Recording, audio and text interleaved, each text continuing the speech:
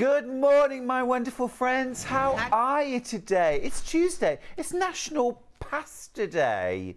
It's National Pasta Day. I love a bit of pasta. I would love to know what your favourite pasta recipe is. So do get in touch, won't you? Ben's favourite's arrabbiata. Mine's puttanesca. What about you, Levi? Tagliatelle, very nice. Bit of mac and cheese, spag bowl. I know what I'm having for tea. Anyway, let's start the day as we always do with our early bird. We've got two today. We're going to start with the the Bridgewater stitch remover. Looks like a shaver, and you plug it in, or you can use it cordless. So you can charge it up, and you can use it cordless. So you've got your plug and your electricity cable. You've got a little brush. You've also got, is it for oil, I think? I think that's oil. But essentially, it is a little stitch remover. So you've got your little blades there. Look, this is how it works. I'll show you. So if you're doing things like machine embroidery and you make a goof, then you go over the back of it almost like you're shaving, and it cuts all of those, even really dense stitching. Oh, really going for it now. I say, look at that. That's stubborn. And it removes, or it doesn't damage the fabric at all. It removes all of that stitching, and then you can just clear away any remaining threads. Now, if you're removing between something like a seam that you've stitched, you can use it in a more traditional way along the stitch line. But I think particularly for dense stitching, machine embroidery, it is absolutely brilliant. If you are taking jeans apart, maybe to recycle. Here we go. So removing the stitching, you're just going underneath that stitching line, and a little blade going through all those stitches. New clothing, often the pockets are stitched up. You can use it to remove that stitching too. And it doesn't damage the fabric at all. Now, the best thing about it being an early bird, of course, is that we don't stay at this price. So, should be $34.99. You'll like this. You'll like this. $26.99. You're saving £8. Fantastic. That's about, is that 25%? It's about 25%, isn't it? Or thereabouts. If this tool's been on your radar, if it's been on your shopping list and you've been waiting for the best price, I think today it's fair to say is the very, very best price. The very best price, the lowest we've ever been, £26.99 for your Bridgewater stitch remover. Now, in particular, this is amazing if you do machine embroidery for removing that very dense stitching, but it will also remove simple straight line seams as well. Sarah's got in touch from Devon to say, this item always makes me smile as my son lives in Bridgewater. Sarah, that's cute. Where is Bridgewater? We'll Google it. My geography is terrible. I've got an A-level, would you believe? But my geography is awful. Yeah, knowing where places are. Couldn't find it on a map.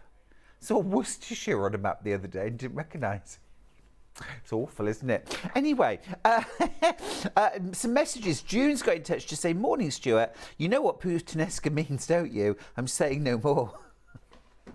Oh, it's Somerset, Bridgewater. Lovely. Lovely. Pam says, good morning, lovely. Good morning, my darling. Anna says, good morning, Stuart. A Maltese dish, baked macaroni. It's not mac and cheese. Ooh. My mum does, now what's it called? It's like noodles, but it's done with like a creamy, milky, sweet sauce with dried fruit and things like that with tagliatelle. Yeah, like a latke. It's not latke, no. It's something like that anyway. It's a pudding. Lochen pudding? Something like that. Anyway, Jan says, good morning, Stuart. I had the stitch remover for Christmas last year. I use it more than I would like. Well, that's a really good point, actually, because we do, you know, it's like the seam ripper that comes with our sewing machine. We all hate it, but we all know we need one. It's the same with this stitch remover, particularly if you do machine embroidery, which I do now. And just brilliant. Great price, lowest we've ever been, $26.99. And remember, you pay one postage all day. Just remember to combine your shopping baskets. Midnight tonight, that will go back up to normal price. That would be a very nice Christmas present, wouldn't it? Now then, we've got a second early bird, which I managed to get, because I said, come on, we need something else. We need this, something everybody needs. This is iron-on interfacing, medium weight. It's a 1 metre by 1 metre piece. I use this for all my bag straps. I use this for, you know, stiffening fabric. It's a staple product. Everybody needs it. $3.99 is the pack. We've never, ever done a saving on this ever before. But today I'm doing a special deal for you. And again, you're going to get 25% off. You're getting £1 off. It's going to be $2.99. Now be quick on that, won't you? Because I well imagine lots of you will multi-buy this. I'm going to grab it out of the bag so you can see how much you're getting. It's a 1 metre square piece, fusible on one side, medium weight, ideal for bag making, ideal for dressmaking. So this is your piece. I'll hold it up so you can see. That's the size. So great for dressmaking, collars, cuffs, plackets, that kind of thing, waistbands. Really good for bag making. I always use this in things like shoulder straps, whatever the bag. But also if you just need to firm up your fabric a little bit, say for example, you're using a dressmaking or a lightweight quilting fabric for something like a bag and you want to give it a little bit of extra body, this is absolutely perfect. Bit of extra oomph. If you're doing things like t-shirt quilts or you're using maybe baby grows to make a memory quilt, again, fuse rough cut pieces to the interfacing, then cut them out into your squares, your rectangles for your quilt, and it stabilizes them. But you know why you need interfacing. This is medium weight, iron on, a 1 metre square piece. You're saving £1. It's $2.99. Loads of you multi-buying this. Lots and lots of you grabbing this. It's an absolute staple, isn't it? We've never, ever done any kind of saving because we don't need to. It's one of those basic products, but I think it's those basic things that it's always lovely to make a little saving on, isn't it? I don't want a saving on something I don't want. I want a saving on something I do want. And I do want lots and lots of interfacing. It's the kind of thing that should be in your stash for whenever you feel like making a bag or a basket or some dressmaking, shoulder straps. Absolutely brilliant stuff. Brilliant stuff. Let's have a look at today's menu and let's see what's coming up. So we have got an hour of gifting to start the ball rolling this morning. An hour of gifting. I've got some books, I've got some quilt kits, and I've got some lovely William Morris giftables. We've already had a sellout on one of the gifts, so you will have to be very, very quick. Now then, at 9 o'clock, I'm joined by the fabulous Clare, and we have got a gorgeous quilt kit called Dapper from her. It's beautiful, it's beginner friendly, you're going to love it. Getting a bit of a masterclass off Janet today. Now at 10 o'clock we've got perfect pre-cuts. I've got some Cafe, I've got some Stuart Hillard fabric. I've also got, listen, we need to talk. I have got, we've never had them before, I've got a 20-piece Fat Quarter collection Chic Escape. I've got a Charm Pack Chic Escape, and I've also got, never had this before either, a Fat 8th bundle, all 20 fabrics, Fat 8s, in that hour. I'm going to give you a little spoiler. The Fat Quarter bundle is on pre-order now for $79.99. Should we spoil the surprise? Yeah, I'm going to tell you now because you might as well. $54.99. That's what it's going to. So just watch this space. That's all I'm going to say. But if you want to pre-order, that's what that. And we've got limited quantities. 20 Fat Quarters, Tilda Chic Escape, $54.99. So I'll just leave that one with you. Very nice. Lots of those have gone into the baskets already. That could well have sold out by the time we get to that hour. We've also got the Fat 8s and we've also got the Charm Pack. So that would be my top tip. There will be savings on both of those as well, by the way. So there we go. Pam says, I've just noticed what a beautiful shirt. Oh, this old thing. Thank you, love. Thank you. Marie says, morning, lovely boy. Have a good day. Keep warm. I will. Do you know, I've just bought an electric blanket. First time ever. Oh, my goodness. It's a wonder I ever get out of bed ever again. What a fabulous thing that is. Jan says, good morning, Stuart. Oh, we've had that one. I used the stitch marker more than I thought. Hilary says, morning, Stuart, my favourite presenter and my favourite quilter, fabric designer, Janet Clare. Yes, she is here today. Now then, let's go back to the menu.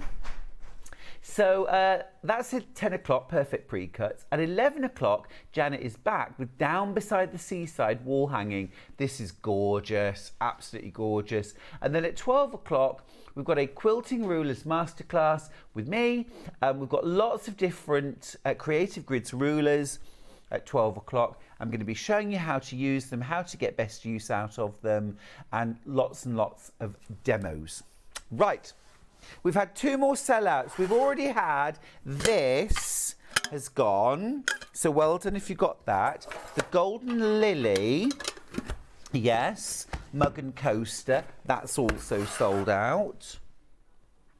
And the Acanthus mug and coaster, that's also gone. So Levi, you can take these, thank you.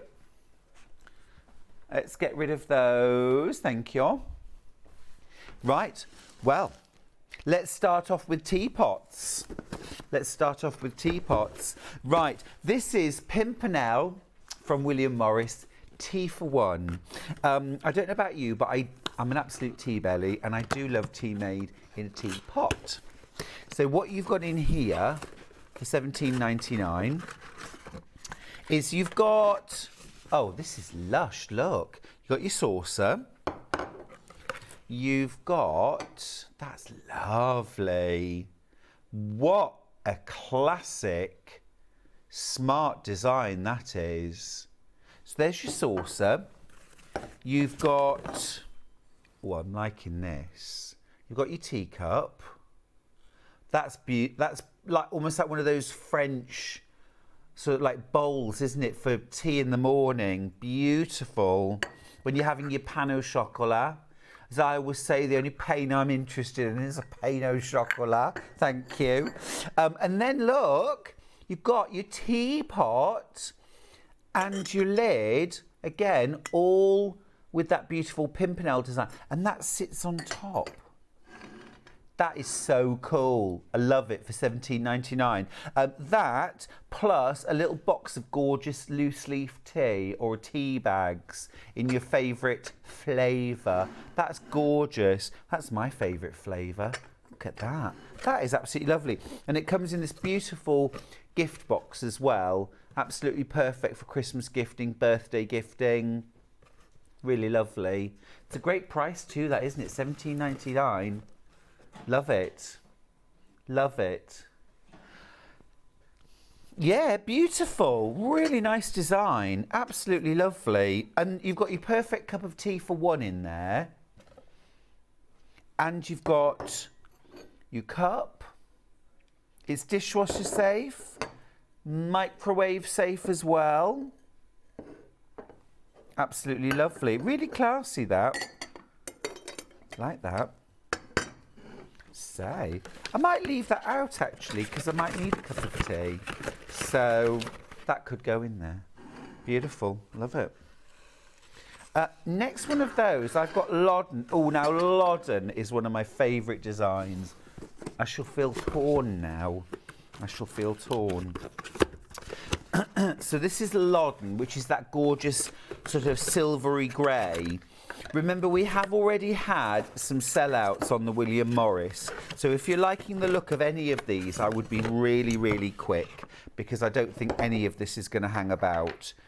So there's your saucer. It's almost too good to use, isn't it? It's one of those. There's your teacup. Love that gold rim around the top and around the saucer. And then you've got your teapot and your lid. I mean, it's just all rather beautiful, isn't it? I would say someone who's convalescing, perhaps, after an op or illness, what a lovely little gift to get for them, just to make sitting and recuperating a little bit more pleasant. I think that's gorgeous, absolutely gorgeous. Maybe you want to celebrate something. Sandra's celebrating. She says, good morning, lovely Stuart. Remember last week I said I was going for an interview? Well, I got the job. Sandra, congrats. That's absolutely fantastic. That's Sandra in nippy Glasgow. Sandra, it had to happen, didn't it? It's gone cold. It's gone really cold, hasn't it? But listen, congratulations on your job. I'm thrilled to bits. Have you put your central heating on yet? We haven't. We haven't. Go on. Yeah.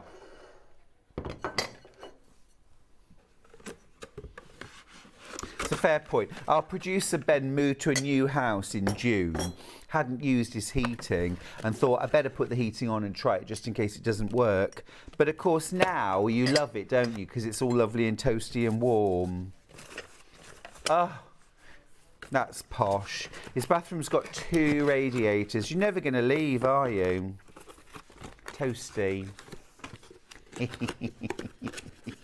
No, we don't put the central heating on for as long as we can resist.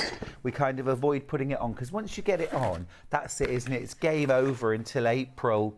We've had another sellout, the Strawberry Thief, mug, coaster, spoon. It's gone. It's gone. Levi, take it away. Take it away. There we go. Can't look at it anymore. Can't look at it anymore. Pimpernel. Getting limited. That's gorgeous. See, I wouldn't say no to that as a gift at all. Beautiful. Love that. Love it. Let's just pop it away. I'm being tidy today. It's a whole new me. It's a whole new me. I'm being tidy. I'm being neat. My earpiece is flying out. Doesn't fit my ear. Let me just really... Ooh. Ooh. I might have touched my brain then. Right, that's that done. Let's do William Morris oven gloves. Now then, I've got a gauntlet. Did you see that? Sliding off. I've got the gauntlet. This is in honeysuckle. It blends rather nicely actually with my shirt, doesn't it? I need to hold it in front of something else so you can see it. There it is. There it is. It's not great holding it in front of a William Morris quilt, is it? But there we are, absolutely lovely. So you've got your gauntlet. It's £9.99. Nice and heavily padded that. A lot of people like to use these for the, use 2 of them to take trays out of the oven. Personally, I use mine for, I've got a stovetop kettle, so I use it for that. I've never had an electric kettle. No, never. No, never. And Charlie was most distressed. I'd never had a TV until Charlie and I bought the house together. And he'd said that was his one thing he insisted on. He said, when we move in together, we have to have a television. And I was like, okay, yeah, I'll give it a go. Why not? And then I literally spent 6 months like this. watching the TV with my mouth hanging open. Anyway, but no, still no electric kettle. But really lovely, very giftable, looks gorgeous. Now I've also got proper oven gloves. So this is the kind of thing I use for getting things out of the oven. So you've got your honeysuckle design. Again, brilliant prices, isn't it? I could imagine these in a you know, National Trust gift shop for about twice that price. And, you know, on a lovely day out, you know, I could imagine buying them too. 3 left. I've only got 3 left. I'm going to move on. We've had another sellout. The Poppy Fields tea set. Is that gone? Here's what you could have won. It's that kind of day today. Busy, busy. Very, very busy. I'll tell you what, there's something I do want to do. I'm not going to lie, I made the mistake of buying one of these for Charlie for Christmas one year. As a joke. Turned out the joke was on me because he very, very quickly learned to use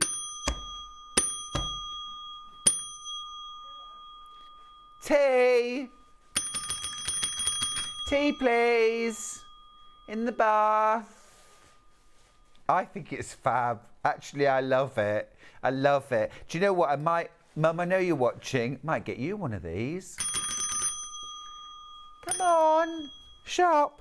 Do you remember old-fashioned shops where they had the bell? I mean, sometimes you still get it now, don't you, in hotels, things like that. Everyone's always very self-conscious, aren't they? You like that, you always go and you go...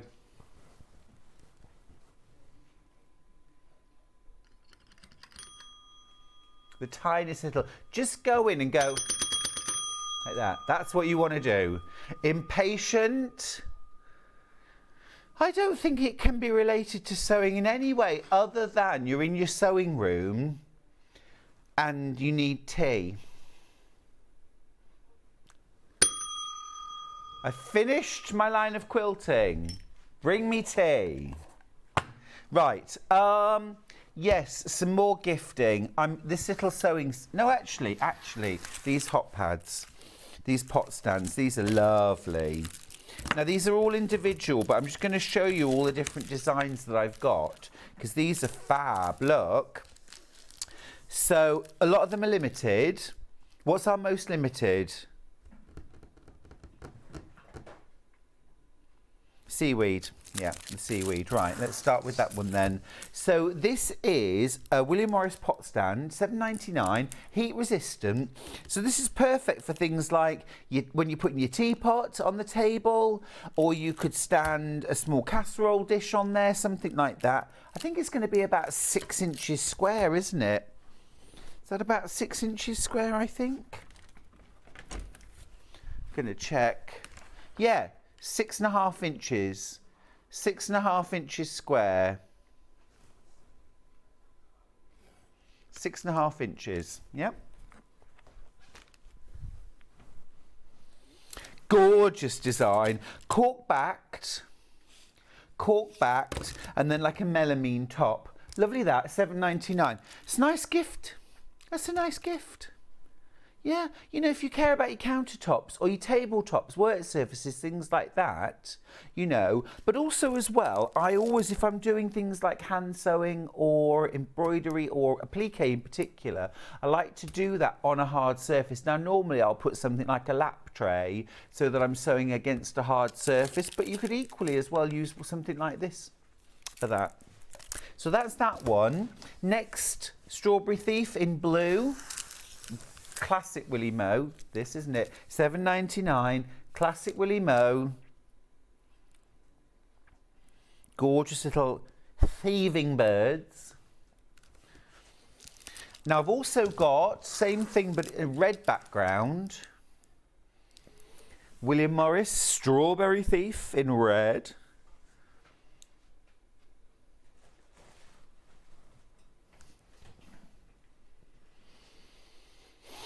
Next up, Golden Lily. Gilding the lily. Love that phrase. Isn't that Shakespearean? To gild the lily. to gild the lily. Yeah. Anyway, beautiful. Postable as well. If you need to send a little gift to somebody through the post, I think that would be quite easily giftable. I think you could put that in a large envelope, couldn't you, rather than a parcel that would go through the letterbox. And then the last one that I've got is, I don't recognise this design actually. What's the last one? It's gorgeous. Very nice. Daffodil. Daffodil. I like that one too. I like that one too. June says it's still mild here down south. Windows open, bit of a breeze, but it's too warm for the heating. June, I'm a little envious. Janet, Clare and I both thought separately that we'd got ice on our windscreens this morning. Your car was frozen, Ben. Oh, it's too soon. It's October. It's too soon. Deputy Joan said to me the other day that she'd heard there was a forecast for SNOW.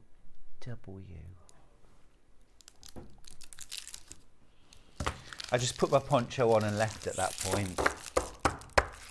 Outrageous. I'm not in the mood for it. No chance. No chance. Right. I'm going to go to the other day. No. I'm going to stay here. I'm going to stay here and we're going to do this.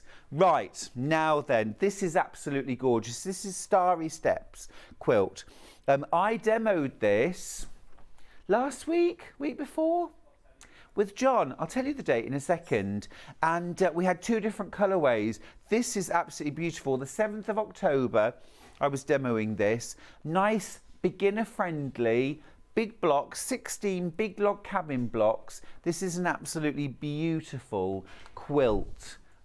William Morris, all William Morris fabrics, no coordinates in there at all. This is all range fabrics, absolutely beautiful. You've got the Strawberry Thief in two different sizes, on a blue background in the small, and then large size on the madder red background. And then you've got these beautiful log cabin blocks, really showing off those gorgeous prints. And this version has got this sort of crossways design.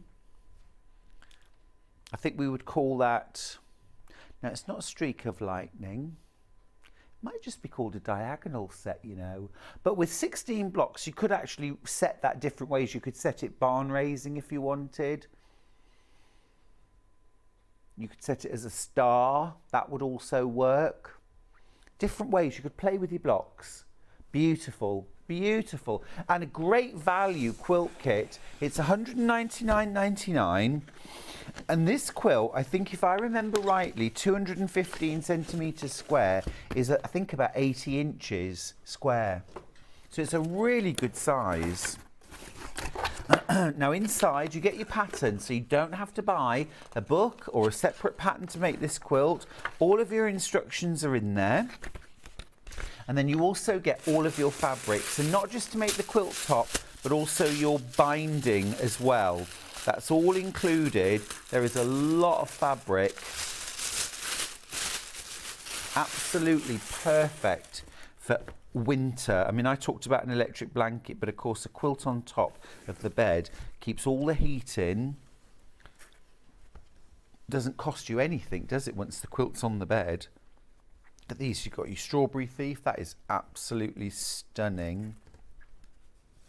Look at that. There's Strawberry Thief in the blue, smaller scale. Some willow. Beautiful, beautiful selection of colours here. Absolutely love the richness in these fabrics is amazing, isn't it? Absolutely gorgeous. Absolutely gorgeous range of fabrics there. Now, go for split pay. Go for split pay, because you get 3 split pays. And let's just have a look what your first split pay would be. £66.66. Now, what if I was to tell you that that wasn't your split pay at all? What if I told you that we were going to do this? You'd say, well, I saw that coming, Stuart. Nice. £50 off, just like that. £149.99. Ben, is that right? Because this is an 80-inch square quilt. We're matching the price, aren't we? We're matching the price from last time. That's absolutely fab. So £149.99. That is a lot of beautiful Free Spirit William Morris fabric. I think this is going to sell out, Ben. I think this is going to sell out. How many have we got? Oh, gosh, is that all? Is that all? Oh, my goodness. Right, okay. Not many opportunities. Not many. Half of the stock's already in baskets or checked out. You've got a lot of beautiful fabric here. The designs are stunning.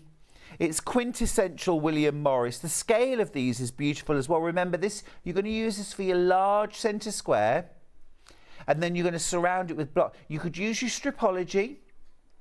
It's simple, it's quick and easy to cut. I reckon, even if you're a beginner, I reckon you'd have one block cut out and pieced less than an hour. 16 blocks, 16 hours. Putting them all together, I reckon with a little bit of experience, you could make this quilt top in a weekend. Busy weekend, send out for pizza. But very, very beginner friendly. So if you want, okay, we've got way more in baskets than I've got. There's going to be a battle. There's over 10 of you who are going to miss out. Now, I urge you, check out your basket on this. I was amazed, actually, Ben, that this didn't sell out on the day. We had two colourways. We had a big stock, and we completely sold out of one colourway, and we sold out of most of this colourway. I'm thrilled that we've managed to get it back. I'm going to move out the way a little bit so you can just see how beautiful this quilt is, because it is gorgeous. And it's quick. It's simple, it's totally beginner friendly, completely beginner friendly. You've got all your dimensions, all your patterns included in with that price. You're making a 25% saving today. It should be £199.99. And seriously, it should be £199.99 because you've got a ton of fabric. It's a big quilt, 80 inches square. All your fabric for your top and your binding included, plus your pattern as well. How many do I have left, Ben?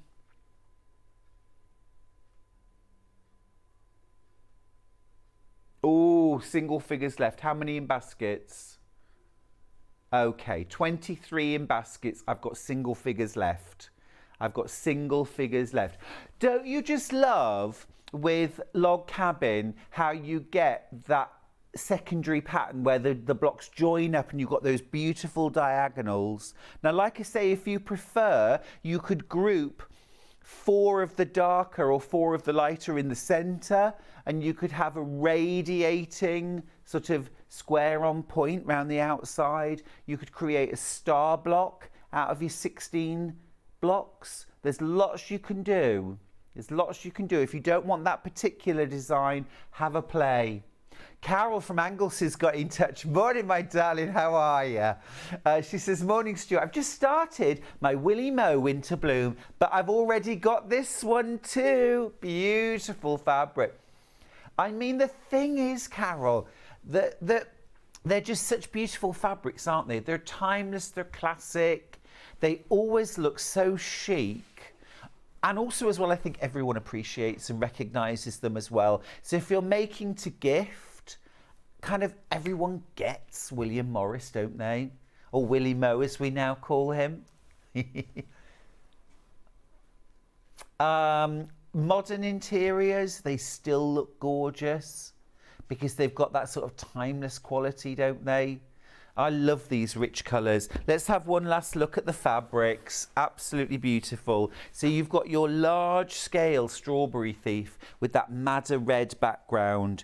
You've got the blue background, smaller scale Strawberry Thief. These are both for the centres of your log cabins. Absolutely beautiful gold willow bough That's stunning. That's gorgeous, isn't it? I know, just the two together. Absolutely beautiful. These are such gorgeous, rich colours. You got that rich blue. A bit more Strawberry Thief, thank you. This one I love. I love this print. I think that is absolutely stunning. I love the two-tone, almost like silhouette-y. Gorgeous. The grey. I mean, what a great design that is, with acorns. It's just smashing. And then this one is absolutely stunning. And if you're like me and love those kind of rich, warm autumn tones, I mean, really, this is the perfect quilt, isn't it?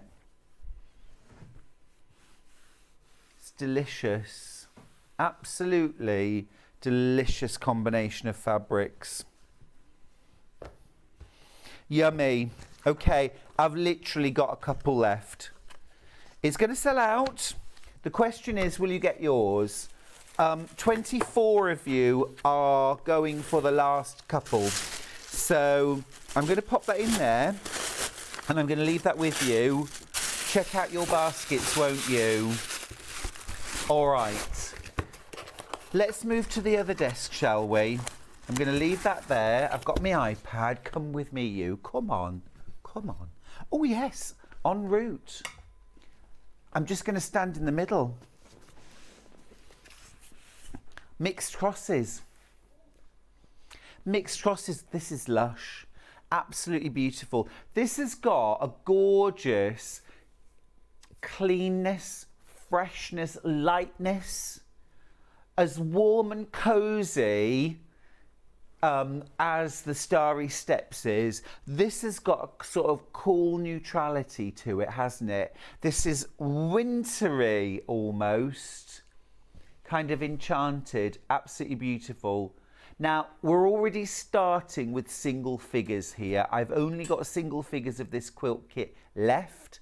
This is another one that's going to sell out. You've got two different blocks here. You've got two different blocks. Right here, you've got large fussy cut square. It's cut out on point to preserve the right direction of the images with a simple frame stitched around it. That's one block, done and dusted. That's half your blocks. The other block right here comes in, well, I mean, they all come in a couple of different colorways, but you've got this lovely star, and then in the center, you've got a second star. If you look at the dark background one, you can see that star really pop. So again, easy piecing. We've all, I think, made a star block. This one just happens to have a star in the center as well. Set on point with sashing. It's just gorgeous, isn't it? Absolutely beautiful. Now then, let me come over this side and I'll grab the quilt kit and we'll have a little look at the fabrics that are inside. I do love a William Morris quilt kit. Now then, this is 178 by 231 centimetres. So we'll just find out the inches on that, please. 178, 231. Thank you. Let's grab the fabric out.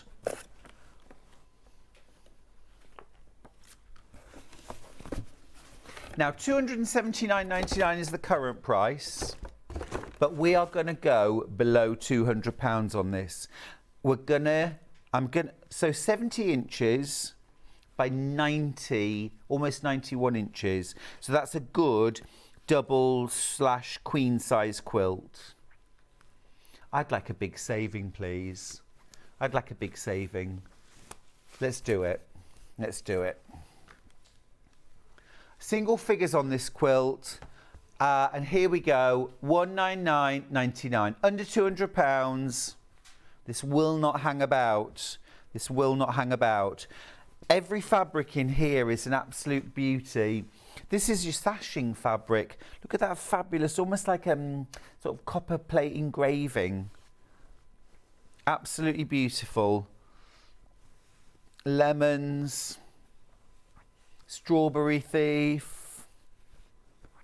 Honeysuckle. Oh, love that. It's got a lovely coolness to it, hasn't it? A lovely freshness. That's a beautiful fabric. Goodness me, that is beautiful. Beautiful. Look, even your background fabric, this is your cream background for your star blocks and your frames. But look at the beautiful design in that, like a wood cut, isn't it? Like a wood block. And then, oh my goodness, there's your border fabric. Absolutely stunning. That William Morris knew what he was doing, didn't he? Good old Willie Moe. And also, of course, you get your pattern. You get your full pattern included. Mixed crosses, 71 inches by 91 inches. So a really good double bed, queen size bed, king size bed that would go on as well. For under £200. All of your fabric for the top and your binding. Smashing that. Absolutely smashing. We have a question. Is this from Shirley? Shirley in Gloucestershire. She says, great show as always. Thank you. Well, it's all the better for you being with us. I ordered my William Morris Starry Night kit before the price dropped. Will I get mine at the new price? No. Yes, of course you will, Shirley. Of course you will. We're not having you paying more than anybody else because you were quick. No, you don't get punished for that. Everybody pays the lowest price. Everybody pays the lowest price. But thank you for your question. Yeah. No, you know, this is what I teased earlier on, didn't I, about the Tilda coming up at 10 o'clock. Sometimes we'll let you know that there's a price drop, but no, rest assured, if we ever drop the price, you pay the lowest price. But at midnight tonight, if you haven't checked out your basket, I'm afraid that price will go back up to the original price. And if you check out after midnight, you will pay the higher price. Now, I've got a gorgeous quilt hanging behind me by one of my all-time favourite fabric designers and authors and quilt designers, Kim DL. I absolutely love Kim DL. Hilary, who emailed in earlier on, Hilary and I both share an absolute love of Kim DL. She's brill. Now, the quilt that's hanging behind me is called Curlicue, and it features a beautiful range from Kim that's all inspired by the colours of sea glass. So you've got these wonderful sort of vintage style, kind of Civil War reproduction style prints in the background in shades of turquoise and aquamarine and sea glass. Absolutely stunning. And navy there in the centre. You've also got these wonderful shirtings in the background. I don't know if you can see those as well. Aren't they beautiful? It's gorgeous. Now, even though all of these fabrics very much have a sort of reproduction vintage feel, isn't it a modern quilt? Don't you think? I think it's a really modern looking quilt, really striking, really bold. So I think if you were making that for somebody who's got modern tastes or quite simple tastes as well, you know, likes clean lines, I think this is absolutely superb. Now then, current price, £179.99. 3 split pays if you'd like them, £59.99. I'm already down to single figures. Remember, everyone who's already checked out your baskets, you're going to pay not this price, but this price. Oh, thank you, Ben. £139.99. That's better. I like that. And it is beautiful. Henry Glass fabric. Henry Glass, gorgeous quality. 100% cotton, of course. Size-wise, that quilt, by the way, is 162 inches square. Now, 162 centimetres, 63.7. So call it 64 inches. 64 inches square. Absolutely brilliant as a wall hanging. Absolutely fantastic as a throw over a sofa. Really, really nice actually as a small quilt to just snuggle under. A lovely lap quilt. Beautiful. Absolutely beautiful. Also, you get full instructions in your kit. I'm going to grab the kit out actually and just show you what you get inside. Show me the fabric. Oh, I love this range of fabric. I absolutely love it. It's so beautiful. You've got those gorgeous sea glass and navy prints. Look, I just love fabrics like this. These are my thing. Whoa, lovely.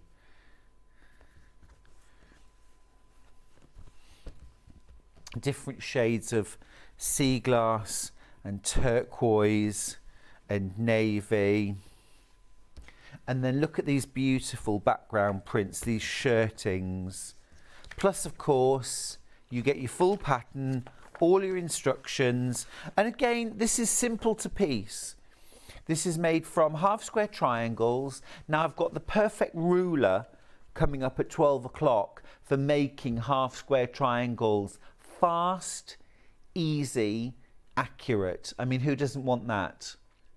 Who doesn't want that? And I will show you how to use that ruler and get fast, easy, accurate half square triangle, no trimming required. Sound good? We'll do that at 12. We'll do that at 12. Lovely, love that. All right, okay, now I've got some books. I've got some books.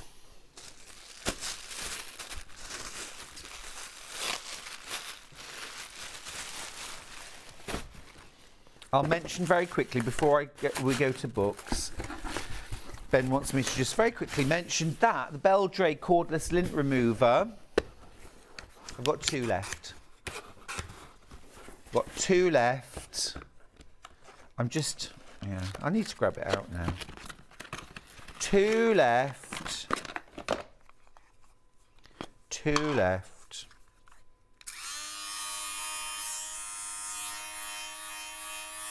Don't do that. Don't do that. That.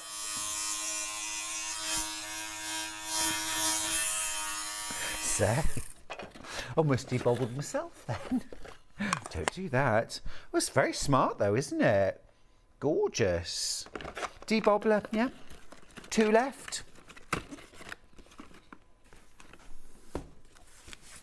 Let's do it.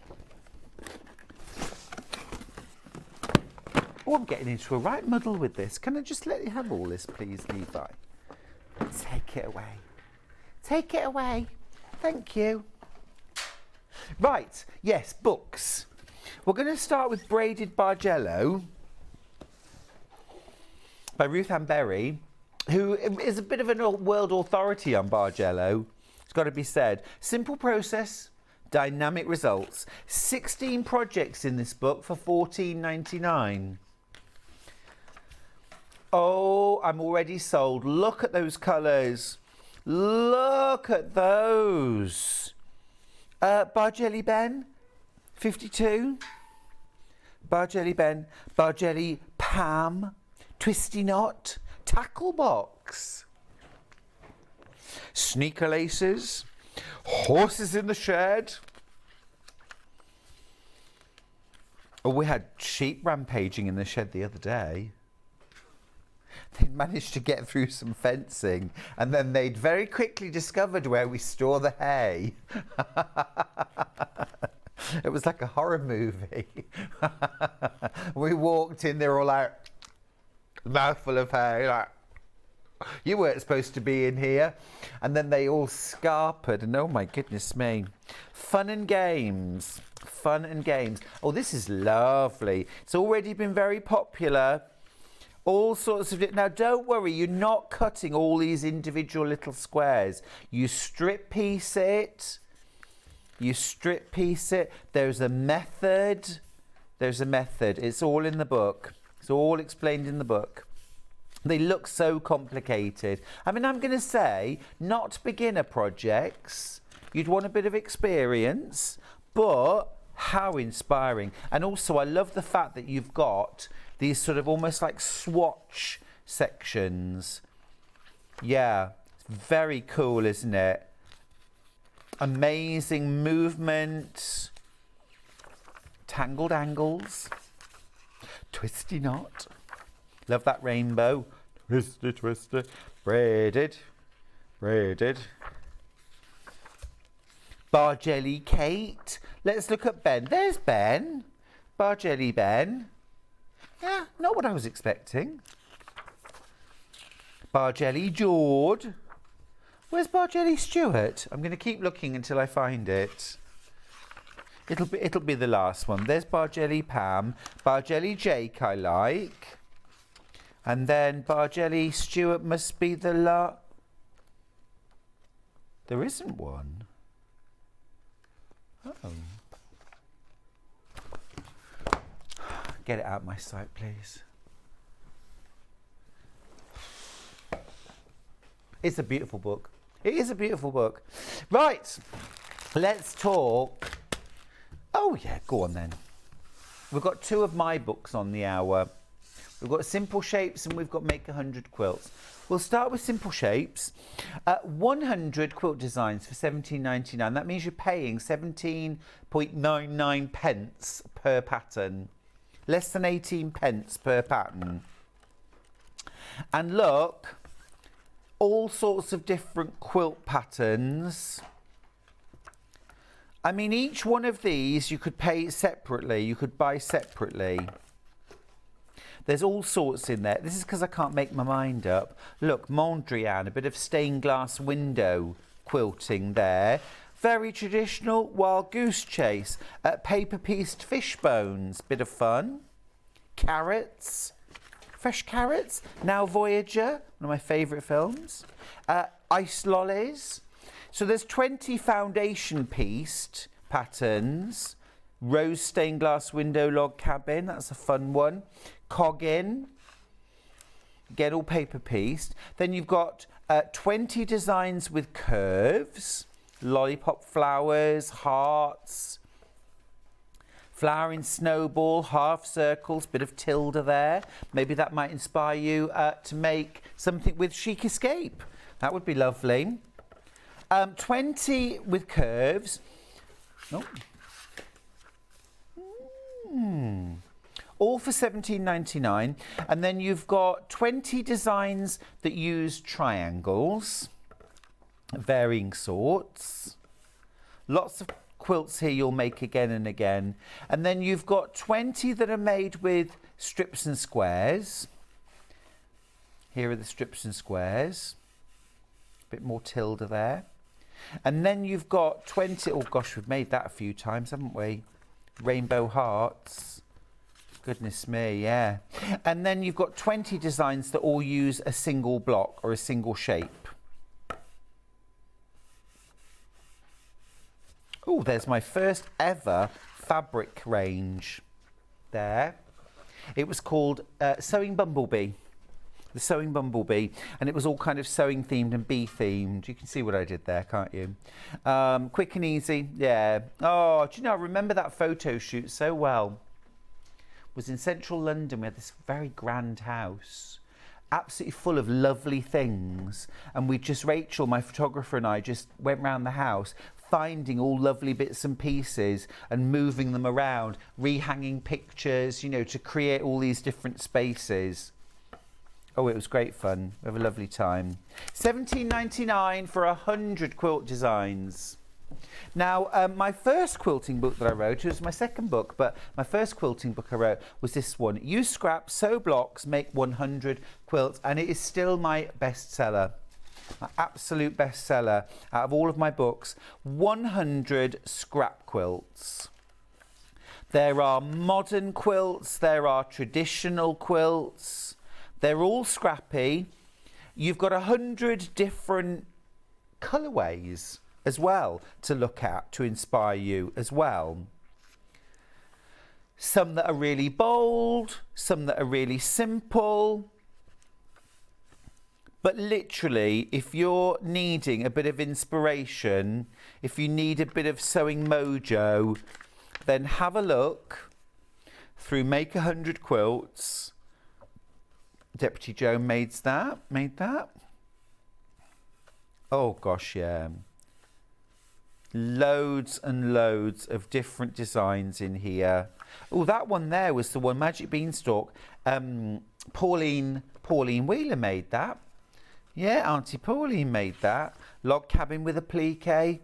100 quilt designs, all different. And of course, all of your basic techniques as well, all fully explained.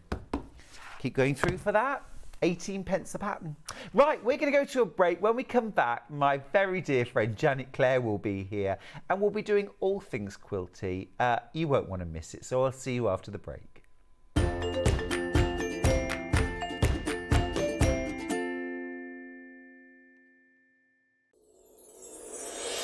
Back by popular demand, introducing the one, the only Gemporia Festive Ball.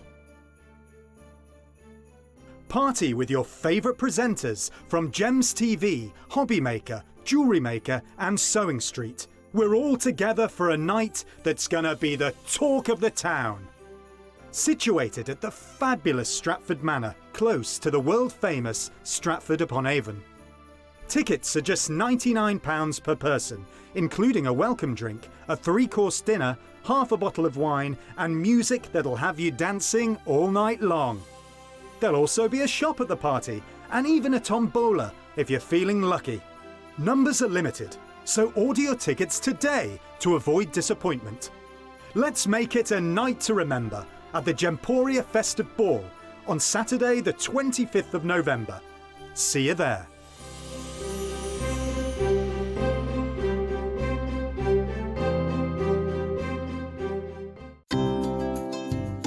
Hi, I'm Becky. I'm the soft craft expert for Crafter's Companion. I come from London and I've been sewing pretty much all my life. I particularly enjoy doing embroidery. I'm really keen on that, but my background is dressmaking and also sort of patchwork and quilting. So I do an awful lot of sewing for all sorts of different things. I suppose once you start sewing, you start doing lots of other kinds of sewing. So particularly got into needlepoint during lockdown, but I suppose embroidery is probably my real passion. My mum was a costume designer, so we were always sort of surrounded by bits of fabric and material and ribbons and that kind of thing. And I was always making teddies and my dolls' clothes as a small child. So it was just something that was quite natural. And in fact, I've got so used to being able to sew, it's just become a natural sort of part of what I do. I'm always fiddling around with fabric, as my husband puts it, making something new, trying something out. Always measure twice, cut once. I'm a great one for not doing that and I always regret it. And making sure that you've got an iron to hand is really important. I use a tiny little, sort of almost like a travel iron that I have right next to my desk when I'm working, so it doesn't take up too much space.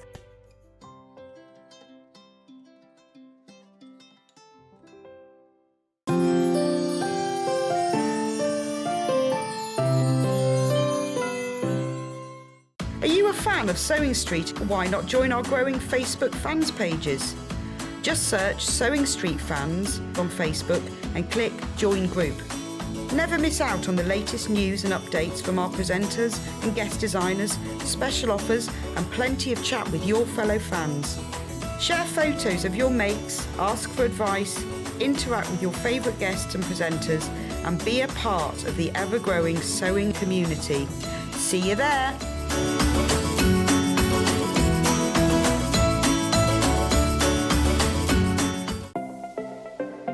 Missed the live show? Don't worry, we recorded it for you. Never miss out on your favourite presenters, guests and makes ever again. Head on over to our YouTube pages to watch back the day's live show and enjoy your favourite demos over and over again. Subscribe and turn on the bell notification so you never miss a show or video ever again.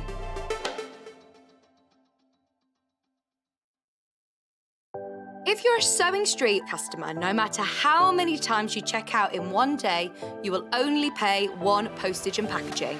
So don't wait to add the item you want to your basket and check out. You will only pay one P&P even if you check out multiple times in one day.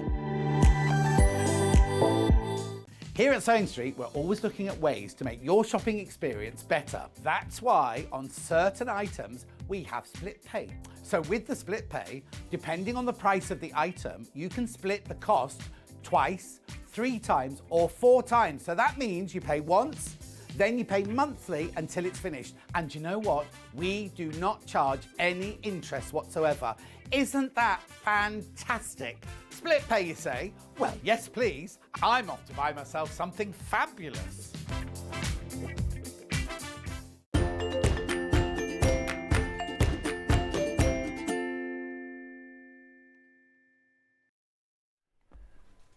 Hey up, Chuck. It's great having your company here on Sewing Street. But also, Janet Clare, it's wonderful having your company. It's I'm coming always over good to for be a snuggle. come and Hello, cuddle. you. It's always good to see you. We had Get back do to that. our little spots. We had to do that off camera, didn't we? Janet, Did we? it's Did they wonderful miss to the see hug? you. Did I'm they? coming back over. Stay Come where and you do it. are. I'll stay where I Look, am. here we We'll go. do it again. Just so, oh, slightly There you go. awkward. Anyway, how are you? I'm good. Oh, I'm it's good. really good to see you again. It's lovely to see you. Welcome back. Thank you very much. How Good to have be here. things been in the world of Janet Clare? Crazy. It's quilt market crazy. Yeah, tell me more. So I do I'm sure lots of you have heard of Quilt Festival in Houston. It's a really big show. I mean, it's in Texas, so it's got to Everything's be big. big. But before that, there is a trade show. And I've made the 3 quilts in the last 2 weeks. Seriously? And I've got one to make this week, so I'm quite busy. It is a fabulous thing, though. Quilt Market is where all of the designers show off their new stuff. And Modi, you always have like your own, almost like a little room, don't you? Like a room setting. Yeah, call it like the mothership. It's big, and all the reps fly in, all the design team are there, the buyers are there, and we have a really nice time. But of course, it's a major deadline. It's a big deadline. Yeah. So it's good. It's all good stuff. I'm just sitting up late sewing. I mean, it's not Yes. any crisis. It's not hard. And as much as we might quite reasonably assume that you have the fabrics for 6 months to play with, that is not the reality, is it? No, I have had my fabric. I've actually had my fabric for quite a while, to be honest. I've probably had mine about 8 or 9 weeks, maybe a bit more than that. Oh, well, But what's the problem I know, then, Janet? What do you mean, midnight Going on sewing? TV, Festival of Quilts, Ali Pali last week. Some people get theirs like 2 weeks in advance. Right. And the other thing is we only get 5 yards of every colourway. So all of your quilts have to come out of that 5 yards Yeah. because that's the only fabric in the entire world. Yes, at that point. So you can't make a mistake. Well, you can make a mistake, but you know, it's very much, this is all there is, and Yeah. I've got to make it work from there. So does that mean that you've got lovely new fabrics coming up and lovely new quilt kits coming up? Yes. Yes. And I've got a big, we have, everyone has their own little designer area, so I've got to decorate that. I've got to bring a tablecloth. You know, the list, it's the list. It's all nice things. Yeah. But there's a lot of them. There's a lot to think about, There's a isn't lot there? of them. And that 10-hour flight, I'm looking forward to. Well, I'm on my own. And business class, beautiful. First, darling. First. Of course. Have a glass of champagne for me. Yeah, totally. Totally. It'll be free water all the way. But yeah, 10 hours to do nothing will be sounds really nice when I get gorgeous. there. Yeah. Beautiful. Enjoy every moment. Now, Janet's here today with 2 shows. The first one is all about this beautiful quilt that hangs behind me. Thank you. Tell me about it. What's it called? It's called Dapper. Lovely. And before you all get excited by the green, unfortunately we don't have this colourway. But We it have this works colourway, in but- all colours. Yeah. And Paul Stewart dressed to match my quilt today. He did. He did. Which is very sweet. So it's a jelly roll quilt. It's very, very beginner friendly. And we're going to do a really detailed demo to help you all. Really nice, striking, graphic use. There's very, very little waste from your jelly roll Which we love. because you can use the leftover strips to do the binding if you wish. Great. So we get the quilt top and the binding. You do, absolutely. Very, very simple, really good skill builder, a nice place to start, lovely graphic quilt. You know, a jelly roll is just fantastic thing to start with, isn't it? Because a lot of your cutting's done. Cutting's done. And you've got the whole collection as I designed it. Yeah. So you're not worrying about what matches, what doesn't match.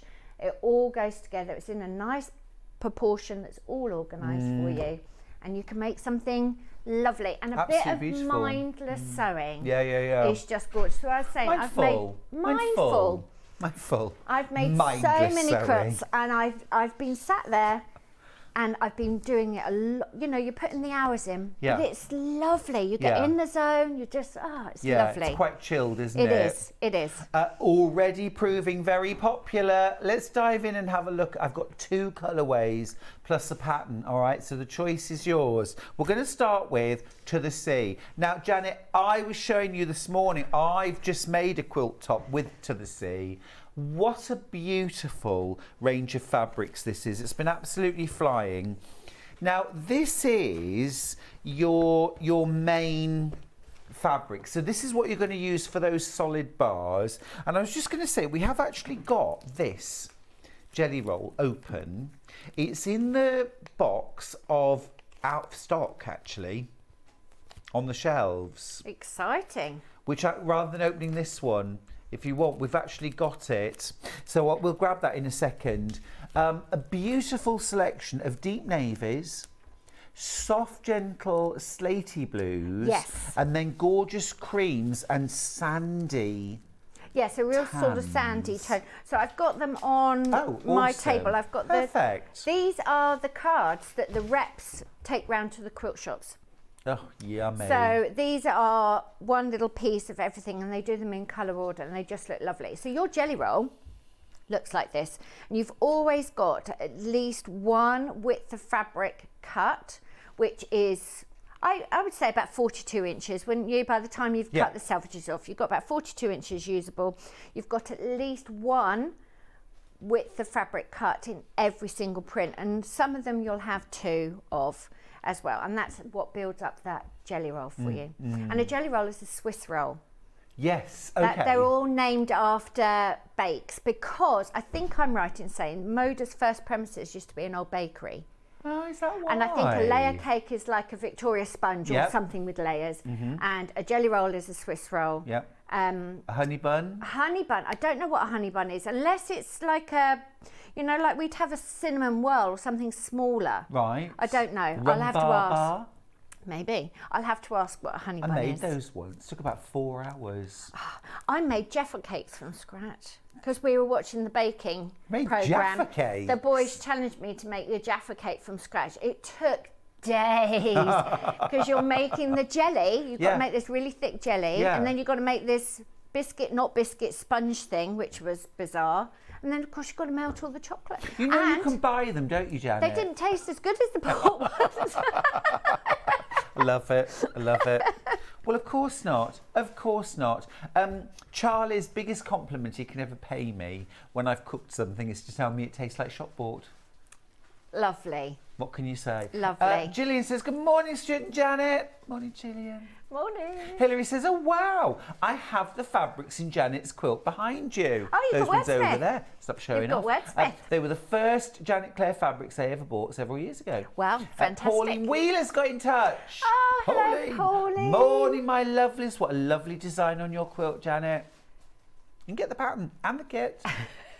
Should be emailing me. Yes, definitely. So this is To the Sea. The price is amazing, under £100, $99.99. This is a big quilt, by the way. It is a big quilt. 58.5 inches by 72 inches. So absolutely perfect on a single or a double. Great for snuggling under. Yeah, back of the sofa. It's Janet, we really were talking this morning size. about putting the heating on. Have you? Will you? I don't know. My husband's not really a big fan of us having the heating on. They never are. No. We haven't had a fire yet. We've got a wood burner. We haven't had a fire yet. For goodness sake, we had our first one in August. You live in the middle of nowhere though, don't you? I live Chilly in nights, you see, chilly nights. Yeah, I live in town. It's warmer in town. Is it? I might have a fire when I get home though. I might treat myself. Do it. Light the fire when I get home. No, Tony doesn't really approve of people being warm and comfortable because it costs money, doesn't it, darling? He'll be watching. He'll be emailing in. Tony, can we just have a bit of a chat, please? Come on. This is Put your national thermals treasure on. Janet Clare we're talking about. Getting chilly. Don't do it. Have a fire tonight. I might have a fire. Do you know, look, what a lovely evening. A lovely fire, quilt on your lap, nice bowl of hot steaming soup. Oh gosh, he's on the soup. He's on the Beautiful. soup. Now, split pay $49.99 to get this home. You get this is your fabric for your bars. Yes, these big long stripes. You get your full jelly roll, Moda jelly roll. Absolutely beautiful. All those navies, slates, creams, tans. Like I say, I've just made a quilt top. I'm going to quilt it at the weekend when I get home. Can't wait, actually. It was beautiful to work with, Janet. Oh, thank you. It was beautiful The to quilt work is with. beautiful as well. All of the colours as well. The blue, they're so restful. Yeah. And so let's have a look at those fabrics again, can we, on your cap sets? They are gorgeous. They're really, really lovely quality. Moda pays so much attention to detail to my drawings and paintings that I send in. Yeah. And they really work with the subtlety. It's not just one flat colour. No. But the flats have actually got a texture in them. like a so when linen you cut texture, it, isn't it, almost? they really are. They're such a dream to work with. They really pay attention. They are gorgeous, lovely quality. Now, I tell you, my favourite one is the Morse code. Oh, the Morse code. That was really fun to make. So Love it comes in several different colours. So it's literally, each line is a letter of the alphabet. So there's a whole row of A's and then B's and then C's. So that's a little, you make yourself a little secret message. But yeah, really beautiful quality. And as I say, you've got at least one of each of those prints and colours in your jelly roll. And I think as well, whenever I teach beginners and they say to me, you know, or more experienced quilters actually often say this to me, I don't know what fabrics to put together, I'm in a rut, I need to challenge myself, how do I do it? I always say the easiest way to challenge yourself to step out of your comfort zone is to use a jelly roll or a layer cake or a charm pack, because I guarantee there are fabrics in there that if I gave you a blank check and sent you into a quilt shop, you wish, you wouldn't pick them all. No, you wouldn't pick them all. You wouldn't. You wouldn't pick them all. I've got my favourites out of this, and I designed them. Yeah. It's very strange. You do tend to stick with what's safe and comfortable, particularly when it's your leisure time. Yeah. And then I get like you, we do a lot of teaching, we meet a lot of people, and people have made this level of quilt for donkey's years because they're not brave enough to take the next jump. Yeah. And obviously this is great piece. This is fantastic. I always like having something like this on the go. Absolute joy. But actually, you can foundation piece and you can log cabin and everything. It's all the same skills and they all sort of build up. Yeah, but this is very forgiving, no points to match. Very forgiving. Terry's got in touch to say, just realised I have this fabric in a layer cake. Well, tidying up your sewing room will do that. I just discovered that. The fabric I found, Janet, and I found a £65 gift card that hadn't run out. Whoa. Spent it the next day. You have to. I've got this in a layer cake. It is stunning. Think I might be adding this kit to my to-do heap. Terry. Ooh, very you nice. Tinker. Another very important message. I've hidden the logs and the thermostat. Perhaps snuggle under a quilt. This is Tony, whoever he is. You're outrageous, Tony. See what I'm up against. I can see what you're up against. There's a safe space for you in North Yorkshire, Janet, if you ever need. With an electric blanket. I bought an electric blanket this week. We've reached that age. Life-changing. That's what we were talking about at 6:30 this morning. The beauty of an electric blanket. That's fantastic. Life-changing. It's Absolutely fantastic. gorgeous. Not for people who like cold sheets, though. I do like cold sheets, Only though. in This the is summer, the thing. no. But yeah, that's right. And the thing is, as well, in the morning, I turn it on full blast and just have my last half hour, like, simmering. You're ringing that bell for your cappuccino. It's absolutely wonderful. But you also get your pattern, of course, a full Janet Clare pattern. All right. Colouring sheet, the lot, it's all in there. Absolutely brilliant. And iconic Janet Clare calico bag. The tote bag. Frankly, I'd buy it just for that. Fab, love it. Right, so that's one of the kits. Beautiful, that's to the sea. To the sea, to the sea. Now our second quilt kit, I'm very torn because I think this might be my favourite range you've ever done, Janet. Thank you. This one is really, really popular. I love the significance of this as well. Yes, Love this was. I made it really early in lockdown. Started designing because, of course, the deadlines keep going. Yeah. And Yes. you know, the boys were home. We were all home, and Elon Musk was launching his SpaceX shuttle, and we watched it live in real time, and they all got quite obsessed with it. And of course we all had a lot more time just to sort of sit and look at the sky and ponder things. So the idea came to me to sort of combine all those things and make a collection about the night sky, but to be quite subtle. Yes. Like there's no big stars or, you know, galaxies on there. It's all quite subtle, all small prints. Yeah. Very, very lovely, gentle colour palette. Yeah. And a good mixture of these little ditzy prints, which are my favourite to design. The big storyteller ones are really fun, but my absolute favourites, and I think what makes a good collection, is how these little ditzy prints, all these little blenders, bring it all together and bring it all to life. My favourite print actually out of all of these is the orbiting satellite. Oh, you like that one with I the little... absolutely love it. Thank you. I love it. For anything, quilt making, bag making, dressmaking. Yes. It's just utterly gorgeous. It's a nice scale. It's got a little bit of an accent tone in it, and it tells the story without being really obvious. And that's what I like. The thing is, if you didn't know, you could be forgiven for thinking it's a Civil War reproduction print. Ah, okay. Do you know which I absolutely adore? Yeah. But actually, it's an orbiting satellite, so definitely not from the Civil War. Definitely know not what I from mean? the Civil War. That's what's so clever about it. But we do keep an eye on that quilting heritage, don't we? And I think we do. it all goes in, whether you realise it or not. Yeah. And also, we do want to make fabric and quilts that they last forever. Yeah. They really do last forever. Yeah. So yes, I don't want to be copying the past, but Right. actually I don't really want to design something that is so of its time that it gets dated. I want to live with things for a long time. Exactly. Yeah. Abstract, and you can put your own meaning on it, can't you? Yes, you can. And also, as the mother of, well, they're not boys, they're 22 and 19. They'll always be your boys. They don't want florals. No.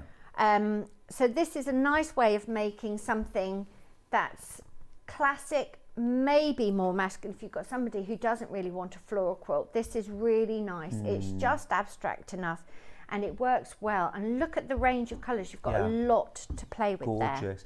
Talking of colour, there's a little bit of very soft, subtle, sort of orangey rust. Yes, there is. For those that don't know, would you just explain where that colour came from? So I usually paint and do a lot of work in indigo ink, and if you put bleach on indigo ink and get it to stop activating whatever it does, quite quickly it turns orange. It turns that rusty orange.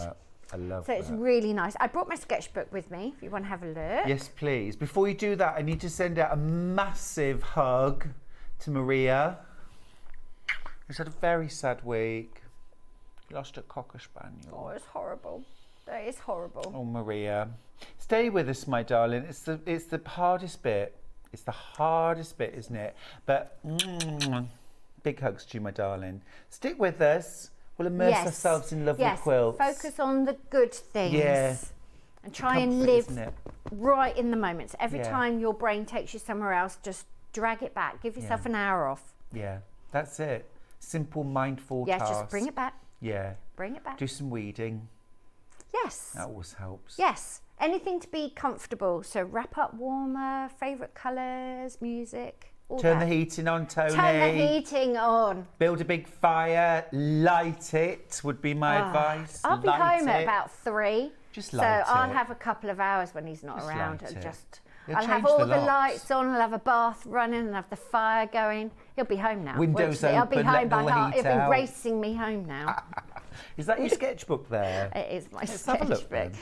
So, I haven't shown. I did show this, I think, when I first came onto Sewing Street, but I thought I haven't shown it for a long time. And I get a lot of messages saying people are really inspired by the sketchbooks. And at the show we did, was it last week or the week before, at Alexandra Palace, they had a lot of GCSE textile students going around. And I love got that. interviewed a lot by them with their little questionnaires. And I had some eye rolling because one of the questions that came up a lot is like, what do you find the most useful thing to do, you know, in your textile practice? It's like, keep a sketchbook. And you could see there, not you as well. saying that. Not But you it's true. as well. It's so true. Yeah. It's so true. You have to be open to ideas, and then you have to have somewhere to put them, because you don't need them all immediately. Right. Do you? You've No. got to have somewhere where they can all develop. So I started this sketchbook in 2010. What, seriously? Yes. Wow. And I made it for fun. I wasn't designing for Moda at the time, no, because I started designing for Moda in 2012. So this was, for me, an idea, something to play with. And I keep referring back to this, and I think if I needed to make another night sky inspired fabric line, I probably could Absolutely. do it from yeah. all the bits in here. And the beauty of a sketchbook is it's just for you. You know, it doesn't have to make sense to anybody else, and you don't need to edit yourself down. So it doesn't matter if that's ugly. I don't like that, but it's got a place there because it's an idea that I tried, and that's what's important about it. So you can start seeing how it all gathers together. Colour palette Ooh, I is love very the important. colours. Colour palette is really important. So it's got a bit brighter, it's got a bit lifted since then, but that was 19th September 2010. So, you know, you've just got to play and take in influences, go to shows, gather things, keep a sketchbook, keep a scrapbook, and just let things happen. Playing with a bit of free motion. Amazing. So And I just cool. keep referring back to this. So you can see the oranges popping up here. And here we are, Nocturne fabric names. That's the first little thing. What I notice is, I don't know whether the camera can see that, this little shape kept popping up, like the oval with the circle in it. It kept popping up, but I didn't know what to do with it. And what I've learned is if something keeps coming back to me, I need to pay attention to it. And then what happens is I do something, I added a tiny little bit of colour there, and then when I've got a name and I put a circle around it, I know that will then be a fabric design. So that's how it all builds up, but it's really, you don't have to be a textile designer, you don't have to use it. It's just a way of playing with colours and textures and shapes, and it will all inform every creative practice that you want to do. It's a little workout for your creative muscles, isn't it?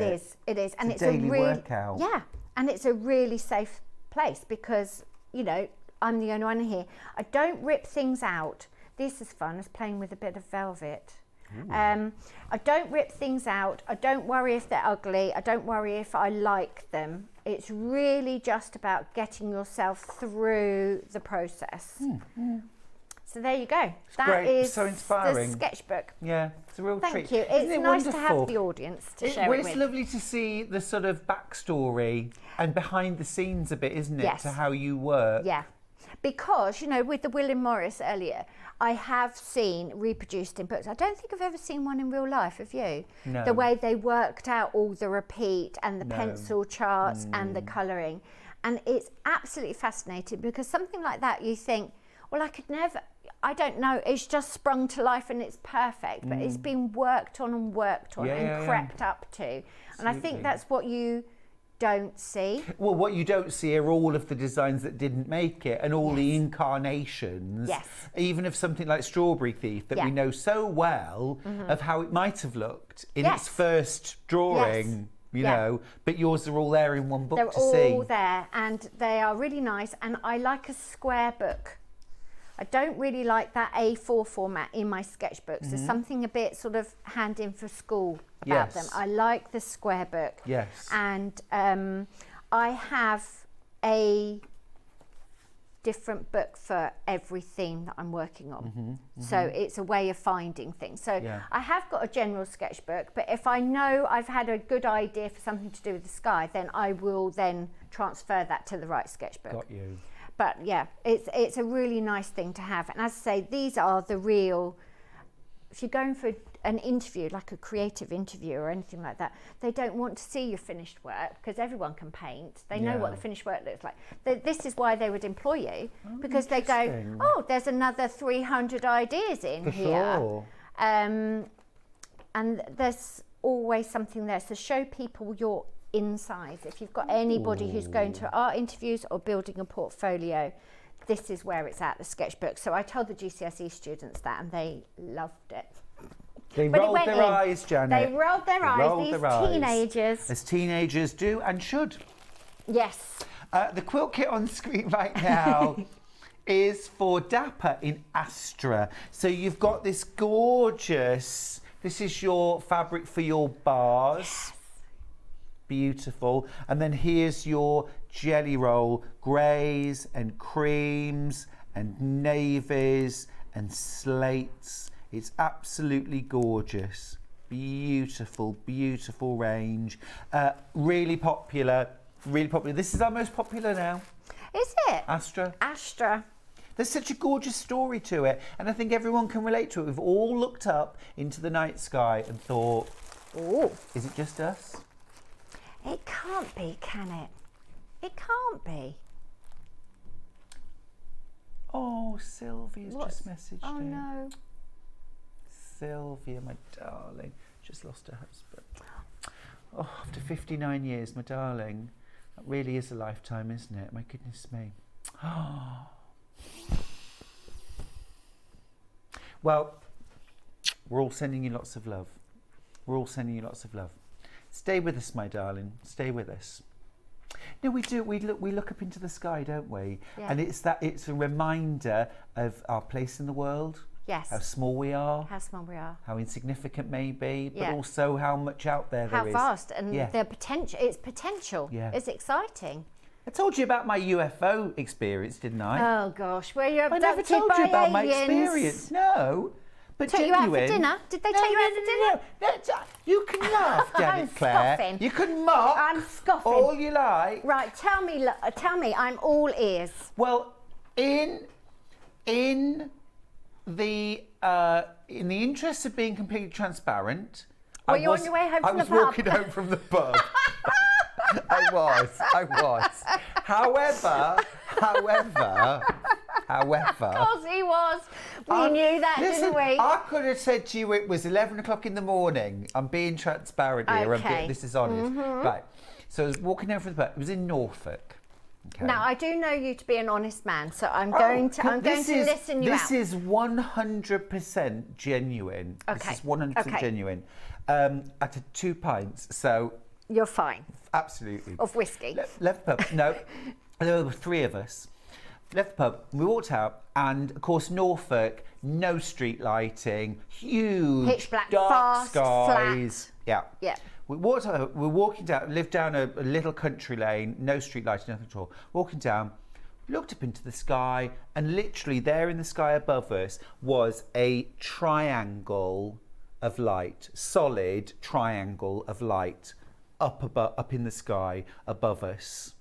And So what? It was like hovering like that, or it was hovering you were looking right flat? right above us, and it was a triangle of like pure white light up in the sky, and there wasn't a single sound. There was no engine. There was no noise. Like way up in the sky. Yeah. And we stood there for 10 minutes, Wow. a good 10 minutes, looking at it, talking about it. What could it be? Moving around, different angles, whatever. And then 10 minutes in, as we were all staring up into it, it just, again, silently, it just went, and it was gone. Gone. Literally that fast. It just from nothing to, and it was gone. Now, Norfolk is a real hotspot for people seeing things in the sky because, of course, there's a massive air base. Yes. Now, I've never said that I think it's, aliens. But it's I've always unusual. thought it was an experimental It's very aircraft. unusual. Yeah. And when was this? So it's not like it couldn't have been like a massive drone type thing, but even then there would be noise. Yeah. No, I mean, this was about 97, Okay. 1997. There in the sky. Interesting. Astra. Anyway, very, very popular. Very popular. We've also got the pattern on its own. And then we're going to grab to demo. Dapper Here's the quilt kit. I could imagine this in so many different fabric combinations. Jelly roll friendly. Jelly roll Designed friendly. for jelly roll. So you've got your jelly roll plus your yardage. You could mix and match that. Absolutely gorgeous. £9.99 for the pattern. £9.99. Teresa says, good morning, gorgeous Stuart and lovely Janet. Good morning. Where would you look for a panel of fabric that you've put away safely? Oh, now Do you know what I used to say to my boys? Under the bed. Well, obviously it's where you left it. Yeah. That's given. Yeah, or where Tony's Tony, moved it. let's drop him right in it today. Let's do it. He used to charge a £1 finder's fee. That's how we paid our mortgage. Tony's like, I'll have changed the locks by the time I get home. So what you do, if you're trying to find something, unfortunately, you find it by tidying up. Yeah, you do. That's really annoying. Yeah, I you know, do. but you find it by tidying That's up. true. Because when you've lost, like I left the hotel this morning, couldn't find the car keys because you're just madly scrambling. Yeah. But actually, you just go through that pocket methodically. Yeah. You find it by tidying up. Yeah, you I'm do. sorry, I've wrecked your day now. You have to tidy up. What can you do? Let's do some demo. Let's do some demo. Let's do some demo. Right then. Here we are. Half the stock of Astra's gone. Well over half, in fact. Fantastic. Right.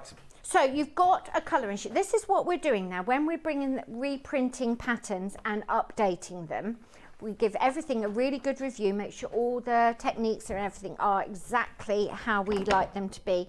And we try and include a colouring sheet because even if you've bought the kit today and you've made it, you might think, actually, that would be ideal for so-and-so to have. And you might want to use your scraps. So this gives you endless possibilities. The picture here is the quilt as I have made it, but you have got lots of options for cutting and chopping things up, and we'll get to that in a minute. But I don't like to colour in on my pattern, so I've just got some really cheap and cheerful photocopies, and I started playing with some felt tip pens, and you can see the colour combinations. You can see whether you want different coloured bars. This is just red, white and blue. Like that, yeah. And this one is 2 colours, and by alternating the strips you've made like this little crossroads type effect, and I think that could really work as well. Now Tony, bless him, who, you know, we've done nothing but tease all morning now, poor boy. And rightly so. And rightly so, you know, it's fine.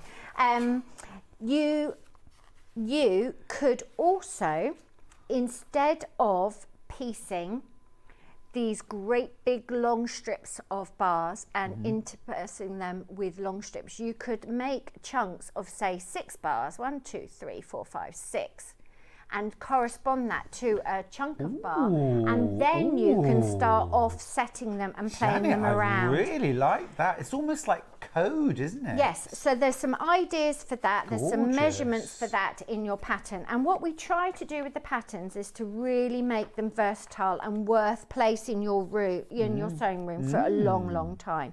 Right, if I turn that to the back. So here is just, I've just thought, right, scraps. And what you can do is when you are finishing off your quilts, I don't know what you do, Stuart, do you actually, when you finish making a quilt and you've got all your scrap fabric, do you just leave it as a whole piece of scrappy fabric, or would you subdivide it into like a 5-inch square or a 2-inch strip? Are you organised like that? It really depends. If I've got something like a strip of fabric left, then I will cut it down Straight into it. something, I'll straighten it up. Maybe like a 2.5 inch or a 1.5 inch Yeah, strip. yeah. And that will go into a box, Because they're useful for scrappy bindings as Yeah. well, so cut it to your binding width. Yeah.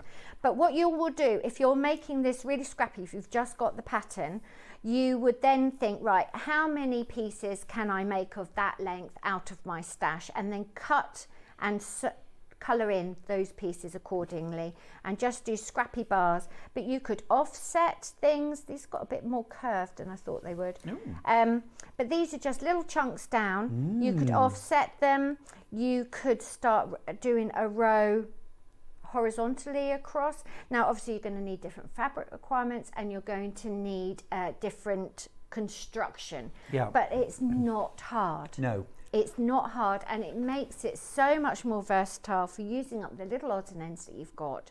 And it's creative practice. That's just going to be a joy. Making something out of nothing is just going to be a joy. So there you go. Hopefully the pattern really clear, step-by-step instructions. And then what we're going to do, Stuart, we are going to talk to people and step through the demo as if they are a total beginner. Yes. Can I come and join you? Absolutely. Come and join me. Let's come over. Because we thought a lot of the time that you're here, you sort of assume people have got a lot of knowledge. And I know that myself, I haven't covered the basics for a long time. Now, I'm not very accurate at cutting. You've said this before. I'm really genuinely not. Do you need to be very accurate with a quilt like this? No, you don't. And the beauty of the jelly rolls is that they are already cut. So you have at least one strip of the whole width of the fabric. Now, Janet, one of the questions I get asked more often than not is, well, two questions. First is, do I pre-wash? I never pre-wash pre-cut. No, me neither. No. No, don't pre-wash them. Never. Because any prep that you do before you start cutting them up? No. Just literally unroll them? Yeah, just unroll them, and then I would put them, because they come in their colours, actually, they're rolled in the colours, and I would keep the colours intact. And often I have them draped over the back of a chair or something, so I can keep those colours intact. Particularly if you're doing something where you're playing with the tones in the jelly roll. Don't get so excited that you've mixed them all up and then you've got to mix them all, put them all back again. I have one of those, you know, the clothes areas that you can get. Oh, that's a good idea. I have one of those, and I put all my strips on there, log cabins, anything like that. And then you've got everything hanging. Always give your fabrics a press before you start cutting them, definitely. Do that. Yes, definitely do that. And also the selvage, this is what we mean by the selvage, and that's how it's woven. So the thread, the warp goes up and down and the weft goes left to right. So wefty lefty. And that forms this very neat solid edge at either end of your jelly roll strips here or your yardage that you get. Now you're going to cut those off and you just square those up, and you can be really, really thrifty with them, or you can just, you know, cut where you need to cut. Cut where you need to cut. The other thing I get asked a lot as well, Janet, is what do you line up with the edge of your foot? I know. Because you've got that little pinked edge, that little decal edge. Where do you line that up to get your accurate 2.5 inches? That little deckled edge is so that it reduces the fraying. So, and it's a very, very subtle, it's not like pinking shears, it's very, very subtle. And I don't actually mind whether you do it from the outside or the inside. It's not like the patterns are written for the furthest point of the thing. But what you do need to do is be consistent, I think. Okay. But I mean, it's like a millimetre. Yeah. It's like a millimetre. So with all of this, you're gonna, this is a computer generated image, right? You're never going to sew anything as straight or as flat as that, as accurately pieced as that. And also, why would you want to? Yeah, sure. Why would you want to? So I think I probably line up the outside of the tooth. And I think as you go, as you sew, once you've sewn 3 pieces together, like for example, if you sewn that and that and that together with 1/4 inch seam, if you measure that centre bar, it should be 2 inches. It should be 2 inches. If it's slightly more, slightly less, well, now you know where to line up. Because they all vary, don't they? They do. It's a very, very subtle edge on this. But on some jelly rolls, on some strip rolls, much bigger than that. Much bigger. But the beauty of it is you've got that whole width of fabric, and then all we're going to do, this has been laser cut, it's cut by machine, it's completely straight. So you now, all you've got to do is subdivide it. and you're going to subdivide it. Now, I am not accurate at all. Now, Stuart, you are accurate. You would have a bigger cutting mat than this, and you will be on a big deadline. Yep. So yours being super, super, super speedy. How many layers would you put on top of this? 3. You would do 3. I would do 3. I don't tend to ever cut more than 3 layers at a time. I think you make a lot of mistakes very quickly if you cut more than that. And don't forget, you can sew it back together again. Yeah. You And I do don't that need as to buy well. more yardage, No. just sew it back together again, press the seam allowance open, and then try not to have that mistake on the edge of your piece. So try and make it so that it's in the middle or a little bit away from that edge, so that you're not trying to then sew an accurate seam with a big bulk of fabric. So I have seen people, so we're going to put 3 layers here, and I'm putting the white selvage on top of each other because that's the one that you're going to cut off the most. Because the other one tends to be the same colour as the fabric. Yeah. Doesn't it? Yeah, why is that? I don't actually know. Have you ever been to like where they print the fabric? Yes. And see, have you? No, not where they print it. No. Sorry, I've been to Moda and I've seen it rolled onto bolts and all of the screens. And Moda have a library where they have got a yard of every fabric they've ever printed. Like the last 45 years. It's absolutely mind-blowing. Do they let you in with a pair of scissors and a bag? You're frisked before you get in there. Bet you are. Supervised strongly. Now, the other thing, you can do that. Would you, would you then offset, this is probably not for beginners, would you then offset another set of 3 up there? Because I've seen that online. No. No, because as you do it, see when I'm cutting strips, I have to make sure that there's a line. Let me just pop it here. Yes. So when I'm cutting it, I have to make sure that there's a straight line here. Yes. And a straight line there, here before I cut. And I'd have to make sure that this line was straight. Well, it isn't. I mean, it looked straight. But it's not. It's moved, and it's not hasn't straight it? here either. So it would mean that the ends of the rectangles weren't level. So no, I mean, at the end of the day, I reckon to cut out this quilt, you're probably talking about an hour and a half. Yeah, probably. And I never cut it all ahead of time either. No. But if you did, you could It get the wouldn't whole take thing long. cut It in wouldn't just take 3 long. layers on a strip at a time. It wouldn't take long. You know, it's not that big a job. But what you really want to do is you need clear lines on your mat, and they don't last forever. The mats we get through at work, because we're always cutting on the quarter and the halves. And then you want to make sure that your ruler, the markings on your ruler, are actually lining up with the markings on your mat.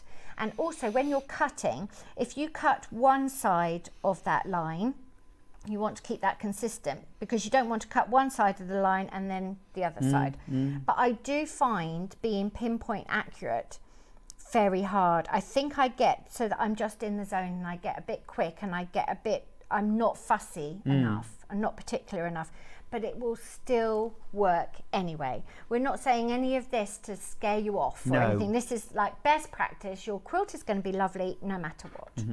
Okay. So to make this quilt, do you cut out all your individual rectangles and then arrange and sew them together? Cool. I didn't even arrange them that much. What you're going to do is your bars. Can you see here? Now this was a jelly roll with yardage. So the jelly roll would have included this print, and it had this green in and a couple of the fabrics. And I took them out because I wanted the bars to be distinct from the jelly roll strips. And it says in the pattern, you can choose 7 of your jelly rolls. Here you go. I've saved 7 that I've opened, and I'm going to turn those into binding. Ah, gotcha. So I've got them saved, and yes, I do an idiot note like that to myself, because you can already see I'm not the neatest, tidiest, and that's the sort of thing that you cut up into little strips and you think, oh no, that was my binding. So it's not, strictly speaking, a scrappy binding. It's you choose. So if you want them all navy or all cream, then you would pick those out. Oh, that's a really good tip. And I suspect that there's enough in the... No, I've pieced the binding using 7 of the jelly roll strips. Or you can add another half a yard. So you can do what you like with that. Cool. But I would keep them separate right from the beginning. And actually, I might subdivide those a bit just to make the binding a bit jazzier. It might be nicer if they all sort of intermingled. Half them maybe, or... Okay, so that's how you cut your jelly rolls. Keep them nice and neat like that, and then try not to worry too much about forming an order, because you're going to take out a lot of the flow and a lot of the fun. Now, your jelly roll is a certain length, and what you have got left over, and you can see these are all slightly different lengths depending on how fast and thrifty I was with cutting the selvages off. But I would sew all of these. I wouldn't throw these away. I would start sewing all of these together. And do you call them start and stops or headers and enders? When you're leaders and enders. Leaders and enders. Or donkeys. Donkeys. So I would start sewing these together, and I would just have them in a basket or in a bowl by the sewing machine. And then every time you change your bobbin, or you're starting a project, starting a seam, I would just sew a couple of these together. And before you know it, you've got no waste whatsoever, and you've also got something that could be a coordinating cushion or a little bag. And I really think when I ask you to buy fabric, I like you to have enough to be comfortable, but I don't like the waste. So try and use it all up.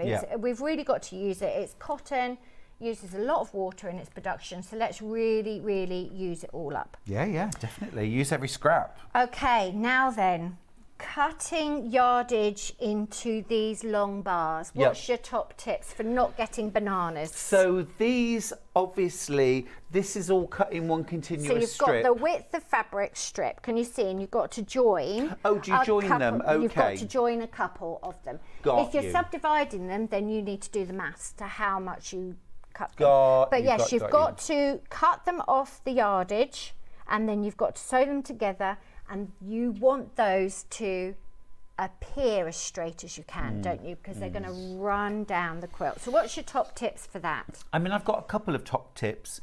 One would be, can I borrow that for a second? Absolutely. So one of them would be, now, even on a full-size match, you're going to have to fold your fabric twice. Yes, you absolutely are, yeah. So here you can see the fabric's folded in half, and I would actually go in and press that seam, that fold there, to make sure that it was absolutely straight and flat. Line that up with one of the lines on the mat, and then if you pop your ruler on top, you can see how wonky mine is. So it doesn't move. Okay. And then you want to fold the top down, and again you want to keep everything as flat and neat as you possibly can, and then you're going to make a second fold, and that also needs to line up with a line on your mat. So you've got a fold at the top, a fold at the bottom, both of them are lined up with lines on your mat, and then when you lay your ruler on top to do your nice cut, long ruler. Same again, I'm going to line up a line on my ruler with the top fold, a line on the ruler on the bottom, and if all of those lines line up and you make your cut, it's going to come out straight. It's going to be straight. So that's one way of doing it. If it's not straight, it's not a disaster. Well, it's fabric and it will bend anyway. It will bend anyway. And also, mine's not straight here. So what I would do when I was piecing, if I knew I had a little bit of a wonky seam, but the above it and below it I knew was true, I would keep stitching on that true line, even though that meant I had a narrower seam allowance on that little bit. It's going to be in a quilt, no one's going to care. True. We use a very, very small seam allowance in patchwork, so it's always 1/4 of an inch, and sometimes they say a scant 1/4 of an inch. Now with this, you're not worrying about scant 1/4 of an inches, because you've not got bulk of seams or anything. So you're going to do a true 1/4 of an inch seam. You're going to do, what's stitch length, sort of 2, 2.5 maximum? Yeah, you're not cutting this up, so I'd go with 2. Yep. Keep it nice and straight, and also just sew it's not a race. You're not got to have another quilt on the aeroplane with you. So just sew when you're paying attention, you're in the zone, but you're still enjoying yourself. And when you find yourself getting a bit sloppy, stop. Have a break. Stop and have a break. Quilt kits, by the way, are neck and neck. Astra's one in the lead. $99.99 is the price for either kit. We'll do a little recap. So do a the little first one that we've recap. got on screen is Astra. So that is the one that we've actually got on the desk here. Do you have the cap set, please, Janet? And it's easiest just to flick through that. Thank you. So these are all your sort of night sky themed fabrics. So you've got your gorgeous warm creams and tans. The other thing I was going to say about cutting your long strips is sometimes I just cut single layer of fabric and then there isn't a bump. Then there isn't a bump. Just do whatever You can do you it that need way. to do. There are these soft dove greys. It's a gorgeous restful palette, isn't it? Thank you. Yes. Stunning.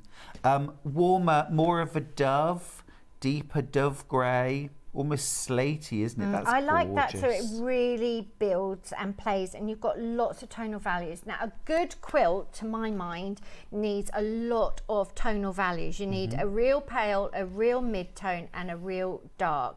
And lots of people struggle to do that, which is where it's fantastic for us, because we absolutely thrive on doing that, and we make the patterns and the pre-cuts, so it's easy for you to do. But if you are looking at your stash thinking, what can I do? You can put things in piles and literally squint at them, and that will break them down. And if that still doesn't work, take a photograph on your phone and put it into grayscale, and you'll be able to see the tonal values. And the other thing to think about is the scale of the print and where you want that to sit in it, because sometimes you've got big white flowers on a navy background and you put that in the navy pile, but when you've cut it down to put in your darks, all you're left with is white, a big white flower. So you've got to watch that a bit. But this quilt is so forgiving, so versatile, so fun to piece, that a lot of the tips that we're sort of recovering for you, you don't really need to worry. You're going to be absolutely fine. It's the kind of quilt where you can actually take advantage of that serendipity, can't you? And wherever it cuts, it will look lovely. It will look lovely. Little top tip for keeping your ends lined up, because obviously these are cut to the correct size. They are. We're not trimming the sides straight. No, so I'm trying to lay them on top of each other so that the ends are perpendicular and on top. And I'm keeping those teeth quite nice. What I'm not doing is really stretching and pulling them. I'm just trying to keep them very gently on top. But I like how you said about lining everything up, because so often when we're putting two pieces of fabric together, we just think about lining up the top edge nice and straight, and you might think, oh, that's lovely, that's perfect. But if you look down here, you can see there's a little bit of fabric peeping out. So there's a little bit of fabric peeping out there. So when that opens out, you're going to end up wonky. So it's just paying attention to those details. And you can true everything up. I didn't put my headers and enders in. Oh. Let's do that. Or my donkey. I'm going to call them donkeys now. That's much better. Because they do the work. But I've made a whole quilt just by subdividing my stash into 4-inch bars. I think I did in the end, because I thought I'm not sewing any smaller than that. And I've got a whole quilt top that's done out of my scraps, and it tells the story of the things that I've been making as well. That. And it's no waste. Now our second quilt kit is to the sea. This is the range that I was literally using yesterday. I ended up leaving home about half an hour later because I wouldn't leave until I'd finished it. Finished. And I wanted to bring it to show you. Oh, thank you. I wanted to make sure you approved. I do approve here it is wholeheartedly. To the sea. $99.99. Remember, you get your jelly roll, you get all your extra fabric, your yardage for the bars, and you also get your quilt pattern as well included. Beautiful quilt, 58.5 inches by 71 inches, am I right? I believe you. Gonna check. Let's read the pattern. It is 58.5 by 72. 72. An extra inch. That uses the vast majority of your jelly roll. That's what the kit provides, but if you want to make it squarer, do your own maths. Keep going till you've run out of absolutely everything. Make it a bit shorter, whatever you like. There is lots and lots of options there for you to play with. Gorgeous. Right, so I thought I'd show some chain piecing. Great, yes, because I think we talk about that a lot, but obviously don't. And if you're thinking, I've made hundreds of quilts, I know all this, it's always good to have a refresher. I agree. And I think your tip about folding that yardage is slightly different to how I do it. So I've learned something as well. You learn a different option. And you can also see my cutting wasn't very straight. and we'll be fine. So I've got my machine set to a 1/4 inch seam allowance, and I'm keeping that edge as aligned with that foot as I possibly can. Now you can buy tools, because when I get near the end here, it's all fun and games when you're here, and then what happens is you're then starting to pick up the next pair of threads. Your foot might still be on the pedal, and then before you know it, this is the end that I go wonky on, because you're sewing and you're not keeping that. They can splay out, can't they? Fishtail, as we call it. Yeah.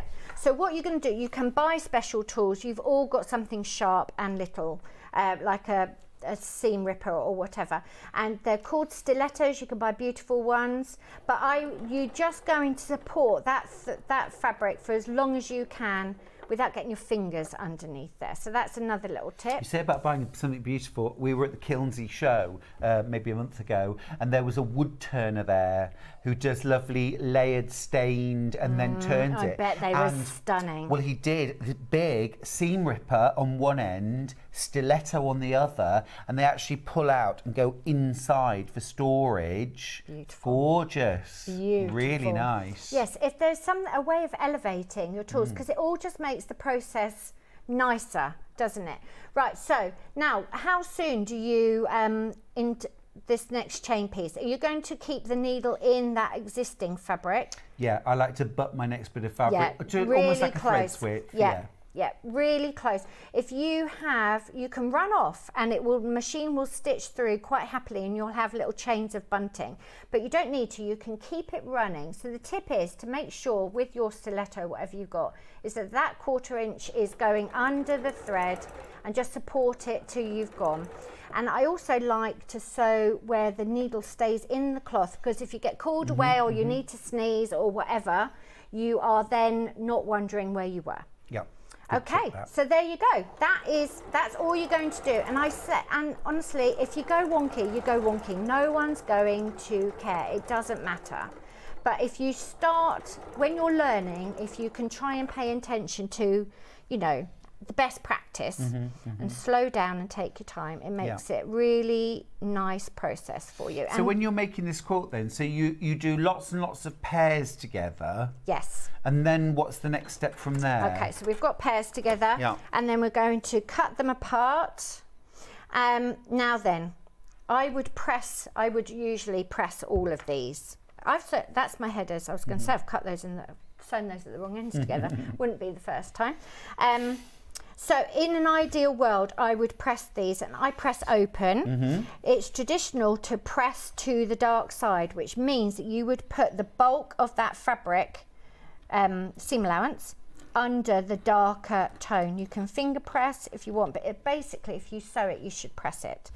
Now Pippa, my lady who does a lot of my sewing for me, who would make things like posh and spoondrift that we've got coming up next, if she would make sure, she would even trim. You don't need to do this with this. Don't do this with Dapper, you're wasting your time. But if she was making a really big posh sort of heirloom quilt, she would trim that dark seam allowance down so that she had less of it than the pale, so that it wasn't ever going to show up. No, okay.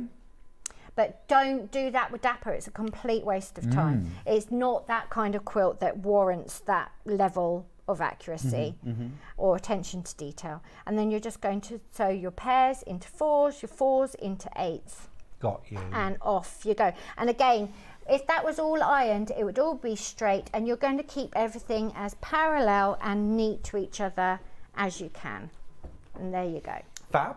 Gorgeous. Easy peasy. Easy peasy. And the last step in all my patterns, don't point out your mistakes. Because people, how many times have you been to guilds and things, and everyone is just saying, that went wrong, that was wonky, didn't like that yellow.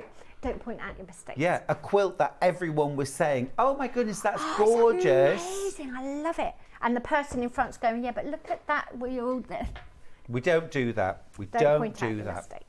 All right, gorgeous hour. Thank you, Janet. Lovely. I'll see you at 11 o'clock. 11. Time, see you at 11. with loads of lovely projects. Don't go anywhere. Now, straight after the break, I've got perfect pre-cuts, and I've got Tilda with loads of money off. So don't go anywhere.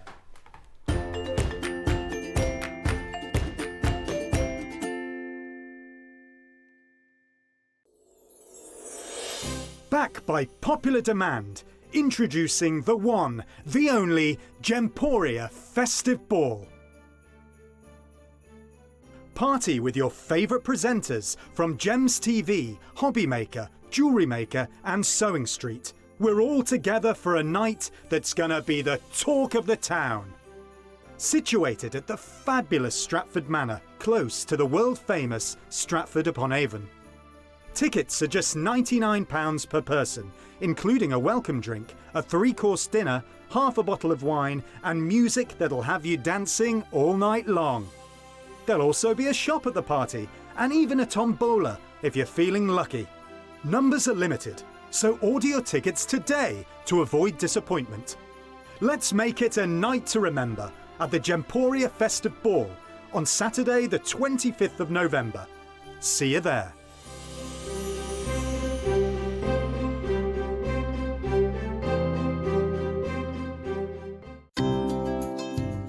Hello, I'm Sandra Rushton and I'm the owner of Sanntangle. Sanntangle is a system of art that allows anybody to draw wonderful pieces and creations that you can use not just for paper craft but for sewing, for wood, ceramics, anything that you feel that you could actually put something on to enhance how it looks.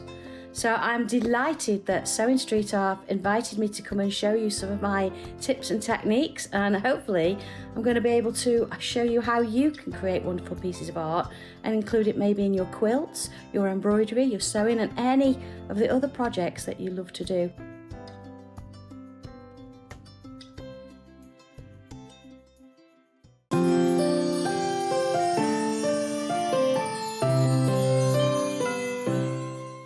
Are you a fan of Sewing Street? Why not join our growing Facebook fans pages?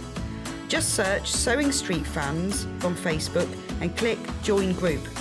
Never miss out on the latest news and updates from our presenters and guest designers, special offers and plenty of chat with your fellow fans. Share photos of your makes, ask for advice, interact with your favourite guests and presenters and be a part of the ever-growing sewing community. See you there!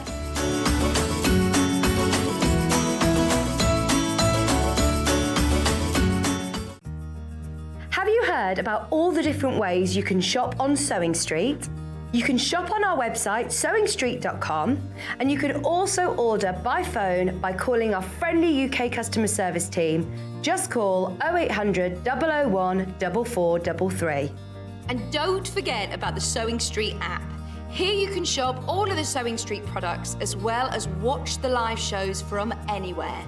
You can download the app onto your smartphone or your tablet by simply searching Sewing Street in your app store. And one final thing, no matter how many times you check out on Sewing Street in one day, you will only pay one postage and packaging. Happy shopping! Here at Sewing Street, we're always looking at ways to make your shopping experience better. That's why on certain items, we have split pay. So with the split pay, depending on the price of the item, you can split the cost twice, 3 times or 4 times. So that means you pay once, then you pay monthly until it's finished. And you know what? We do not charge any interest whatsoever. Isn't that fantastic? Split pay, you say? Well, yes, please. I'm off to buy myself something fabulous. Follow Sewing Street on Facebook and Instagram to keep up to date with what's coming up on the show, as well as being the first to know about our amazing offers. Get involved with our competitions that are exclusive to social media. And pick up some top tips from us too.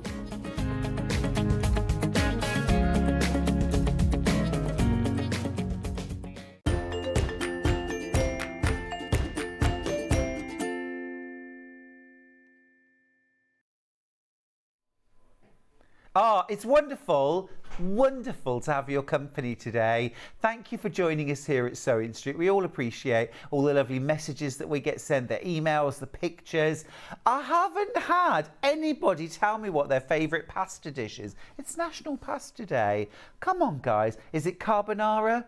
Is it lasagna? Is it rigatoni? What about ravioli? Oh, ravioli on toast. That's what you want, isn't it? Carbs with more carbs. Love it. Now, my goodness me. I am thrilled to bits that we have got these Tilda pre-cuts. This is an hour of pre-cuts, but we're starting with the Tilda because I can't believe it. We did not get these fat quarter bundles. This is 20 fat quarters, Tilda Chic Escape. We've never had this in before. £79.99 for 20 fat quarters. That's £4 per fat quarter, £16 a metre. That is right. Okay, that is the right money, but we're about to do something that I can't believe we're going to do. We're going to do this.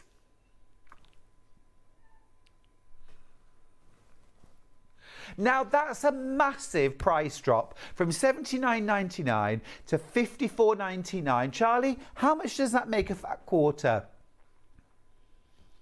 £2? Yeah, it's not less than £3. Come on, where's that calculator? £54.99 divided by 20. £2.74 a fat quarter. Now, come on, that's incredible. I never thought I'd live to see the day that you could get a Tilda fat quarter for £2.74. Let me show you. You have got all 5 colourways. Sorry, all 4 colourways. You get 4 fabrics in each. 4 colourways, 5 different fabrics, 4 colourways, including the amazing peacock print and the vases and the florals. So that's one colourway. You get all 4 colourways. So you get the green, you get the pink. Love this. And it's also got beautiful rusts and plummy tones as well. It's absolutely gorgeous. It's probably one of my, well, it is one of my favourite Tilda ranges ever. So you've got your greens, your pinks and plums. You've then got your greys and golds. I used this colourway to make a quilt. I did like a 9-patch pizzazz quilt using, oh, I love it. Absolutely beautiful. Can't believe £2.74 a fat quarter. We've never done Tilda for that sort of price. And then you've got your blues. So here are the blues, absolutely stunning. Now, obviously, you've got 5 fat quarters of each colour. That's 1¼ metres of each colourway, which is absolutely amazing value. It also means from the point of view of using it in projects, you could make 4 different projects, mix it with some solids. So there are all of the colourways. So again, let me just show you them individually. So you've got your green colourways. So many of these jumping into baskets now. You've got your plums, your pinks, your rusts. You've got your mustards and your greys. Stunning fabrics. And then you have got your beautiful blues. And I mean, the prints are incredible. I'm just going to show you the individual prints just in the blue colourway so you can see how they look. So probably my favourite, I need to let you know, 20 in basket. We haven't got that many. This is my favourite print out of the whole collection. And I love colour, but I love the simplicity of that. These Chinese and Japanese vases, ginger jars and pots, all done in shades of one colour. And you've got, obviously, you've got your blue version, you've got a gold version, a green version, and also a sort of plummy colour. I'll show you the plummy one because that's quite interesting. It sort of steps outside the box. So that's your one print, your ginger jars. Then you've got your all over floral. Now I used this, I just used like a 10-inch square of that to make a flap for a shoulder bag, and then I did the rest of the bag in a simpler print, some solids in fact, and it just looked gorgeous. You've got a fat quarter of each. So that's beautiful. So you get your floral. large scale floral. Next up, you've got your large scale jar. These are absolutely beautiful.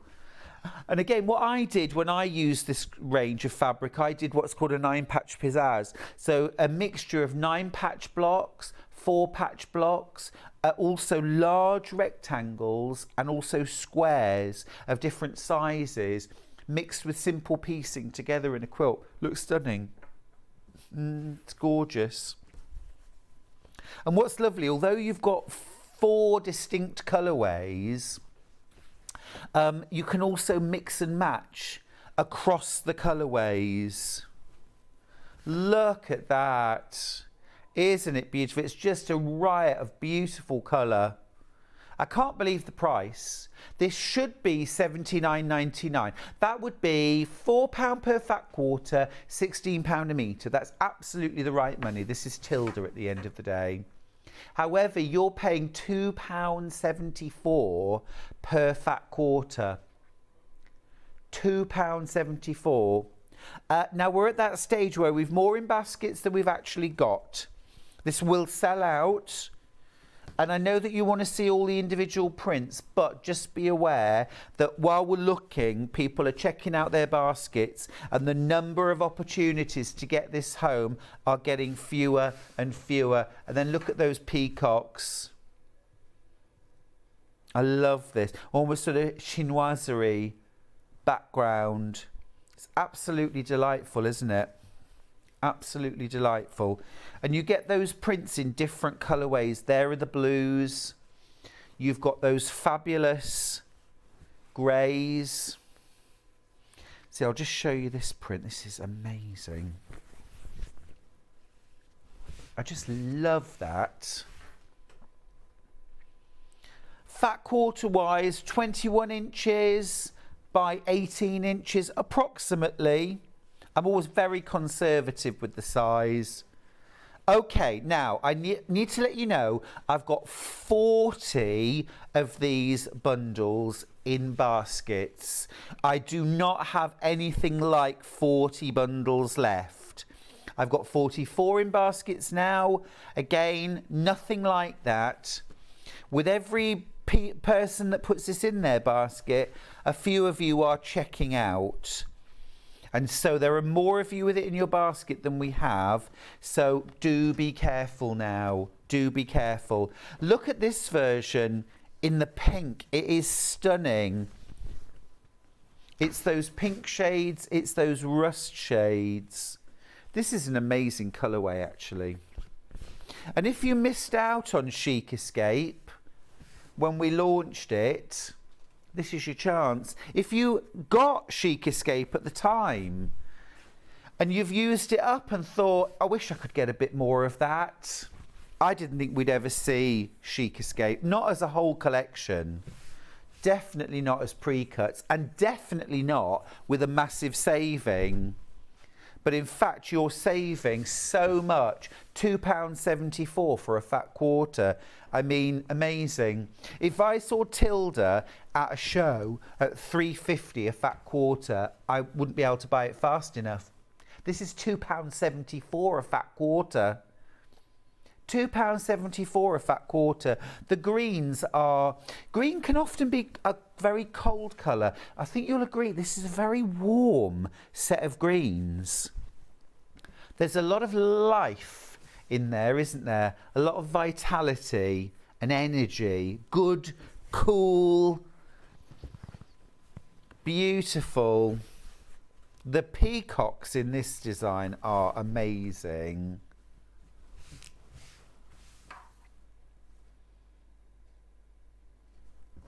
Gorgeous, isn't it? Now, a stock update for you, because this is absolutely flying out. I've just got 20 bundles left. I've got 20 bundles left. There are 50 of you with this in your basket, and I've literally got 20 left. And that's being totally transparent about what we've got left. I've got 20 left. And 50 plus of you now with it in your baskets. It's going to sell out. We won't get this back in. I'm absolutely sure of that. I'm amazed that we've managed to get it in at all. Absolutely gorgeous. Absolutely gorgeous. Love that. I'm going to pop that to one side. In fact, I've just thrown it all on the floor. Now, when we get to this sort of limited stock situation, a lot of times I know it's tempting to think, oh, I've missed out, can't get it now. You haven't missed out until I tell you it's sold out. And even then, occasionally we get one jump back in. So at the moment, you can still get the Fat Quarter bundles. Over 60 of you have got this in your shopping baskets. I've less than 20 left now, but there are still opportunities to get the Tilda Chic Escape 20 Fat Quarter collection at a bargain price. There are still opportunities. It's £2.74 a Fat Quarter. And Ben, can we just have the details back on screen for a second, please? Because I just want to point out as well, amazing price, £54.99. It should be £79.99. And just to let you know, I'm not crashing on anything else, only Chic Escape. So if you want to get yourself an amazing bargain today, Chic Escape is the one to go for. Absolutely brilliant price. Absolutely brilliant price. Right, okay, let's move on. So next up, we've got Fat Eighths. I'm going to open this up because I want to show you what a Fat Eighth is. Now again, you're getting 20 different fabrics. You get all 4 colourways and 5 of the fabrics, 5 different designs. Now this should be £37.49. That's a good price for 20 different Tilda fabrics. £37.49. You could leave it there, Ben, but I don't think we're going to. Go on, watch this. Now be quick, folks. All right. Now that's amazing. under £30 for 20 Fat Eighths of Tilda fabric. 20 Fat Eighths. Amazing. So you're getting a little bit of everything. All of your golds and your yellows and your greys and your blues as well. And then I'm going to open up a piece of this fabric just so you can see what a Fat Eighth. Isn't that gorgeous? Look, all of that for under £30. Now, what does a Fat Eighth look like? Well, let me show you. So a Fat Eighth is half of a Fat Quarter. So there is your piece of fabric. Okay. It's approximately, in fact, just to be absolutely strict about this, I'm going to grab my tape measure so you can see. So you've still got just under 20 inches there. See, I always say this measurement is 18 inches. When I say 18 by 21, I am really conservative, because it is more than 19 inches, but the standard measurement for an American Fat Quarter yard is 18 by 21, because sometimes Fat Quarters are cut in America. These are not, but anyway, by 11 inches. So where it would be 22 on a Fat Quarter, that measurement's 11. So you still get the same measurement this way, which is almost, it's 19 3/4 inches by 11 inches. So it's a really decent sized piece of fabric. You get 20 of them, the whole range for under £30. Morning, Stuart, says Wendy in Staffordshire. Just got my Tilda Chic Escape. Amazing price. Loving the show. Thank you, my darling. It is an amazing price, isn't it? I can't believe it. Our buyer told me about this last week, and I was so excited that I'd got it on my show because I absolutely love Tilda, as you know, and I just think this is a great opportunity. We don't normally have pre-cuts in Tilda. We normally have it by the ½ metre, and that's it. We don't usually have Fat Quarters. I've never seen Fat Eighths on Sewing Street. There's your fabric. Look at that. Beautifully bundled as well, isn't it? Can you imagine getting that home And, you know, it's a gorgeous little stack of wonderfulness. And that opened out, that's a lot of fabric, isn't it? Each one of those pieces is 19 3/4 inches by 11 inches. That is a lot of fabric. Now, I often get asked, what can I make? What can I make with that? Well, the thing is, I always say with Tilda, grab some tone-on-tones, some solids, some blenders, and if nothing else, what it does is it gives the fabric room to breathe, and it gives you a chance to show off. Yeah, so that's important. But also as well, it makes your Tilda go further. You're accentuating the really beautiful designs, but you're also making it go further. So could I make a bed quilt? Could I make a bed quilt out of that? Absolutely, yes you can. It's all about how much extra fabric, you know, your plain fabrics or your tone-on-tones that you add. You could make that into a double quilt with your solids and your tone-on-tones. You know, that's a lot of quilt for your money, isn't it? It's a lot of quilt for your money. I was just wondering if we'd got my books from earlier on, Make 100 Quilts. Because I want to there's a pattern in there I want to show you. We'll find it. It's gorgeous though, isn't it? Absolutely fab. Love that range of fabric. Right, lots of you have checked out on this. Those of you who have it in your basket at the moment, I want to say you're safe. But every minute that ticks by, more people are putting this fat quarter bundle into baskets.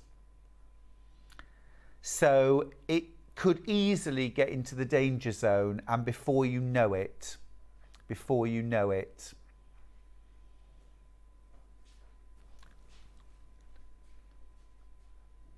Oh no, actually that one, sorry, yes, that one. Sorry, Levi. I don't know my own books. I wanted to show you a quilt. Thank you, Levi. It's called Springtime in Oslo. I mean, there's a couple of quilts in here using Tilda.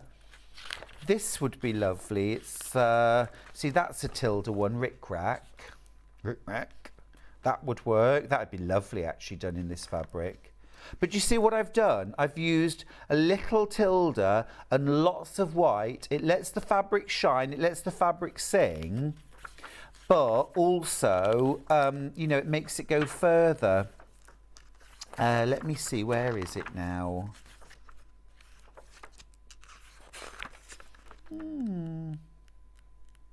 Oh, there it is. Yep, so half circles. Again, a little bit of Tilda, lots of plain white and cream in the background. Again, it lets the fabric sing, makes them go further as well.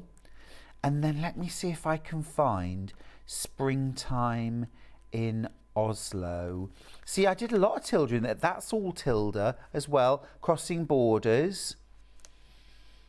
I do love my Tilda, you see. I absolutely love Tilda. There it is. Right, so this quilt here at the back, Springtime in Oslo. So this just uses rectangles and squares, lots of plain fabric in the background to spread it out. Again, it lets the fabrics, the patterns sing and shine. It also makes the fabric go further.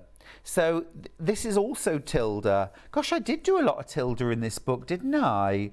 There's another one as well. There's about 5 or 6 in here that I use Tilda. There, that one's also Tilda, stacked bricks. And I always do the same with Tilda. I like to use a solid because there's so many gorgeous prints, you need to let the fabric shine. Now, I've less than 30 of these left, and I've got more than 40 in baskets. So 25% of you are going to miss out. It happens before we even know it. Absolutely stunning. Absolutely stunning. Gorgeous. I'm going to stack those up because so many of you have that in your baskets. I don't know that we'll have a chance to recap that. We'll see. Now, the last thing that I've got in the Tilda Chic Escape, and yes, you are going to make a saving on it, is the charm pack. Be careful. Be careful, because this is going to absolutely disappear before our very eyes. Now, we had a bigger stock of this, in fairness. But once I announce what the price is going to be, it's going to disappear very quickly. It should be £17.99. It's 40 5-inch charm squares of Chic Escape. Watch this.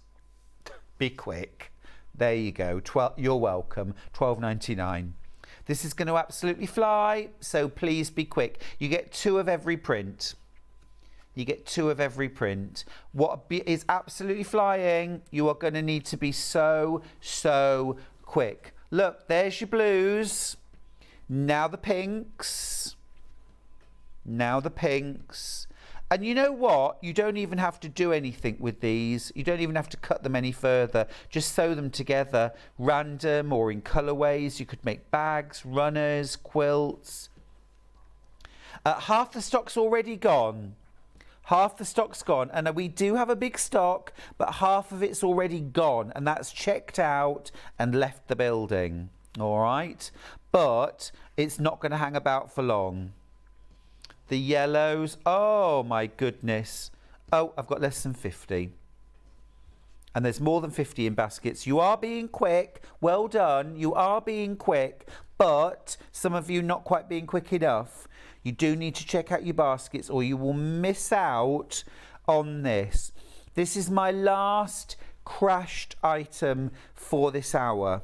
So if you're out to bag a bargain today, this is your last opportunity in this hour. I've got some gorgeous fabrics.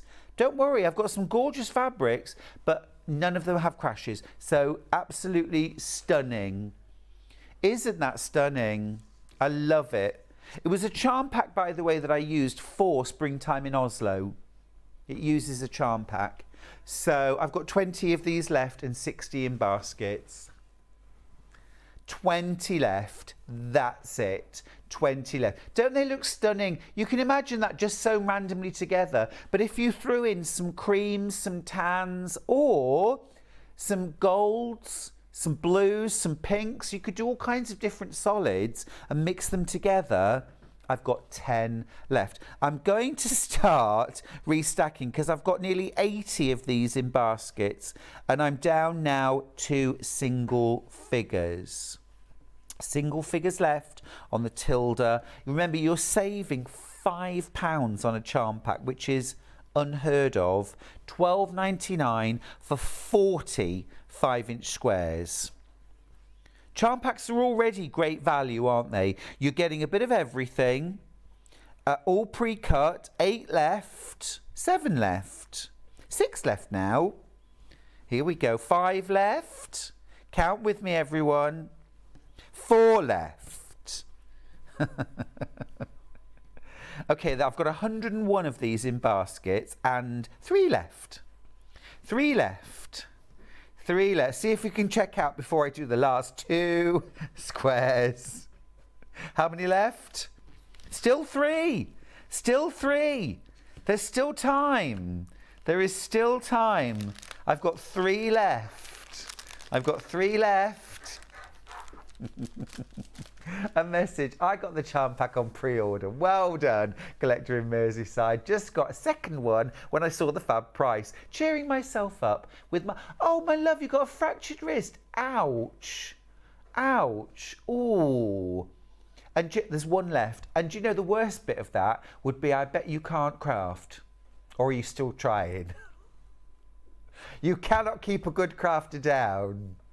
If nothing else, you can stay with us and watch. We'll craft and you can plan. Oh, get well soon, won't you? Have we still got 1 left? Good luck getting that last one. There's over 100 of you with it in your baskets. Right, now, if you're in the mood for 5-inch charm packs, I've actually got some Cafe. Look, I've got warm and I've got cool. I've got warm and I've got cool, and you get 42 5-inch squares in a pack for £15.99. Now look, that's a great price. That's a great price, because if you look at where we started with the Tilda, that was £17.99, and there was that really good crash to £12.99. That's exceptional. But £15.99 for a K Facet charm pack with 42, remember, you get 40 in the... Amazing. I'm going to open this up. And we're going to have a look. So these are all the warm colours. Now, Janet and I were talking earlier on about using charm packs as a means to stretch yourself. Get out of your comfort zone, because there are always fabrics in there that you think, now I wouldn't necessarily have bought that, but it's in my charm pack, and actually that's a great opportunity to try something different. It's a little bit of a different fabric. Oh God, this is a party. This is a party, isn't it?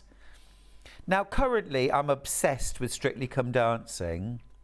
And this definitely is the cha-cha-cha. This is the salsa, isn't it?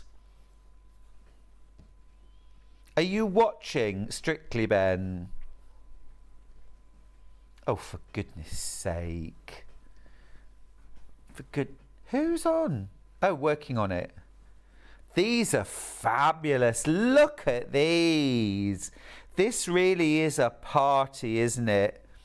Charlie and I have really got into Strictly over the years. We love it now. And it becomes it's our Saturday, Sunday night. Not slavishly, you know, if we miss it, we miss it. But this is a real party. This is definitely a Latin dance, isn't it? Oh, I'd love to be on. I'd love to go and watch it. I just think that's absolutely amazing. What great fun. You could have so much fun using that. And if you need to cheer yourself up and just bring a bit of brightness into your life, yeah, loads of you got this in your basket. It's just a bit of fun, isn't it? Again, can you imagine using this to make Springtime in Oslo? I'm going to grab that pattern back. I've written loads of patterns over the years for charm packs. I love them. I love them because it's a little bit of... Now, obviously, I used a bit of... Well, there was some strips I had of Tilda for the border. You don't need the border on this quilt. But this just uses those charm squares. Absolutely gorgeous. And of course, you can sew fabrics together as well. If you haven't got enough length on one side, you can sew two pieces of fabric together. It's patchwork at the end of the day, isn't it?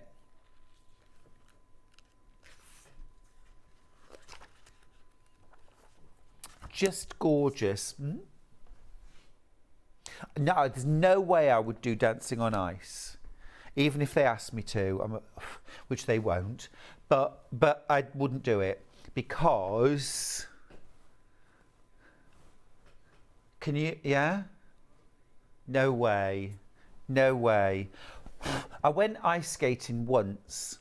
It was at York Designer Outlet, and at Christmas they have an ice skating rink outside. And it was great fun, really enjoyed it. And I spent a whole hour being really careful, you know, and then literally at the end, as we were being called off the ice, I thought, right, I'm gonna move away from the side, I'm gonna skate diagonally through the centre, got halfway across, vroom, landed on my shoulder, and it's never been right. I'm having the steroid injection next week. It's never been right since. No, I've been in pain with it ever since. So yeah, me and ice, roller skates, not meant to be. It's not meant to be. Whereas Strictly, if anyone's watching, definitely I'd do that.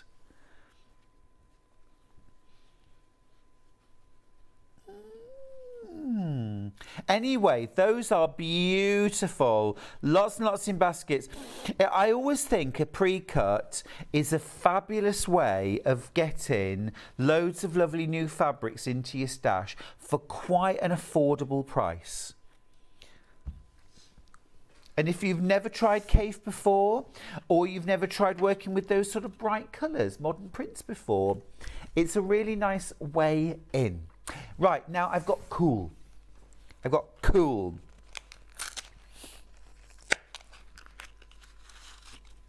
These are the cool fabrics. $15.99, you get 42. Love these. Now, normally I'm definitely, well, I am a warm colour kind of person. I love warm colours. But having said that, I'm loving these. I could definitely imagine working with these. Oh my goodness.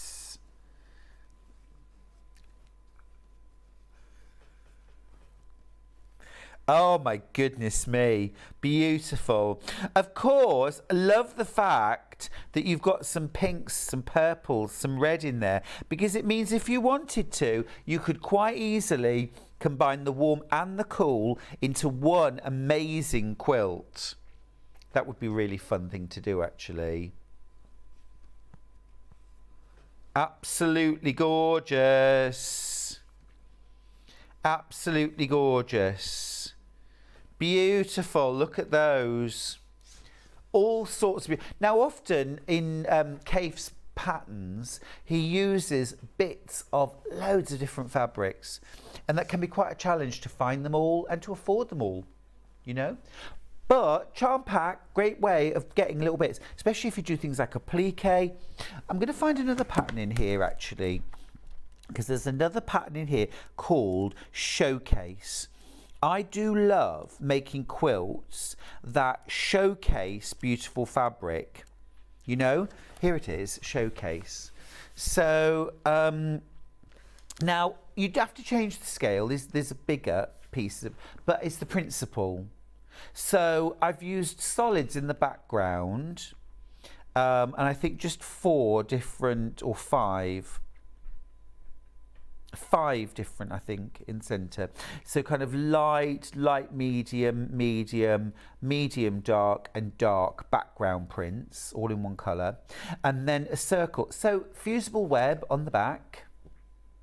Cut out the largest circle you can, 4.5 inch diameter, 4 3/4 inch diameter or so. Circle, peel off your paper, applique it to a square buttonhole, and then sew them together with sashings. So it showcases the individual prints. Great fun to make, and it's just a different way of using a charm pack. Fab, love it. Okay, now I've got some layer cakes in Kaif. Let's do the 10-inch charm pack. 10-inch charm packs we call them, don't we? Right. Rainbow. Yeah, rainbow. We've only got 3 left, so I'm going to give you a quick flash of this. All right. So rainbow, beautiful reds and pinks and oranges. Golds and yellows, getting into greens now, deeper greens, blues, turquoise, yummy, pinky purples, deep purples. If I show you from the side, look at all that. Oh, absolutely beautiful. Absolutely spectacular. You get, is it 40 or 42? 42 again, 42 10-inch squares. I've only got 3 left, but there are 10 in baskets. That's the rainbow. I've also got the cool 10-inch. So same prints as in the charm pack, but in 10-inch squares. So 4 times the fabric. So if you're more interested in making quilts than cushions and table runners, then maybe go for this. But all those beautiful blues and purpley blues and greenish blues. And you've got a little bit of pink in there, a little bit of purple. Love that smattering of other colours.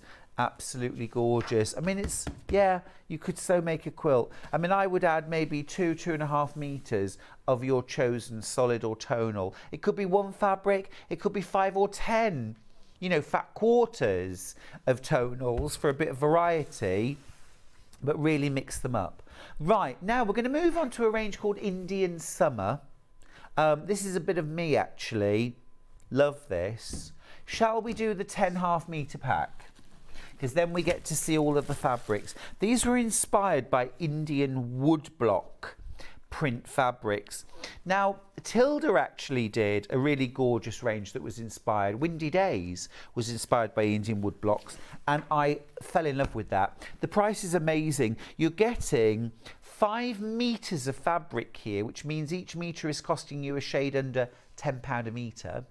You get 10 half metres. Now, these aren't woodblock prints. They're designed to look like Indian woodblocks, but they're, you know, your regular screen printed fabrics.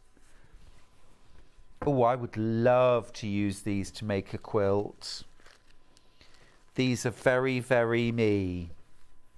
Love them. Oh, that's gorgeous. Funnily enough, I was in the dentist the other day and I saw some wallpaper that was like that, but bigger scale. It was gorgeous. I ended up taking a picture.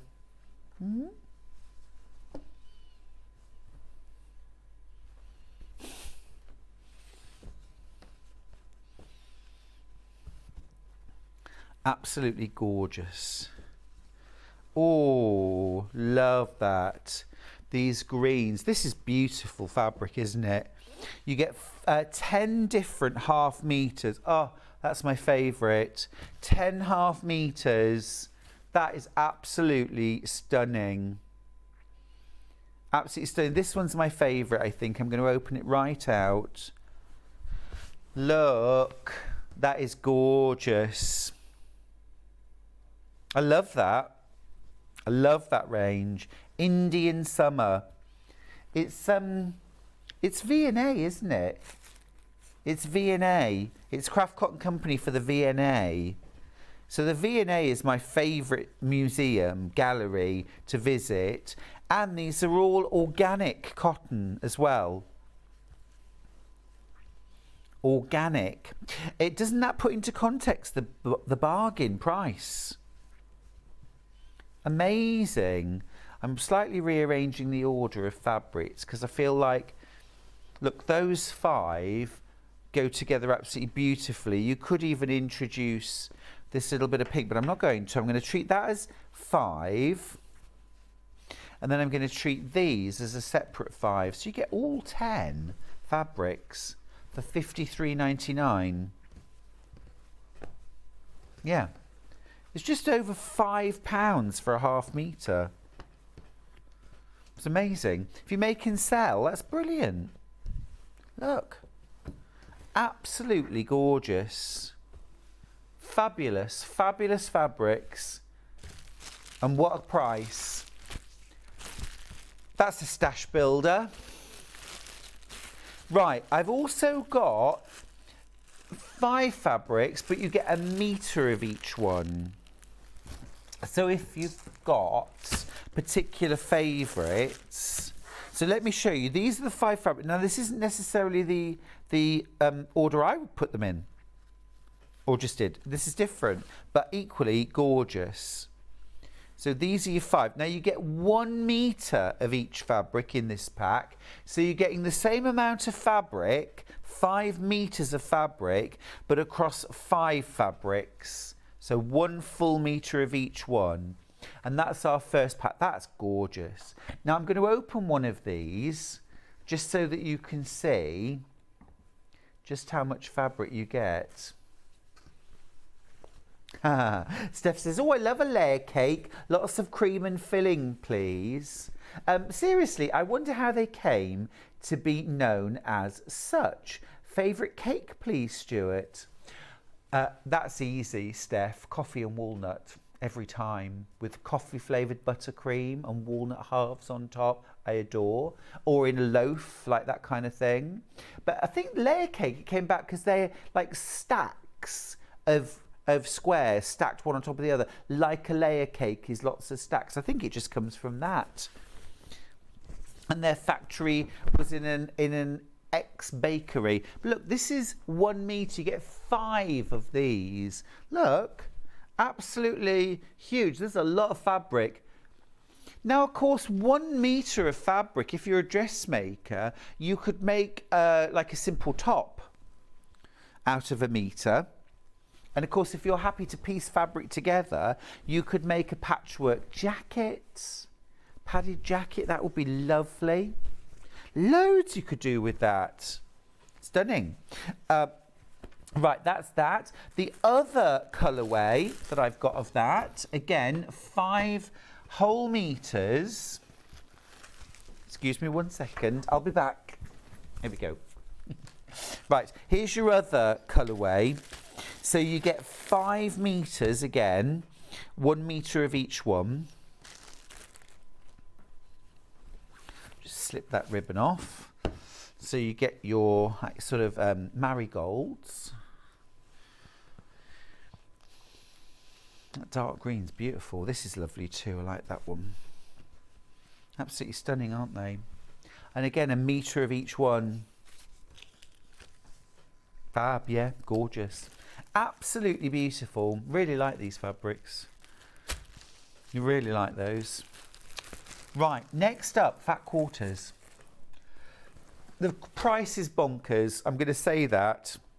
The price is bonkers. Yeah. Right. This one first. 5 fat quarters. 5 fat quarters here.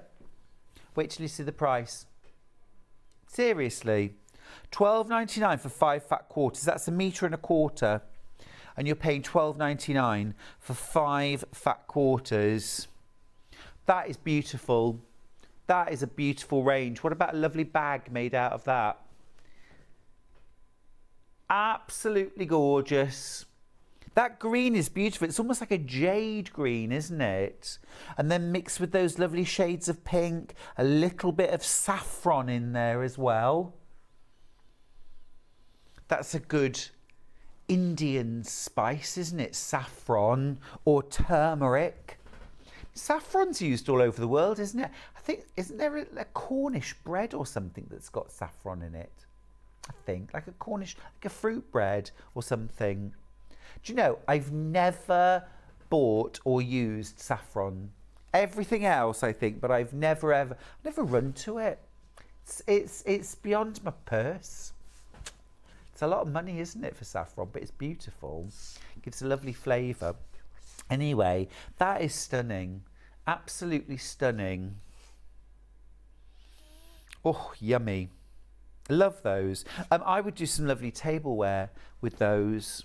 I think they're gorgeous.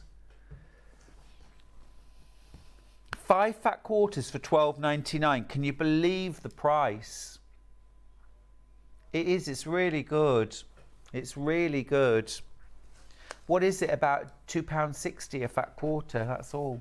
Right, the other fat quarter that we've got, the other colourway. I love that we've got something at every price point here. We've got half metres, we've got metres, we've got fat quarters. Gorgeous, favourite fabrics. Absolutely gorgeous. Love it. Beautiful. Beautiful. Lovely little purses. Yes, it's vintagey. It's subtle. It's gorgeous. Yummy. Right. Yes. Yes.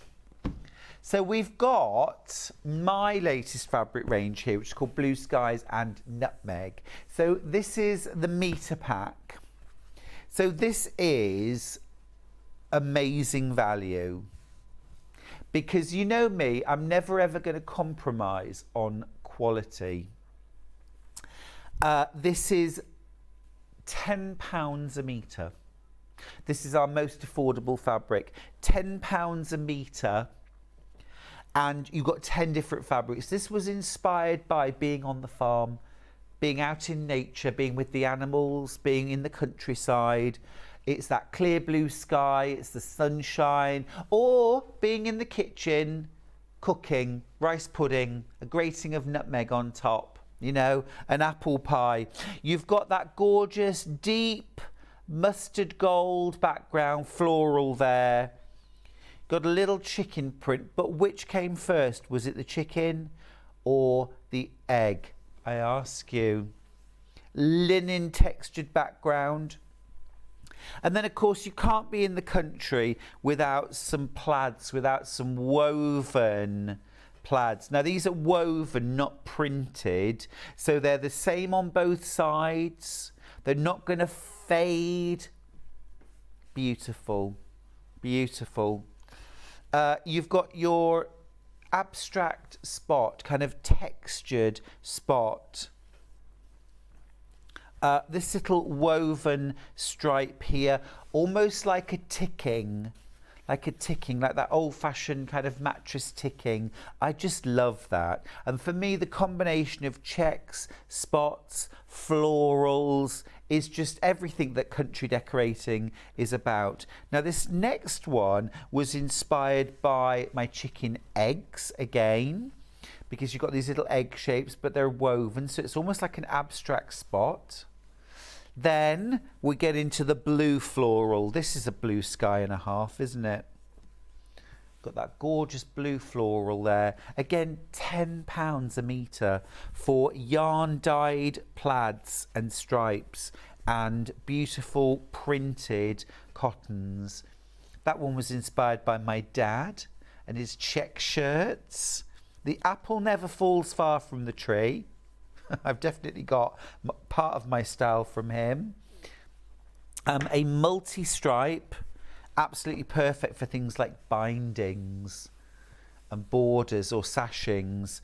And then again, to finish off with, that chicken and egg print in the blue, this time in the blue skies. So a wonderful, restful, warm country palette. I'm just going to move this one across into the pile here. Made lots and lots of lovely quilts and projects using this, but you get 10 whole meters of this for $99.99. We're really quite limited now on the stock. Well, the thing is, fabrics come in and they're sold and they're gone, and they're gone forever. I will never repeat this range, so when it's gone, it's gone. I'll design different ones, but yeah, once they're gone, they're gone. And I always feel regret and happiness as well, in a way, because, you know, I know everything's out there in the world, but I do get a bit sad because when I run out of fabrics that are favourites of mine, I think I can never get this again. So I always hang on to the last precious few scraps. So there's Blue Skies and Nutmeg, 10 meters of fabric for $99.99. 2 split pays as well. Go for the split pays, $49.99, interest free. It's just an option when you check out.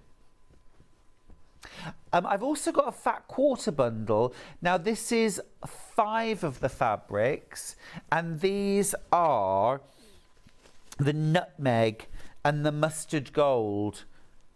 So you've got your ticking stripe, your abstract spot, you've got that beautiful floral,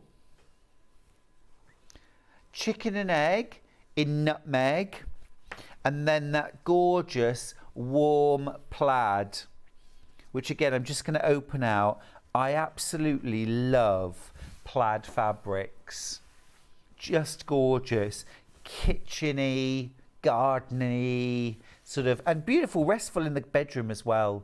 This colourway is really lovely for a bedroom. I love neutrals, and tans are gorgeous. Plaids are very in. Plaids are very in right now. And you get a fat quarter of each.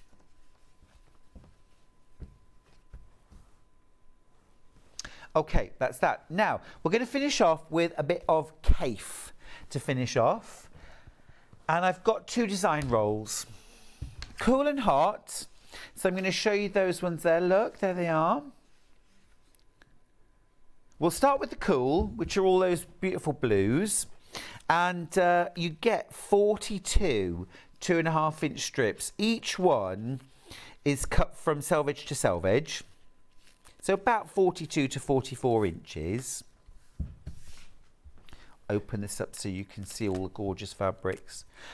So if you got Janet's earlier quilt, Dapper, that uses jelly roll or a strip roll. So you could use the pattern and do, can you imagine the different version of Dapper that you would make using this?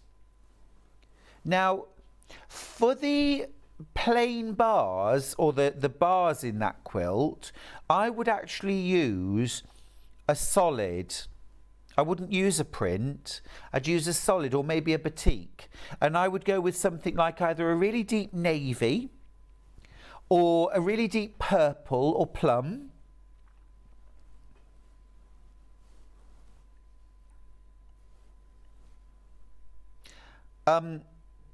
Absolutely stunning. Now, you could, if you wanted to, make a very specific pattern with these prints, couldn't you? You could pick the very darkest through to the very lightest, and then you could almost ombre them from darkest to lightest. I was actually thinking that earlier on when we were doing the show with Janet, how you could use, because hers are that obviously deep navy, mid-toned blue, slatey grey, cream. You could actually sort of shade those. But yeah, this would work really well. So you get 42 2.5-inch by width of fabric strips. Lots and lots of you going for this. Again, great way of getting a bit of everything. I've also got the warm. So this is those wonderful bright pinks and oranges, and there's some lovely lilacs in there as well. I won't open this one out, but you can see all these beautiful, different, vibrant colours in here. Absolutely stunning. It is beautiful. And again, you know, if you think that the prints, large scale prints, are too much for you, then actually cutting them down to 2.5-inch strips definitely calms them down, makes them less sort of in your face. Oh, and to finish off, an interesting fact for you. Deborah's got in touch to say Essex had a saffron industry in the 16th and 17th century. That, Janet Clare, is how Saffron Walden got its name. Of course it is. Of course it is. Deborah, you're educating us. Before we go, Chic Escape Fat Quarter Bundle. There are 90 Fat Quarter bundles in baskets. In reality, I've got low double figures left, that's all. So while we're on the break, I urge you, check out your baskets on that. Otherwise, you will miss out. See you after a break.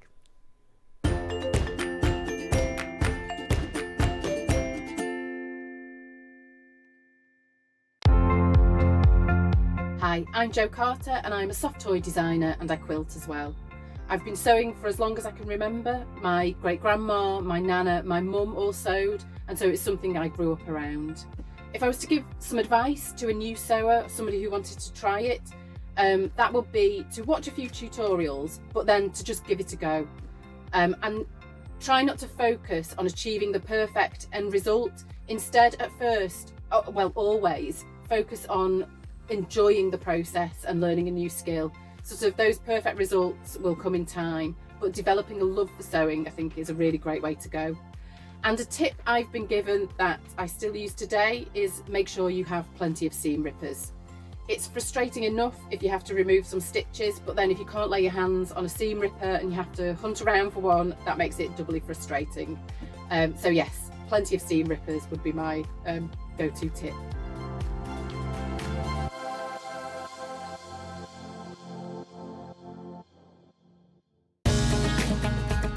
Follow Sewing Street on Facebook and Instagram to keep up to date with what's coming up on the show, as well as being the first to know about our amazing offers.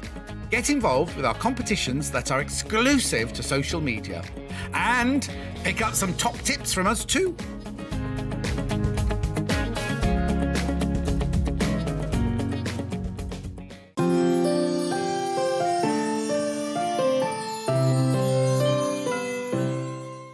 Are you a fan of Sewing Street? Why not join our growing Facebook fans pages?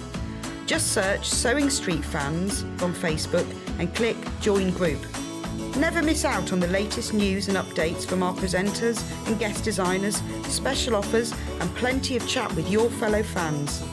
Share photos of your makes, ask for advice, interact with your favourite guests and presenters and be a part of the ever-growing sewing community. See you there!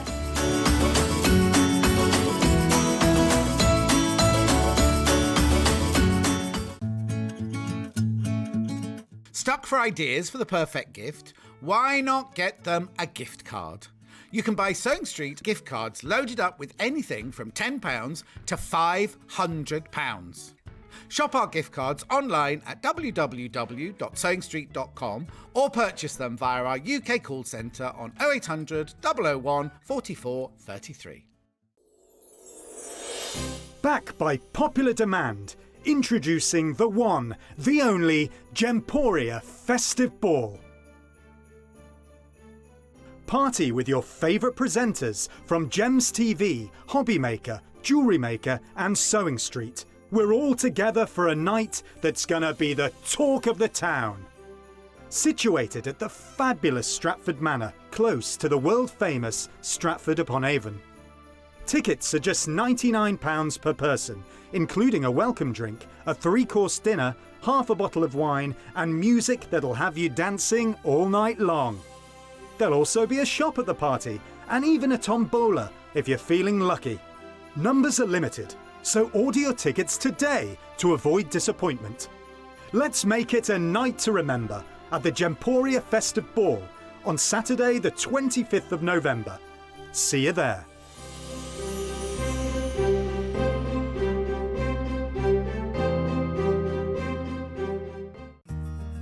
Have you heard about all the different ways you can shop on Sewing Street? You can shop on our website sewingstreet.com and you can also order by phone by calling our friendly UK customer service team. Just call 0800 001 4433. And don't forget about the Sewing Street app. Here you can shop all of the Sewing Street products as well as watch the live shows from anywhere. You can download the app onto your smartphone or your tablet by simply searching Sewing Street in your app store. And one final thing, no matter how many times you check out on Sewing Street in one day, you will only pay one postage and packaging. Happy shopping! Missed the live show? Don't worry, we recorded it for you. Never miss out on your favourite presenters, guests and makes ever again. Head on over to our YouTube pages to watch back the day's live show and enjoy your favourite demos over and over again. Subscribe and turn on the bell notification so you never miss a show or video ever again.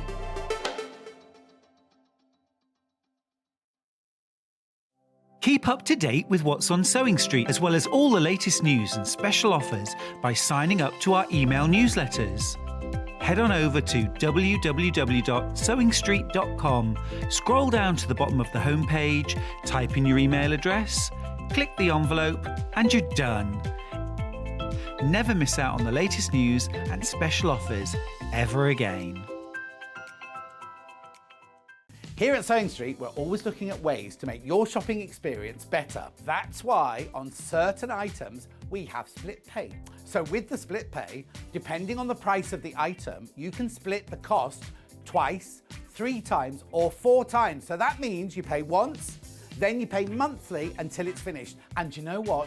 We do not charge any interest whatsoever. Isn't that fantastic? Split pay, you say? Well, yes, please. I'm off to buy myself something fabulous. If you're a Sewing Street customer, no matter how many times you check out in one day, you will only pay one postage and packaging. So don't wait to add the item you want to your basket and check out. You will only pay one P&P even if you check out multiple times in one day.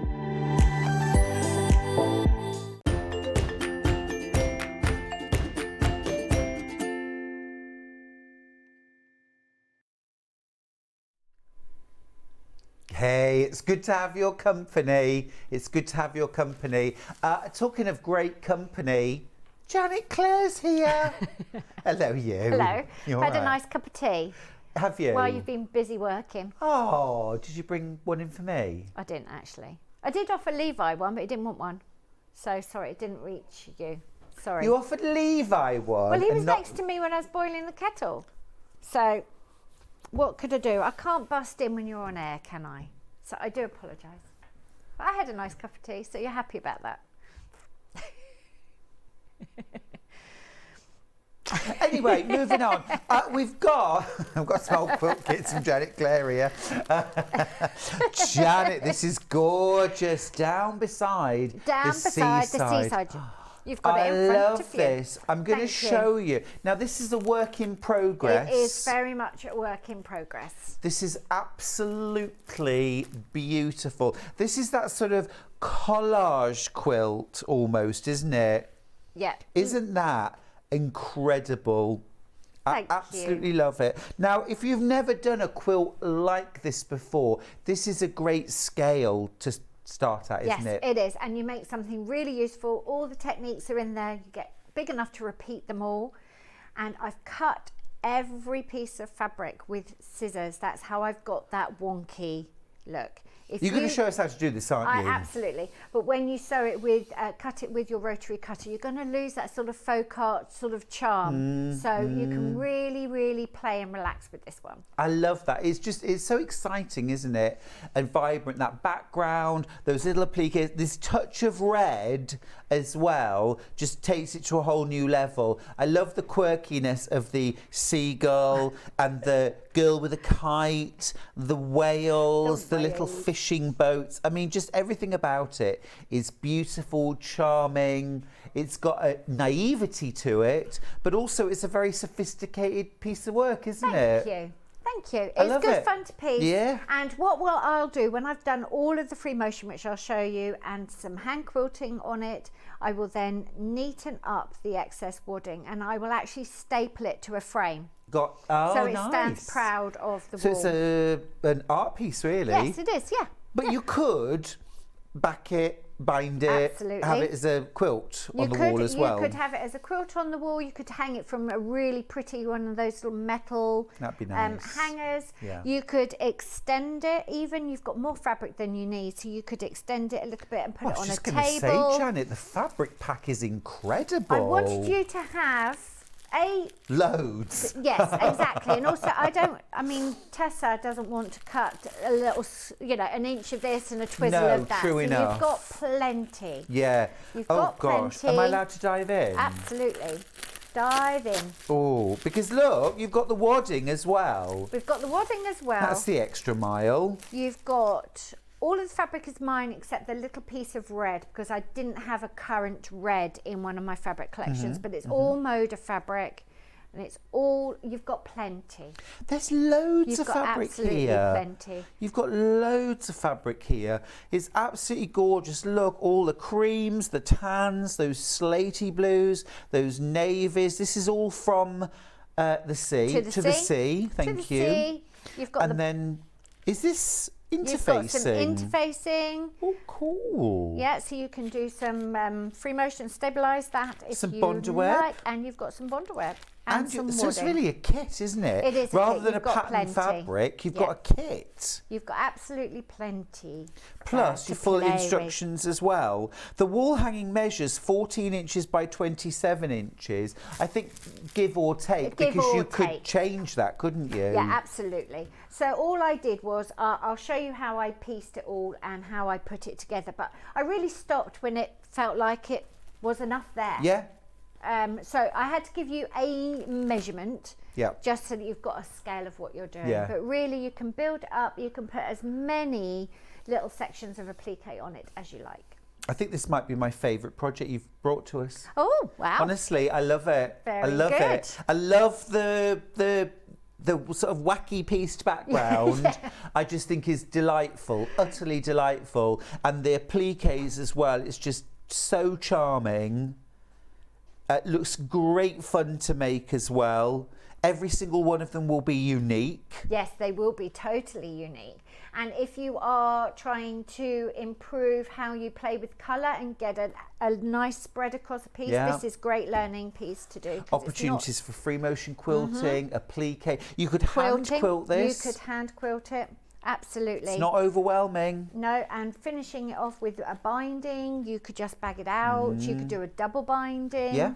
Have a little pop of piping around it. So there's lots Really of opportunities nice. to play. Yeah, absolutely gorgeous. I love that. Full pattern. All of this fabric. Can't believe how much fabric you get. There's interfacing, there's bondaweb, there's wadding, all for $49.99. I think that's superb.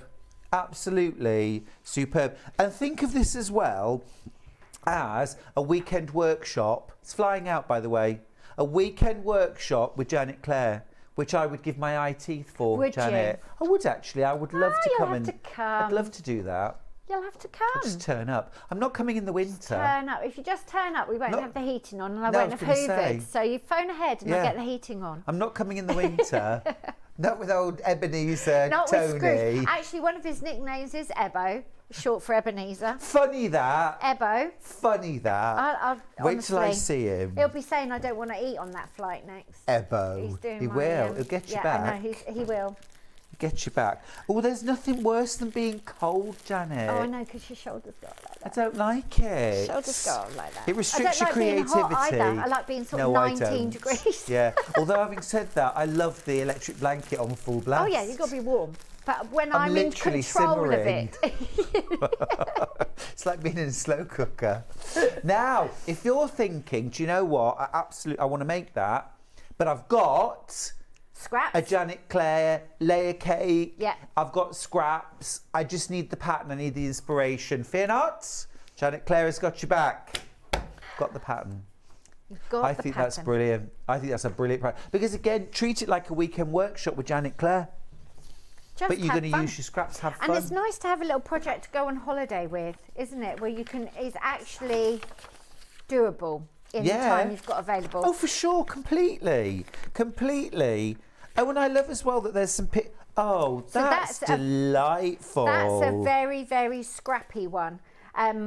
And we got asked for kits a lot for that. But of course, that really is a twizzle of this and a twizzle of that. But it gives you a colour palette. You've got like a colouring in sheet if you really want to plan what you're doing. And you can see my exact construction. Yes. But don't be beholden. Slavish. Yeah, don't be slavish to my construction because yours will be unique. And full-size templates for everything, and they're already reversed.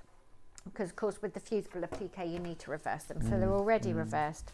All there for you. Lots of ideas, and it's good fun to make.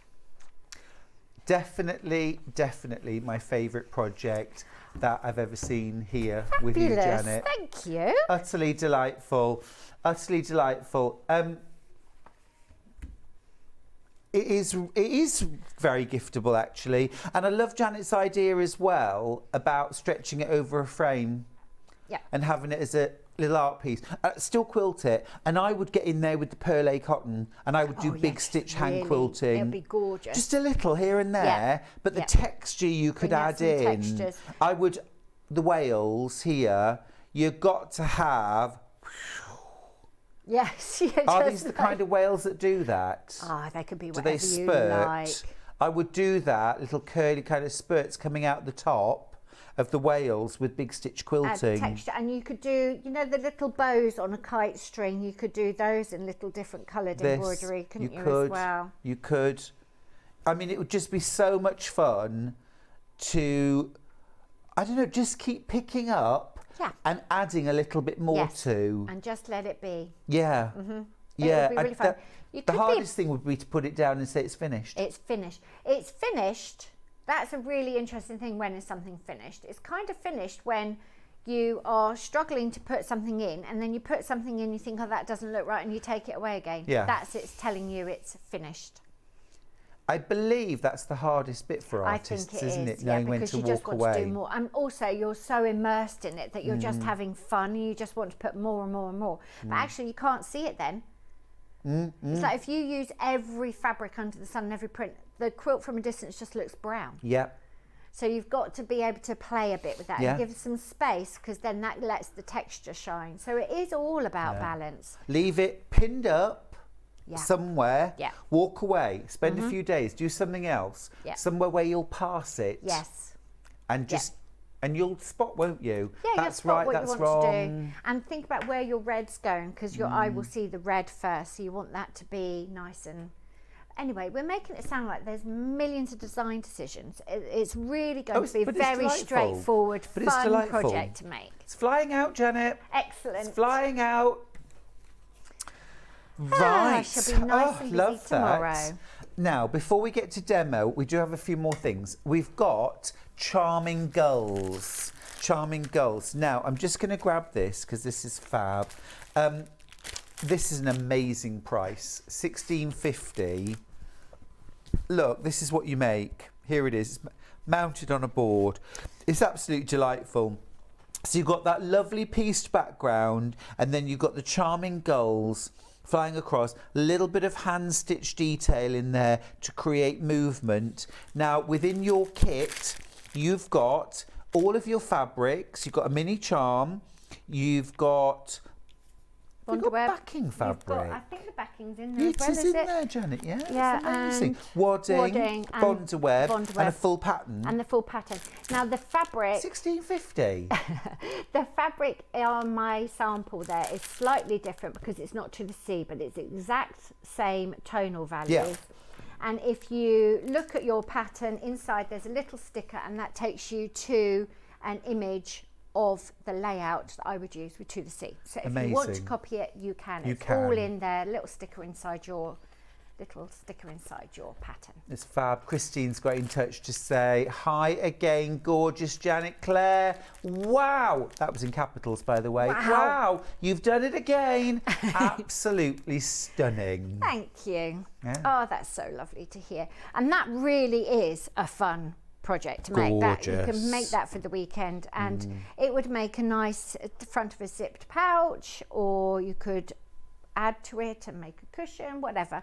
I just bring something that's an idea, and then it's fun for people to run with it. It's gorgeous. It would make a gorgeous zip-topped pouch, wouldn't it? It would. Yeah, absolutely lovely. It really would. It's a good size as well. It is. Or as you've done it, as a bagged out little art quilt to put on the wall. It looks lovely in a frame. Beautiful. And I mean, that would look gorgeous in the right setting. It would look really lovely on the wall. Yeah, little country cottage in a caravan. Big caravan. Yeah. And it's really easy to make. So complete beginners with a plique and everything can make that, definitely. Do you, now, a lot of your fabric are sea inspired, coastal. Is that where you're happiest? So when we grew up on the Kent coast near Dover, Ramsgate. So I love the seaside. But the first designs I sent to Moda were coastal themed. Got you. In that indigo palette, and part of the reason why they said yes is because they didn't have anyone working in that palette or that style. Okay. So what happens is, then every few years they ask me to do another seaside collection. So that's why it keeps coming back. Yeah. But it started from a genuine, authentic, passion of mine. Yes. Yeah. Because I can imagine you, with the dog, walking along a coastal path. Nothing better. Always out of season when it's cold. Mine too. Blowy day. October, November, coastal walk. Can't beat it. You can't beat it. Can't beat it. Don't go on Boxing Day, by the way, because everyone has the same idea. Everyone goes on Charlie Boxing and Day. I both had let's go to Whitby on Boxing Day. No one will be there. Thousands of people. Everybody was there, Janet. Whitby's on my wish list. Everybody was there. Because you get all the what's the black stone? Oh, Jet. Whitby Jet. Oh, it's lovely. Some And great shops. they do sort of Victorian Gothic weekends. They do the Gothic weekend, sort of Halloween weekend. That's amazing. Probably avoid Whitby then as well. It's brilliant though. I bet it's fun. It's brilliant. It's brilliant. You know, it's like a different dimension to the universe. It's fabulous. Such a great crowd. But no, it's absolutely lovely. And Robin Hood's Bay, of course. Yeah. You must go to Robin Hood's Bay. It's lovely. Add it There's to the list. pattern on its own. Oh, pattern on its own. We don't have the pattern on its own. We don't have the pattern on its We own. don't have the pattern on its own.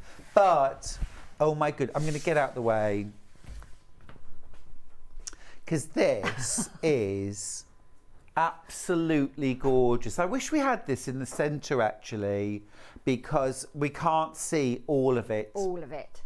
Janet, when we go to demo, we might change the position of this and have it in the centre, because I think we need to be able to see the full length of that, don't we? That 4-minute break is not enough time to get It's never enough time.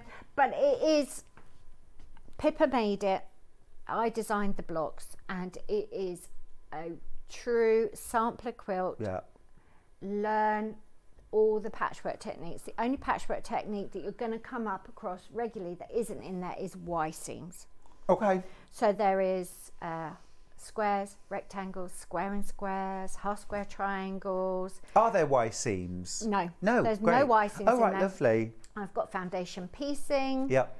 And there are curves. And there's applique, there's obviously quilting, there is putting in the sashing that we demoed in the first hour, those keeping those bars nice and straight.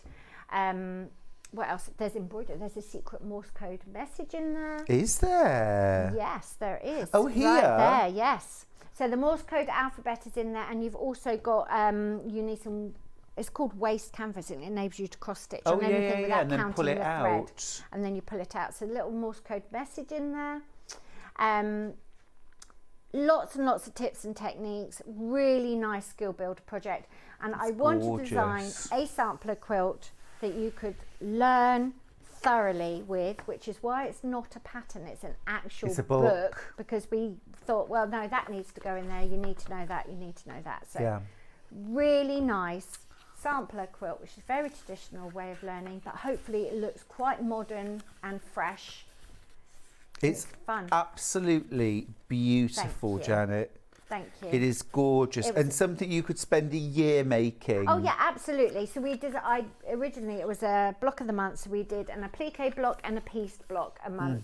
And you can work your way through it. That's really nice. Hope Anchors the Soul, it's beautiful. It's so sort of Baltimore, isn't it? It's gorgeous. Yes. Really classic colours. But it tells you how to put it all together. The book also has another alternate quilt layout. So I designed an extra block, which means you could set Is that Tony? On squares. Yeah, that's Tony. You could set it and make it a square format without the sashing bars. So you can make it a more traditional format. Lots and lots of photos, lots of details, oh, it's lovely. notes. We tried to make it lifestyle-y and nice to flick through. Just I love the maps. Sometimes you don't want to sew, you just want to do something. Yeah. It's nice to look through. Oh, it's so there gorgeous. You go. Thank you. Spoon drift. What does that mean? The spoon drift is apparently the fine spray that comes off waves on a windy day. You know, that lovely. That's what a spoon drift is. Apparently. Lovely. So there you go. Lots. Do you lots write of poetry? Ideas. You're very poetic. I don't write poetry. Thank you very much. I do like writing. Do you know I do enjoy writing. You have a real way with words. Thank you. And Thank you. Maybe this is your poetry. Maybe it is. Oh, I think bless it's your lovely. little heart. I do like writing, and I do collect phrases, and I've got Pinterest boards with sort of phrases and really interesting words. And often a project doesn't get going until I know what it's going to be called. And if I'm struggling to get going on something, then I know it's maybe got the wrong name. Yes. The name is really important. Well, like what? Yeah. Like if you know when you're making your fabric, you know it's got bees on it and you want wild flowers on it. Yeah. But how does not having the right names become a stumbling block? But it does for me. You need to, it needs to become, I think it becomes more real when it's got an identity, and then you can pin things off that. Well, I remember a friend of mine's mum had synesthesia.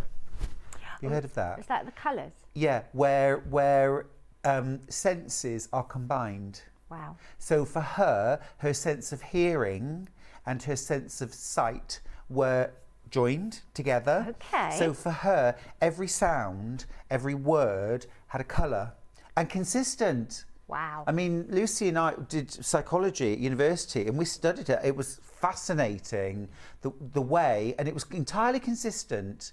And of course, you want to know, well, what colour is Spoon? What colour is Stuart? Yeah. What sludgy green, if you're interested. You're sludgy green. Sludgy green. Sludgy. Sludgy green. Yeah. But amazing. But it sounds to me like, you know, it's a blend of senses, isn't it? Where the words and the colours and the pattern have got to be right to all come together to be whole. Because you're trying to create something that doesn't exist, aren't you? Yes. So you're drawing in any pieces of the puzzle that you can get. And I think a name is a very definite thing that you can then bulk out. Yes. Yes. Now, good question for you. Sue asks, how is the Spoon Drift quilt quilted? It's very interesting, actually, the way it's been. It is the quilting, isn't it? Yes, it is the quilting. Now, the elf, my lovely elf who does my long arming, we have long had a project on the back burner where we design our own pantographs. Lovely. And that is our first pantograph. I love it. You So- could reproduce this in hand quilting. You could. You could.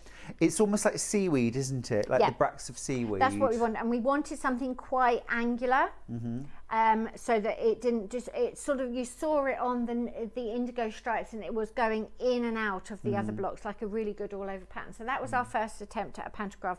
We haven't done all that. How you make it into a file, how you get it so that people can download it. But we have started designing, and it's going to be a fun project when Love we get to that. it. Because I designed the fabric, I designed the quilt, and then you buy somebody else's pantograph. And quilting is the final step. It turns that flimsy quilt into a quilt, doesn't Yeah, it? it It's does. absolutely essential. Yeah, yeah. So that was a passion project we've got, and we've been talking about it for years. It looks Alf. gorgeous. It's such Thank a you. great Great question as question. well. Thanks, Sue. And Pauline Wheeler has got in touch. Pauline. She's getting like groupie, isn't she, Pauline? We didn't have dinner without you this time. You'll be pleased to know we didn't have dinner I did without wonder what you. you were doing last night. Pauline says, I've started a project based on Spoon Drift, but I've not yet decided what the finished piece will be. Because that's the other thing. People can buy the book and actually make a series of cushions, a runner, a smaller quilt. Yeah. Just repeat one block. I mean, if there's a block that you love, just repeat it over and over again. You know, we wanted it to be a really good resource for you all. Oh, it's beautiful. $19.99 for an absolutely beautiful book that is full of inspiration, projects. I mean, there is the quilt, but every individual block is a starting point for 10 more projects, each one. Yeah, just let your imagination go. Yeah, and run gorgeous. With it. Love it. Real bit of inspiration, that. Now, let's do Are we some sewing. demoing? Let's do it. Are Over we to you, demoing? Janet. Yes, Okay, please. so we are going to be talking about Downside the Seaside, which is a lovely, scrappy, but controlled scrappy. You've got a nice tight colour palette to work in. Controlled scrappy project. And what you're going to do when you finish stroking all your fabric, you are going to start cutting it into strips, and you're going to cut it with scissors, because what you're going for is you want a really charming, wonky line. So I wouldn't be too worried about measuring.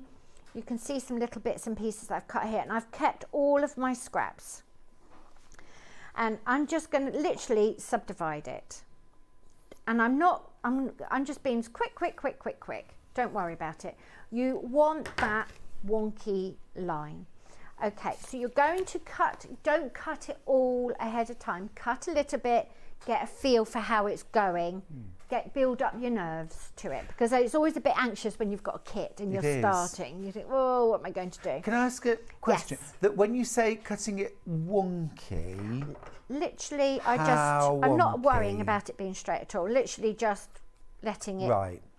But we don't want massive big curves. I wouldn't do massive deliberate No. curves. If it goes curvy, then that's great. Fine. I wouldn't worry about it. And then the next step, don't cut masses.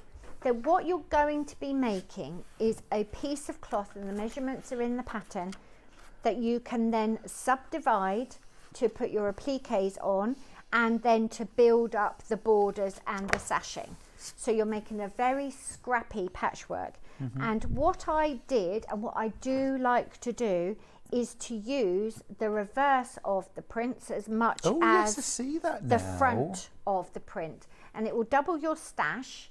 And when we've got this really tight colour palette, it just gives you a lot more interest and a lot more subtlety without needing to go and buy like a paler tone of a blue. It's Janet, I had all noticed there. it, but It does, now it I really see works. it. So like here is the Morse code reverse and the front, same fabric. Yeah. And then over here, here's the diagonal rope print. Yeah. And then here it is right way up. Yeah. And I love that subtlety. Here are the seashells. Yeah, now you see it. You can see it more and more. So I do that It's very really cool. regularly. And if I was piecing a project and I wanted it to have a vintage feel, I would definitely be thinking about making some of the blocks with the reverse of the print, because it just gives it that sort of sun washed, laundered over and over feel. So that's the tip. So be that. confident, just go with your scissors. Don't cut every piece of fabric into little strips. Don't do that. but Jill's just messaged enough. on Facebook. I absolutely adore Janet Clare's quilt. She is Oh, thank brilliant. you. Fantastic. Oh, bless. You are. Always go home with a little happy little bubble around me on the motorway. So you should. Till you hit. Well, actually, I won't go on the M25. Oh no.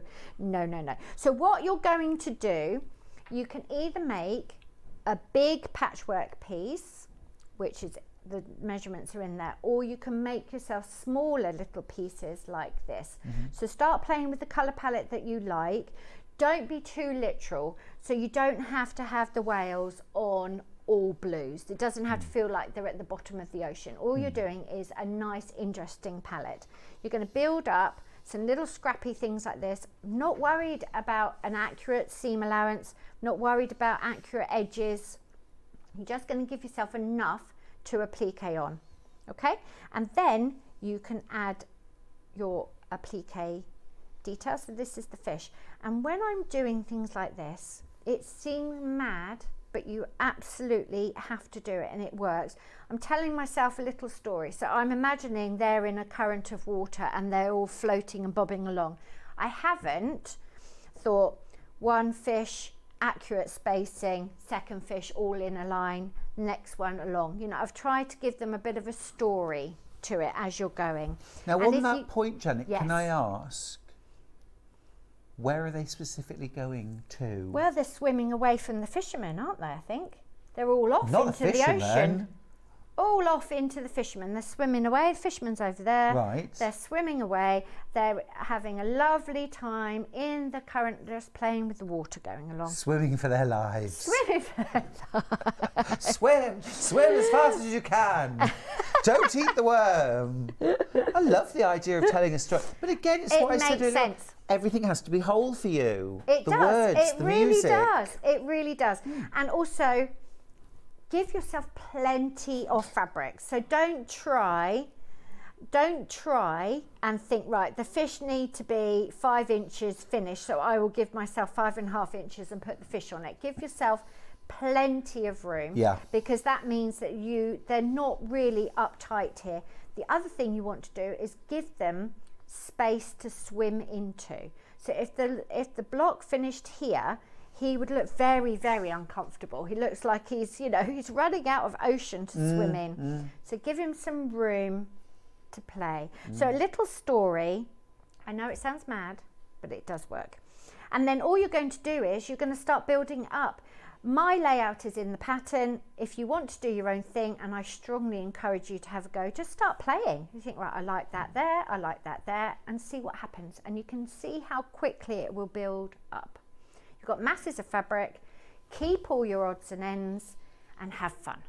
Because I'm thinking as well, you'll probably end up having little bits left over. You could make a little pouch. Oh yeah, absolutely. Something it's like great that. fun. I mean, you could just square that up and put it into a little pocket or something. Keep all your scraps. I'm very keen on people using what they've got. Yes. Use it up. Really enjoy it.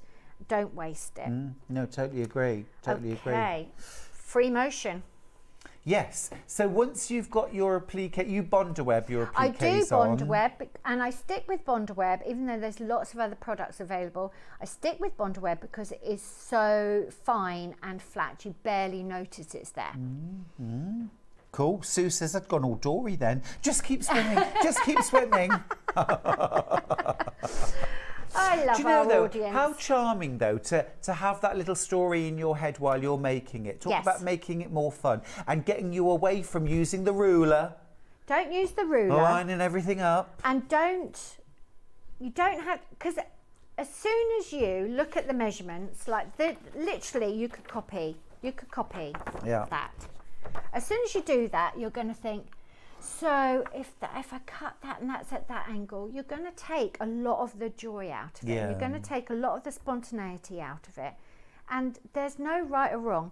If I make this again, it will look completely different. And that's good. Yeah, well, I just want to point out here, I thought that this one on the front cover of the pattern was this version, but it absolutely isn't. The elements are in the same place, but the background fabrics, the layout round here is different. Yes, it the is. basic structure is the same, but the layout, I love this. The I details love are this. different. Yeah. Yeah, the details are different. Yeah. So don't be get too slavish. hung up about it. Just enjoy. Yep.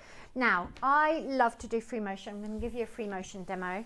I love to free motion. If that terrifies you and it's going to stop you enjoying finishing it, then just do some hand embroidery on it or zigzag round it. Or if it's not going through the wash regularly, it doesn't even need to be stitched on because it's not coming off. Fair enough. If it's not going to be washed and handled constantly, then those fabrics are essentially glued on. They're not going to go anywhere. Okay. But the stitching will add a lot of texture, a lot of depth and interest. So it's good fun to do. So hopefully I've got my machine set up. Nice. I'm going to start on what I always do. So always start on some scrap fabric because free motion is slightly on the more temperamental side in terms of tension and getting your machine going right. And I would never, even though I free motion all the time, I would never put the machine on free motion and pick up my finished piece and start whizzing away. Absolutely. To always do on a scrap fabric. Now, free motion needs to be stabilised. I've got a piece of calico here and a scrap of wadding. And I do like an A4-ish type piece to play with because any smaller you sort of get a bit fussy with it and it's hard to manage. Once you have practiced and your machine is happy and you're happy, if you free motion on your applique, as long as you're sticking your free motion stitching on that applique area, the Bondweb and the extra layer of fabric works like a stabilizer. So you don't need to have wadding behind it. So don't worry about that. You need a new needle because you want it to really make a nice sharp stitch for you because it's got quite a few layers to go through. And don't worry about your stitch length being accurate. You're not machine quilting. That's why I call it drawing with the machine. You're really just letting it flow and you're adding some life and character into the pieces. So you can't really go wrong. So it's actually a very, very good tool to become a better quilter as well, isn't it? Yes, absolutely. It's really good fun. So the machine, we have got a darning foot on. We've got a little horseshoe one with a spring and we've got the feed dogs down. And I've just going to play and behave, machine. It's beeping at me still. Yeah, just go again now. There you go. Right, so all you're going to do is guide it round with your fingertips. I always start by writing my name. Janet Clare. Always write my name. In full. Yes, always Good. write Janet Clare. And That is your whole name, isn't it? it's Elizabeth in the middle. Is it? Yes. So Claire's my surname. Is Yeah, it? Janet Elizabeth Clare. I know, everyone calls me Janet Clare. It's Janet quite Clare. weird. You must hear that as well when you're at shows and things. You go, oh, that's Stuart Hillard. You always get your full name. It's quite sweet. So I'm quite happy with that. I've actually got white bobbin in and I can't see the bobbin thread, so that's fine. And also, I don't get too hung up on about it when I'm doing my free motion because, as I said, I'm going for a quirky, naive line. It doesn't have to be absolutely spot on. No, it is sort of doodling, sketchy, You are. isn't it? Yeah, it's sketchy. really drawing. It's really adding life to it. And honestly, you cannot go wrong. Keep your fingers out of the way. That's the main thing. Right, when I've written my name, I always draw faces because it's my favourite thing to do. So I'm going to go all the way around. And then you can do eyebrows and eyes.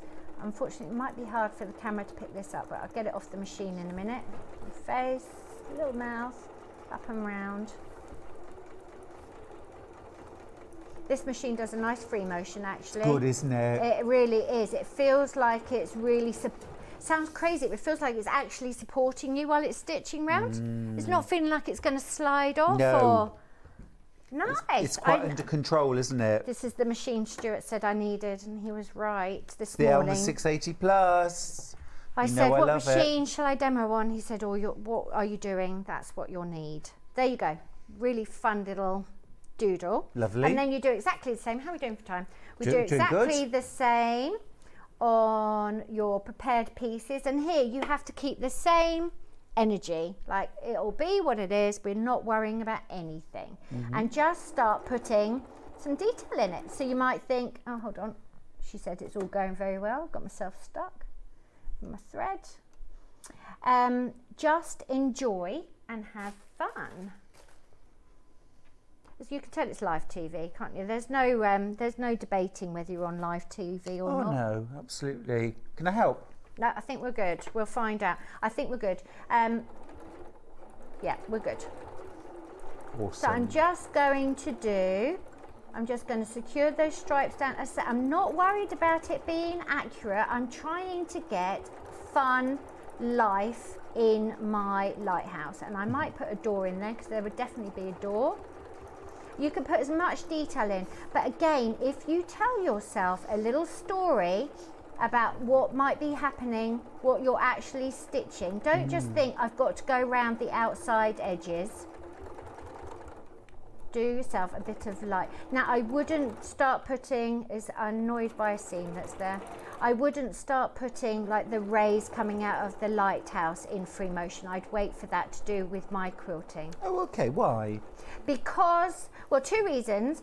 If I do that in free motion, I should have some wadding behind that because that's going to be one single layer of fabric and the machine's not going to like that. Yeah. And also, I don't want everything to be on the same level. I want some texture and some interest going in. So I would wait until there was some hand sewing in there.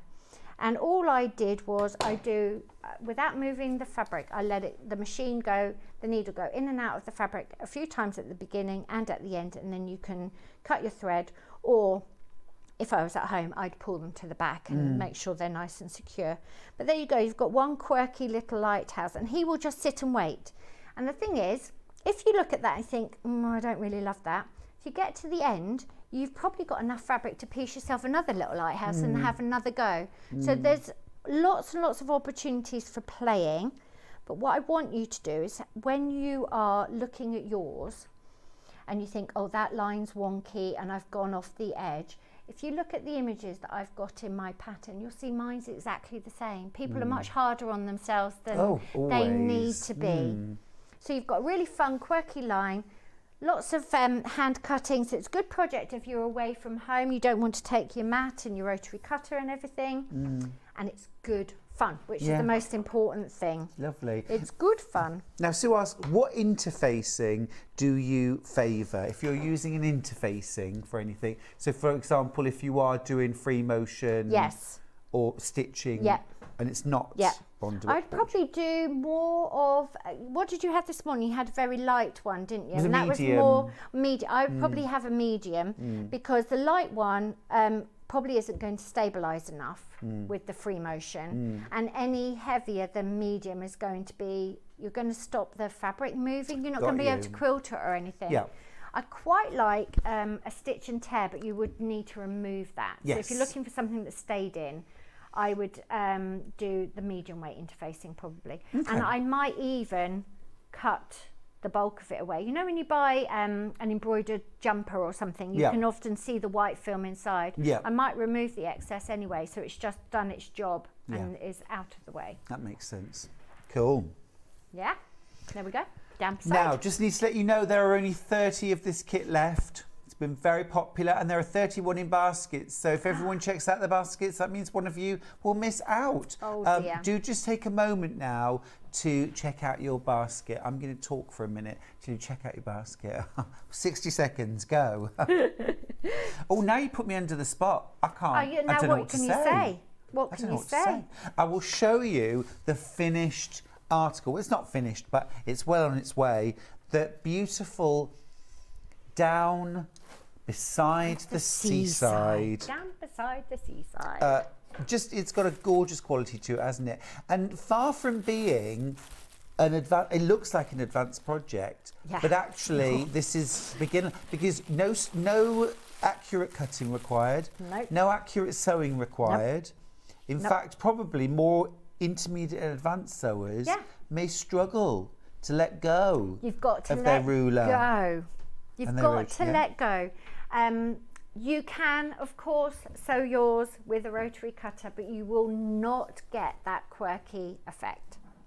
And if that's what's drawn you to it, it's a shame. There's so many rules, and I understand the rules, and I abide by them a lot of the time. But for something like that, if you want a quirky folk art look, you've got to think back, well, what would they have done back in the day? They wouldn't have done accurate piecing, and they wouldn't have had yards and yards of fabric. They'd have made it with what they had. Yeah, absolutely. So it's good fun. Torn with teeth. Torn with teeth. It probably was.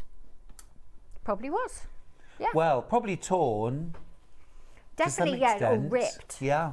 And they would have saved. I mean, if you look at vintage quilts, there could be 3 or 4 seams in a tiny little square. For sure. Because they've saved every little Oh, I've scrap. seen that lots of times. Or hexagons Lovely. that are made out of 3 pieces of fabric sewn together. Absolutely lovely. Now, we're moving on. We're looking at charming gulls now. We're looking at charming this gulls. is just delightful. Amazing piece of work. Again, very beginner friendly. Very beginner friendly. So many baskets. What an amazing price. $16.50. Full kit. You get your fabrics, you get your bondware, but you even get your wadding and your backing fabric to make the whole thing. So you literally need to add a bit of thread and some time. That's it. You get your pattern, Janet. This is amazing. Thank you. What can you show us? It's good fun. So all I was going to do is, my machine is set up for free motion. I was going to talk you through how you would do the layout. Now there is a layout for the exact charm pack you've got. If you buy the kit, you've got the link to that there. If you're using your own scraps or you want to make another one, think about where you're placing things. And I've actually gone light to dark on it as well. So you've got all these laser cut squares, so they're completely accurate. So you can start laying them out. But before you get too far in advance, you need to work out what you want to make your gulls from. Okay. Now, I know gulls are largely pale, but you want them to stand out on the paler fabrics, and then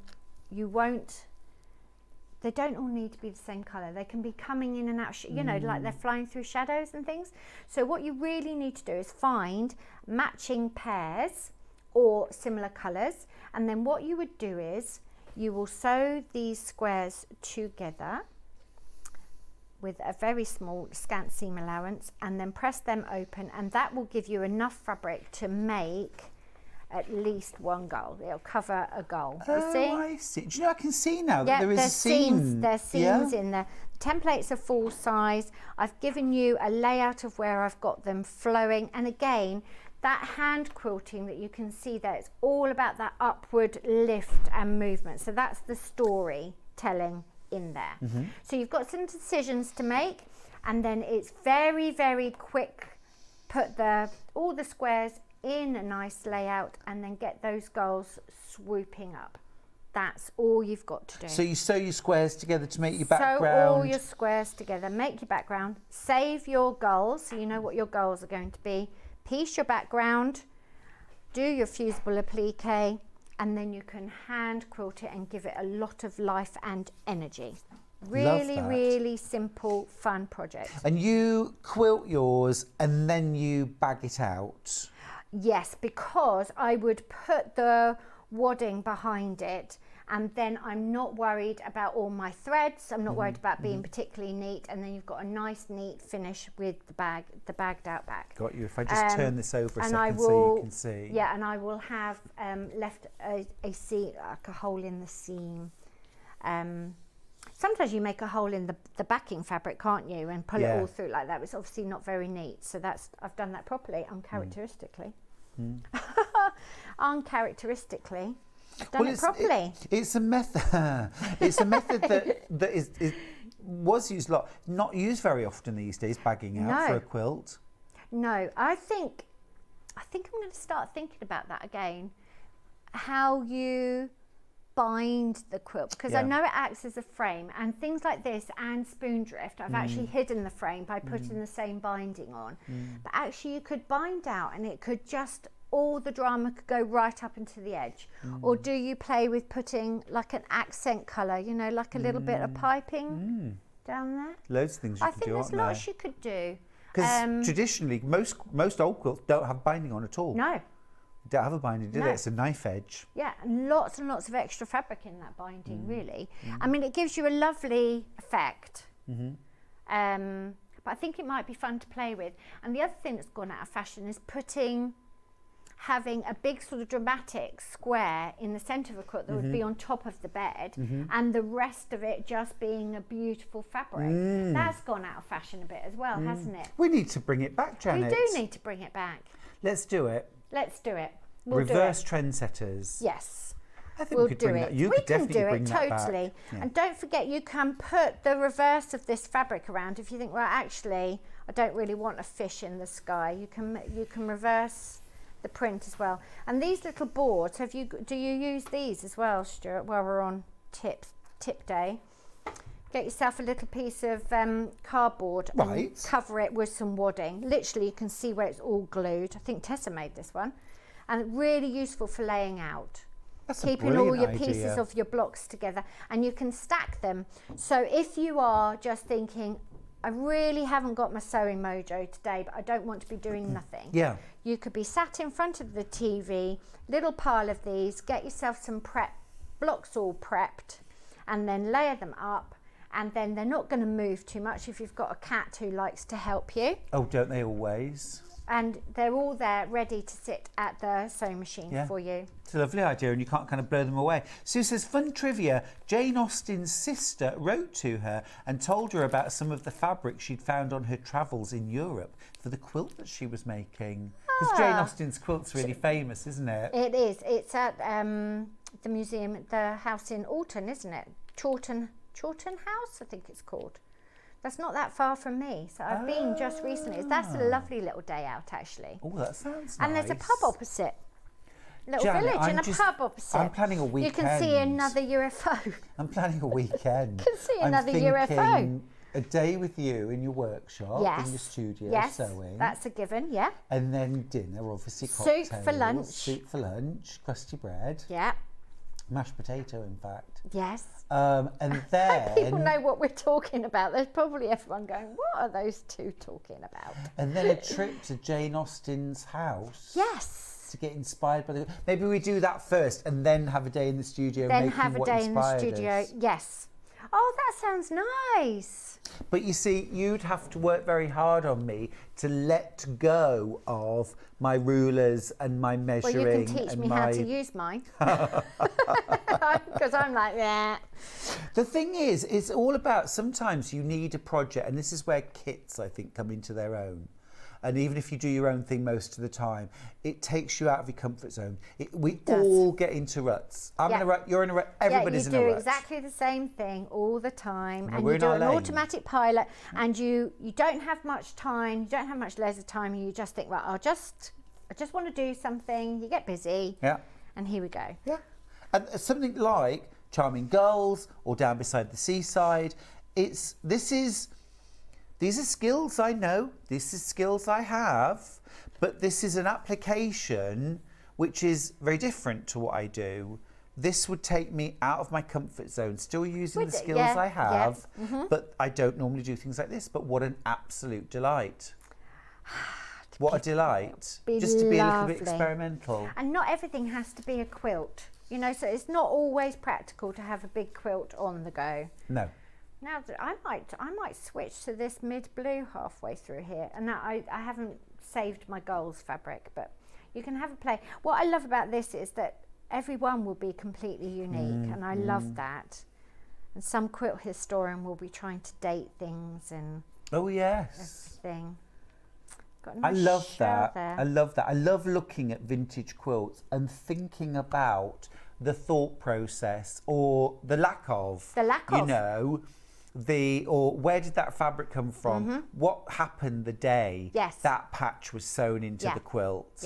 The stories that you could tell behind it. And I know the thing is, it happens to us all, and we think because it's us and because it's now that it's just mundane and boring and no one would be interested. But it's not true. It's not true at all. It's not true. And to keep a little record, like your sketchbook, but to keep a little diary while you're making a quilt. And just jot down things that were happening on the news. Things that happened in your own life. The phone call, the letter that arrived. It puts it into place, and that's all provenance for the quilt. And you really must make a label. Now, you can make a quilt label with some free motion. That's a nice little thing to practice, because you write the name of the project when you made it, write your name, and then sew it on the back of the quilt. That's a really lovely thing to do. That is a nice idea. I keep thinking next time I do a project like that, I actually might make some notes and actually hide it in the layers, like write some. Oh. Because they do pick them apart, don't they? In the future, It's got to be accessible, though, hasn't it? Oh, I don't know. Do you think? You don't want a historian to have to cut your quilt open. I think they do get to the stage where they'd be all torn. I think it might be nice to leave a little, I could just imagine, Jenny, in the future, somebody thinking, I bet it's a treasure map, I bet it's a treasure map, and then they cut the quilt open and pull it out, and it's Janet Clare's shopping list. Yes, shopping list. 2 tins of soup and a packet of mashed potato, instant, in brackets. Be the directions 2 to get spoons. somewhere. 2 spoons. Now, I might turn that one round. But you just play with the layout. Yeah, and I'm stepping back and squinting, kind of forgetting that I'm on telly. Stepping back and squinting and just checking that you like. Now, those two look quite close to me, but then maybe they'd be fun if they were next to each other. I don't know. Steph says, I've made umpteen quilts, I've never added a label. I must do it, Steph. Guilty as charged here. I have got some without labels. In fact, I suspect... No, that one's got a label. Oh, well done. Dapper, neat, trim and smart, made by the Alpha Me. 2015, I made that. Love that. It's what Patrick Grant referred to me as. You're Dapper. On Sewing Bee. Dapper Stewart, he said. Well, Dapper Stewart in his bow tie. I like Dapper. I didn't tell you about my Houston Dapper comment, did I? Oh, no, you used I Dapper. did. It said in the beginning. I was in the lobby of the hotel, and I'd come back from a trade show and I had jet lag, and I just felt hot and bothered, you know. I just felt hot and bothered. And these people were in DJs, sort of sequin gowns, and they were all going to the opera. So I met eye contact with the people, and we were just saying, oh, you know, have a lovely evening. And I said, oh, you look very dapper, by the way. And this guy went, come over here, like this. The American. Yeah, and he went, say it again. And it was just, it was the entertainment for the lobby. Never been so British in my whole... Oh, you look so dapper. Did you suddenly go really, really far back? It was just like, look, I've got a real one here. Come on, come on. I say. Oh, Toodle Pip. You know? I love that. So anyway, Dapper. But that is neat and trim and tidy. And this fabric line was called The Wordsmith. It was all about playing with words, and words that we don't commonly use anymore, but actually have great sayings. Yes. Have you heard of scurry funging? He hasn't, but I bet he's done it. I've done it, no doubt. Yeah. Go on. It's frantically tidy up before guests arrive. Love that. Scurry funging. Scurry funging. I got that from Susie Dent and Dictionary Corner. That's hilarious. But you haven't scurry funged until you've used the boot of your car. Which I have done. There you go. Which I have done. Scurry funge. I make bags which are for quick tidying. Oh, you just throw everything in. Everything go in a bag and then hang it on a doorknob or whatever. But a nice bag, it doesn't matter what's inside it. People just see the bag and think, oh, that's nice. Oh, that's nice. But actually, it's full of all sorts. You learn something every day, scurry funging. Janet, Clare, I've learned something today. We've had good fun. I hope we've entertained all of our lovely people. I'm going to finish with a fun fact. We started with a fun fact about saffron, and Teresa's finished with us a fun fact. Saffron is being grown in Suffolk again. It is £75 a gram. Now, we've got 90 acres in Yorkshire. I'm thinking, how many grams on that? Presumably it's not every crocus. It's crocus, isn't it? The little stem. Stamens. But they're not every crocus. Like there's no saffron growing on mine in my garden, is there? No, it's a special type of crocus. Get them planted. Get them planted. Let's have our weekend away in Rome or somewhere. We don't want to be in Farnborough. Let's go somewhere nice. On your crocus money, your saffron money. It's a date. It is a date. It's a date. It is a date. I'm down. I'm doing it. Janet, another gorgeous visit. It's been an absolute pleasure. And thanks as always for everyone watching. It was so nice to meet people in real life the other week. You can't tell me how lovely everyone was. Oh. It was great. We love having you here. Good to see you. It's good to see you. And do take care and do stay warm. Watch out, Tony. It'll come home like a furnace. Put the heating on. Put it on now and it'll be all toasty. Right, Janet, take care. We're going to break. I'll see you after this for a Ruler's Masterclass. Don't go anywhere.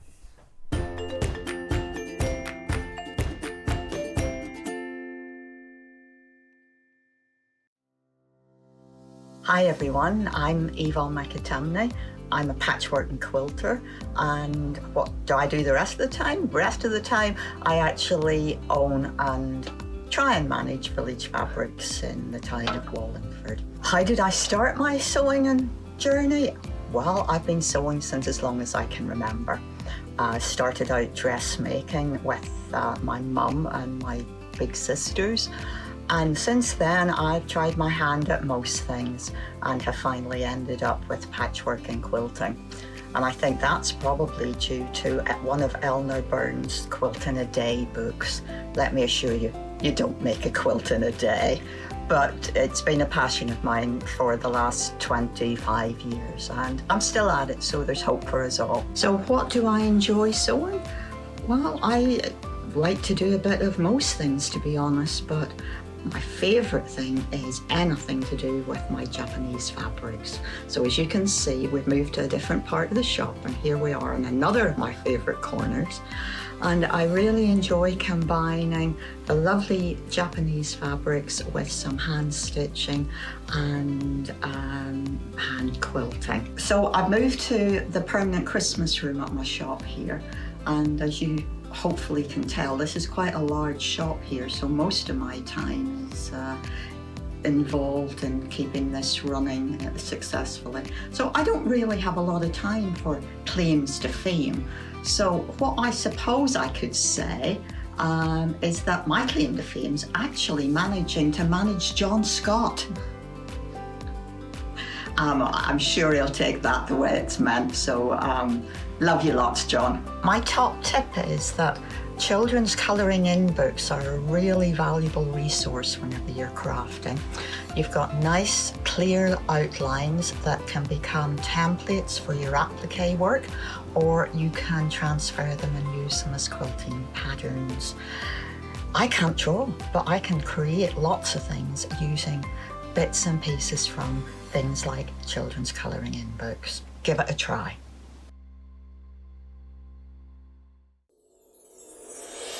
Back by popular demand, introducing the one, the only Gemporia Festive Ball. Party with your favourite presenters from Gems TV, Hobby Maker, Jewellery Maker and Sewing Street. We're all together for a night that's gonna be the talk of the town. Situated at the fabulous Stratford Manor, close to the world-famous Stratford-upon-Avon. Tickets are just £99 per person, including a welcome drink, a 3-course dinner, half a bottle of wine, and music that'll have you dancing all night long. There'll also be a shop at the party, and even a tombola if you're feeling lucky.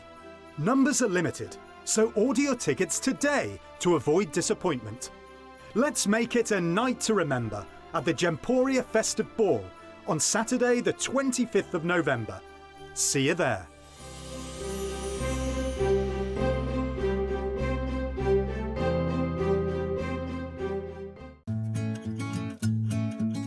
Stuck for ideas for the perfect gift? Why not get them a gift card? You can buy Sewing Street gift cards loaded up with anything from £10 to £500. Shop our gift cards online at www.sewingstreet.com or purchase them via our UK call centre on 0800 001 44 33. Are you a fan of Sewing Street? Why not join our growing Facebook fans pages? Just search Sewing Street Fans on Facebook and click Join Group. Never miss out on the latest news and updates from our presenters and guest designers, special offers and plenty of chat with your fellow fans. Share photos of your makes, ask for advice, interact with your favourite guests and presenters and be a part of the ever-growing sewing community. See you there!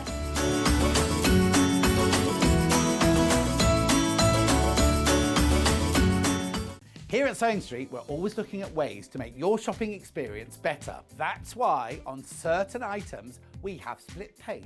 So with the split pay, depending on the price of the item, you can split the cost twice, 3 times, or 4 times. So that means you pay once, then you pay monthly until it's finished. And you know what? We do not charge any interest whatsoever. Isn't that fantastic? Split pay, you say? Well, yes, please. I'm off to buy myself something fabulous. Have you heard about all the different ways you can shop on Sewing Street? You can shop on our website, sewingstreet.com, and you can also order by phone by calling our friendly UK customer service team. Just call 0800 001 4433. And don't forget about the Sewing Street app. Here you can shop all of the Sewing Street products as well as watch the live shows from anywhere. You can download the app onto your smartphone or your tablet by simply searching Sewing Street in your app store. And one final thing, no matter how many times you check out on Sewing Street in one day, you will only pay 1 postage and packaging. Happy shopping! Are you a fan of Sewing Street? Why not join our growing Facebook fans pages? Just search Sewing Street Fans on Facebook and click Join Group. Never miss out on the latest news and updates from our presenters and guest designers, special offers and plenty of chat with your fellow fans. Share photos of your makes, ask for advice, interact with your favourite guests and presenters and be a part of the ever-growing sewing community. See you there!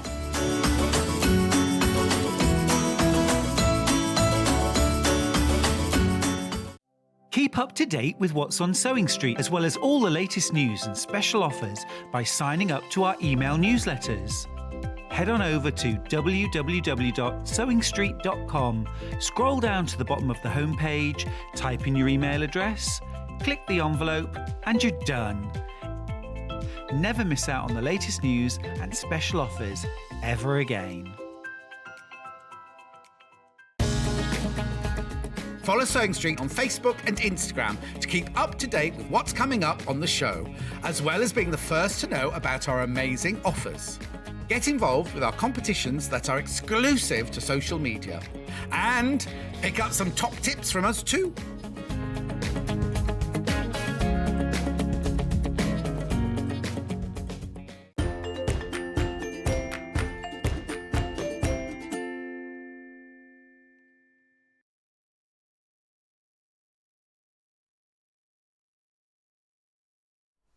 Hello, hello, welcome back.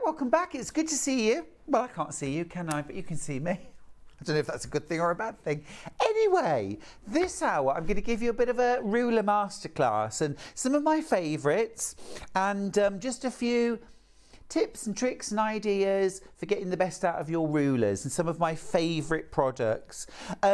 Now, we're going to start with half square triangles. And one of the most useful rulers I think that you can buy actually, which is the 8.5 inch square ruler. This is a Creative Grids 8.5 inch square ruler. Once you've got your 6x24 ruler, your next ruler I think should be a square. They're so useful. There's so many ways that you can use them. They really, really are worth their weight in gold. Now what I'm going to do some half square triangles, and there's all sorts of different ways that you can make half square triangles. This one I'm going to use, what I've done is I've already sprayed my fabric with some spray starch and then ironed them. So I've got quite firm fabric. I've put 2 layers together, right sides together, and I'm going to go to my sewing machine. Now then, I'm using the Brother FS 250 and I want 1/4 inch seam allowance, which is stitch number 48. So easy to set that. There we go. We've got 1/4 inch seam allowance. It's a minute. He says,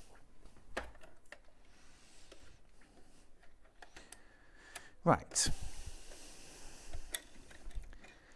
do I want stitch 48? No, I do not want stitch 48. I want stitch 46. There we go. Do you know when you know there's something wrong and you think, what am I doing? Right, so what I'm going to do is I'm going to sew all the way around. This is the wrong foot for this machine. It's the wrong foot pedal. It's the wrong foot pedal. It will work, but it will be sewing this slowly the whole way through. So I'm going to take that out and I'm going to use the start stop button for now. And I'm going to sew around. So what I'm going to do here is actually sew all the way around the outside. I'll have a go. Let me see if that's the right one. Thanks, Levi. We'll give it a go. Yeah, I discovered that by accident. Oh, there we go. That's the right one. Thanks, Levi. Right, so I'm sewing all the way around the outside.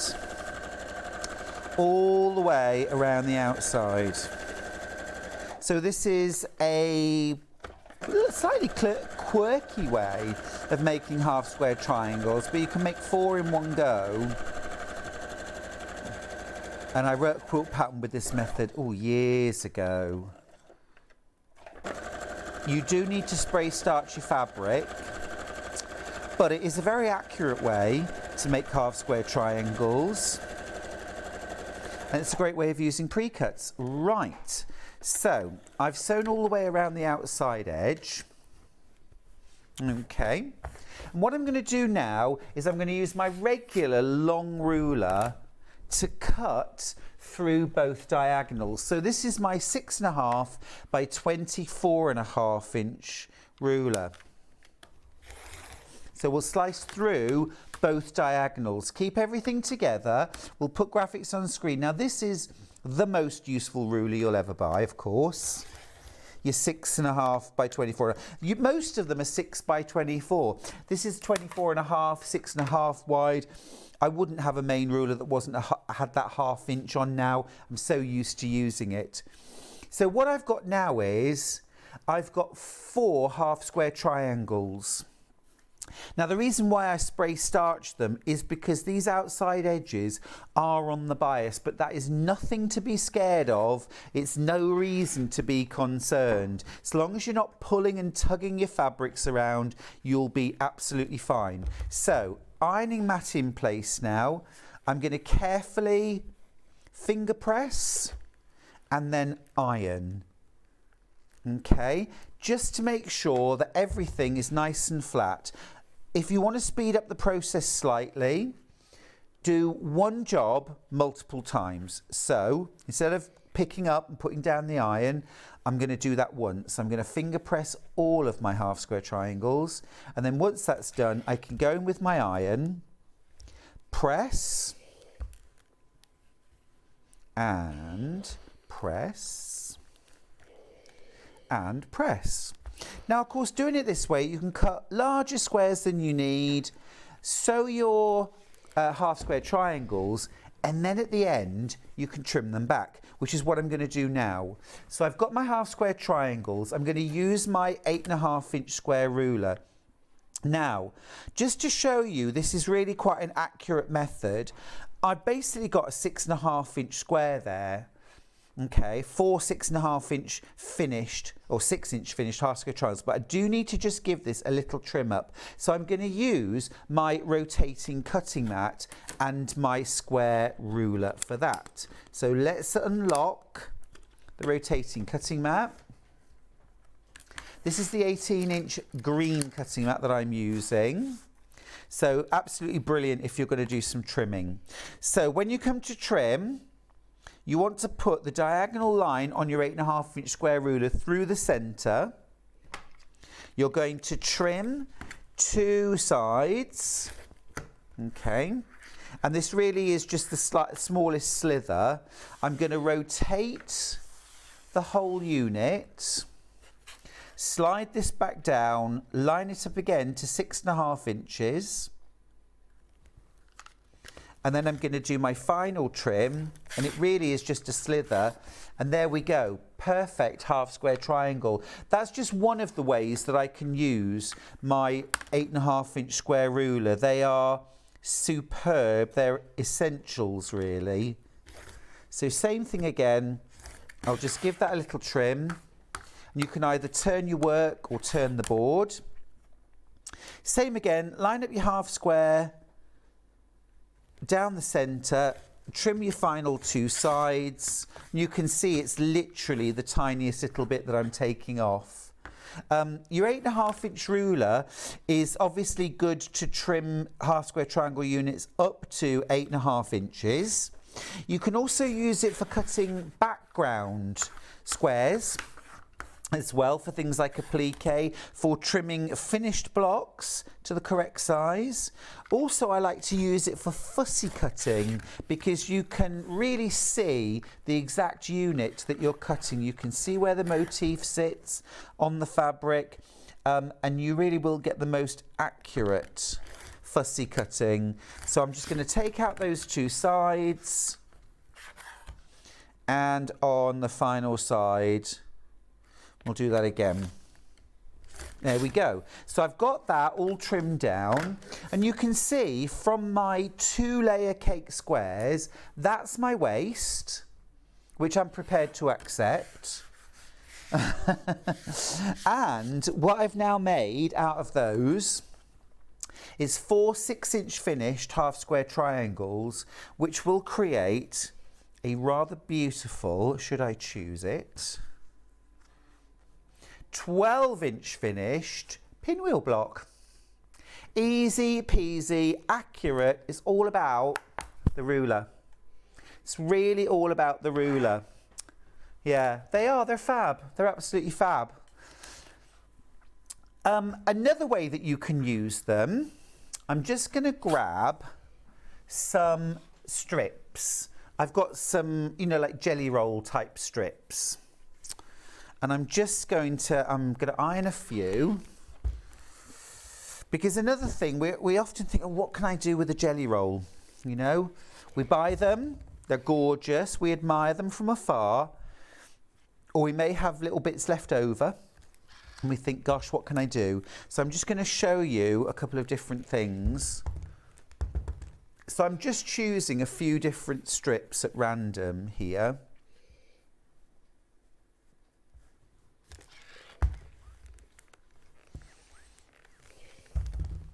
Let's have a pale one as well. Now, just need to let you know, a little stock warning, I've got 20 of the rulers left, that's all. Just 20 left. So you do want to be fairly quick if you would like to get one of these rulers. And I do think they're fab. Now then, just for speed, I'm going to snip those down a little bit. Right, so the next thing I'm going to do is I'm going to sew these strips together. Shall I do an ombre? Let's do an ombre. So we'll go from dark, medium, medium light, and light. Okay, so I'm going to sew these strips together. 1/4 inch seam allowance. Here we go. So, there we go. Right, 1/4 inch seam. Let's just release that thread. You just know this is what I'm like at home as well, don't you? There we go. Right, so 1/4 inch seam allowance. And while I'm sewing, let's grab the other two and we'll sew those as well.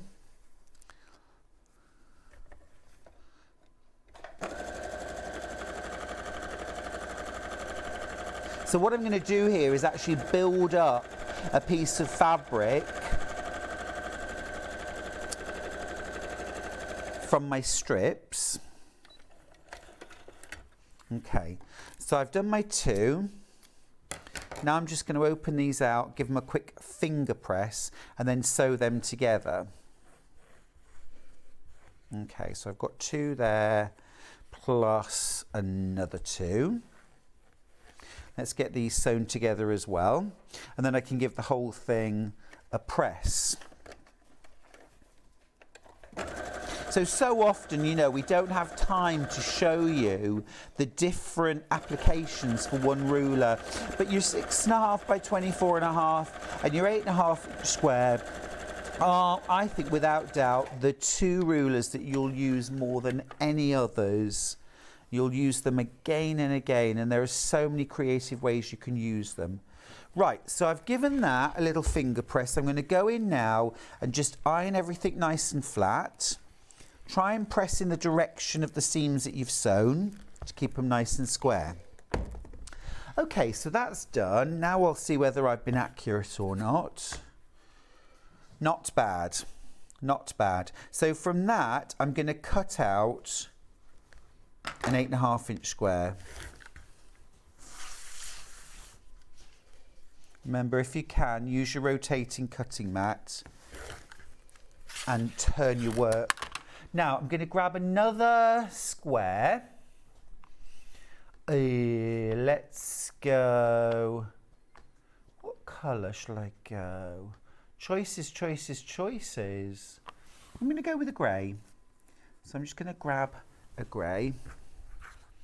And I'm going to cut an 8.5 inch square from that. So I've got my two squares now. And I'm going to put them right sides together, and I'm going to sew around that. So again, 1/4 inch seam allowance.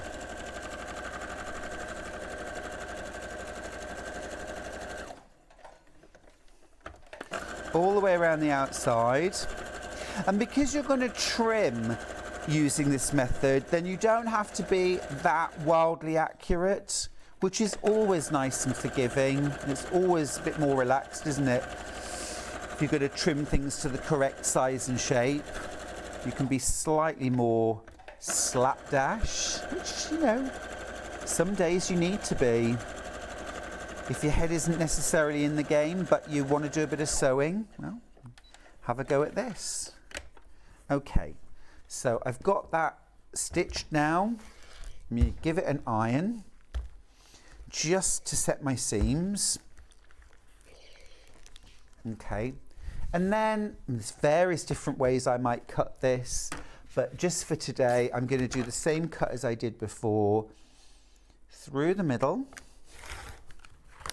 twist it, and then I'm going to press it. Ooh. So this time I'm going to press my seam allowances towards the plain fabric. So you might have loads of leftover strips and you think, what can I do with these? I want a scrappy quilt. I want something I can do with them. Well, have a go at this. It's a real fun one.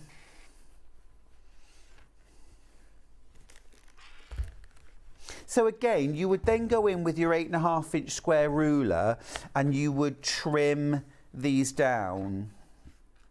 There we go. You would trim them down.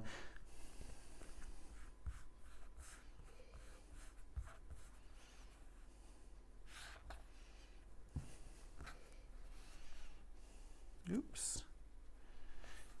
There we go. There we go. And there is your alternate pinwheel. See?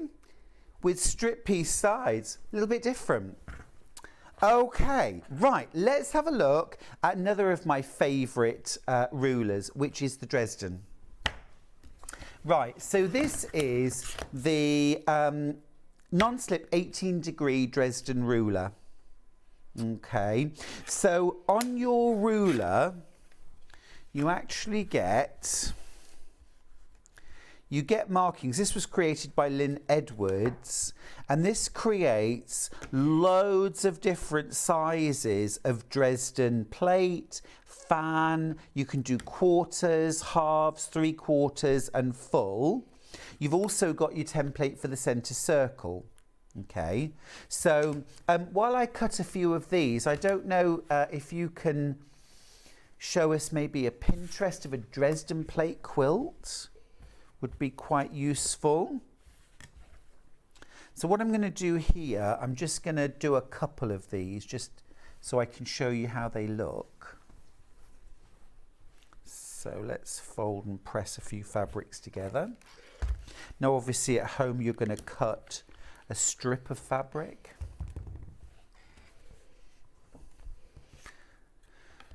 And then essentially what you're going to do is you're going to line up the bottom of your ruler with your strip. Oh wow, loads of different bits of inspiration there. Look at that. Absolutely amazing.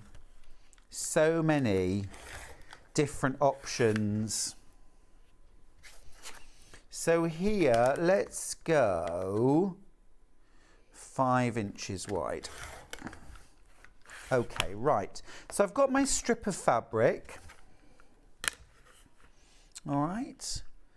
And then what I'm going to do is use my template to cut through, and I'm going to flip. Oops. So you can rotary cut against this template. So I'm flipping it back and forth to cut out my tumbler shapes. Okay, and you would just keep going and cut them all out like that. So what you're going to do next is grab your ironing board, an iron, and you're going to fold each one in half.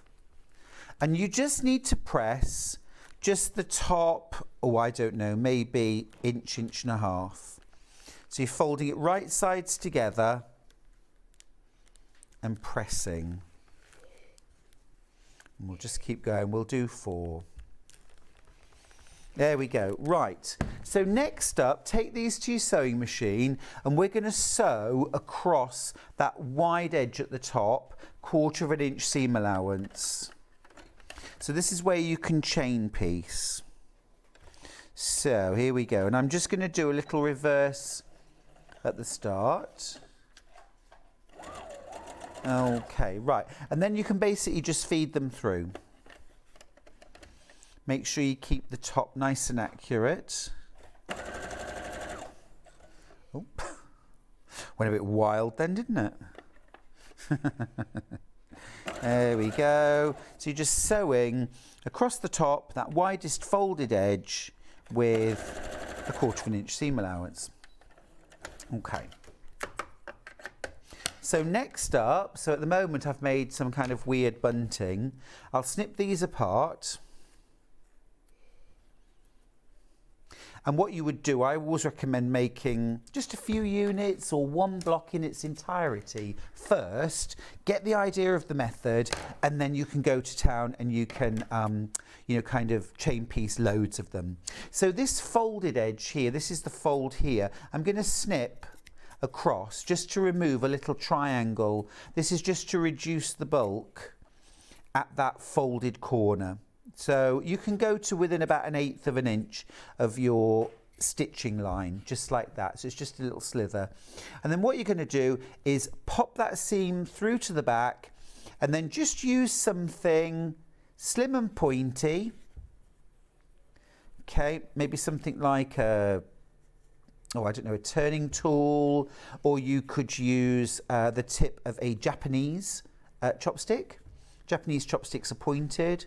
And Chinese ones have quite a blunt end, so I have a Japanese chopstick at home. So you can see there, I've pushed those through, which creates this pointy edge, and then you can just about see what the remnants of the centre crease. So I'm lining up the seam with that centre crease, and then just flat of the iron down. If you rub it back and forth, you'll end up damaging the point of your Dresden blade. So try and keep the iron still. Okay, so I'll do that with a few of these. Again, you can imagine how when you get into the zone, you can sort of speed piece and speed press all of these in one go. Right, so I've done 4 here, and then what you would do, you do 20 of these to create your whole Dresden, but you'll then arrange them, okay, to create your Dresden plate, and then we're going to sew them together. So now I always like to go from the non-pointy end towards the point. And what I'm going to do is I'm going to sew 1/4 of an inch, and then when I get to the end, I'm actually going to reverse back on myself, but I'm not going to come back to the end. So I'm going to sew all the way along, then reverse back about 1/4 of an inch and stop. Okay, so let's do that. Okay, just keep those ends together. So all the way off and then reverse back. For some reason, my machine is not sewing backwards. Anyway, all right. I'm going to do 2 pairs like that. My talkback is really crackling, by the way. And now it's gone silent. Okay, let me just turn that around. So I'll do this last one. So again, 1/4 of an inch. So what you'll do is you'll sew them all together in pairs, and then you'll sew those pairs together. Let me just swap this over. There we go. Thanks. There we go, that's better. Back in the game. Hello, everybody. Right, so that's done. So actually, while we're at this stage, I might just spend a moment opening this up. Open your seam allowances open. Even if everywhere else you always press your seam allowances one way, this is one block where you want to press your seam allowances open. So do it with your fingers first, and then get in there with an iron and just press those seam allowances open. So I'll do that with all of my pairs. Now, if you wanted to do 1/4 fans, then you would sew 5 Dresden units together, and you would applique that to a background square. If you were doing a half, then you do 10, 15 makes 3/4, and obviously 20 will make the full Dresden block. So once you've sewn your pairs, you can sew your pairs together. So we'll do that. And then I'll show you the circle centre. So the centre of the Dresden is a circle. There we go. You get that included, you get both bits. And of course, you're not just making this design in one size, you can make multiple different sizes. I did a class years ago, which was Dresden, did a double Dresden, so you did a big one and then did a smaller one on top, then left the centre not, excuse me, what we did was, we did the centre circle in the same fabric as the background, so actually like a hole through the middle, and we did it all in different shades of green, and then we went in with red buttons and sewed them on in little groups, so it was like a Christmas wreath, and then we did a 3-dimensional bow on the front, which was lovely. So there you go, there's 4 of them sewn together, and how dainty and delicate and pretty does that look? And so all you do then, once you've made your full wreath, is you would choose your background square, okay, find the centre by creasing to mark the centre, and then you will place your Dresden on there. I mean, this would actually be a bit too big for this, so maybe we might do this as a quarter. So you would do this and you would applique it, and you can just straight stitch along the edge, or you could hand applique, however you want to do it. You could even do a half over there like that. You would hand applique that in place. Now, to do the centre circle, there's a few different ways you can do this, but I think the easiest way to do it is just to get 2 pieces of fabric. So I'm going to use 2 pieces of fabric that are the same. That is slightly wasteful. You're probably better using something like calico, or you could even use a lightweight interfacing. Okay, so I've drawn around my circle onto the 2 fabrics. What I'm going to do next is I'm going to sew on that line all the way around. Now I'm chancing my arm here because I'm not pinning it, and I might wish I had, but hopefully not. I don't play by the rules, do I? So I'm going to sew directly on that line all the way around. Like I say, you could use interfacing to do this.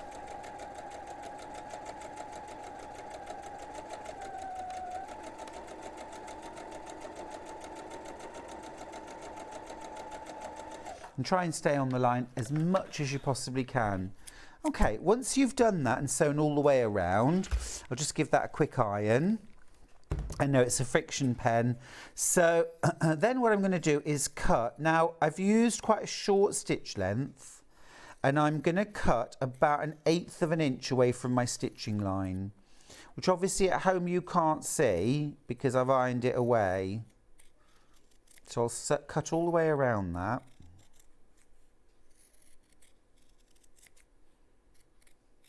And then if you were using interfacing, you're going to cut through the interfacing. Because I've used fabric, I just need to pick a side and basically pull that apart, snip into your interfacing, and then just cutting through the interfacing only, I'm going to cut across.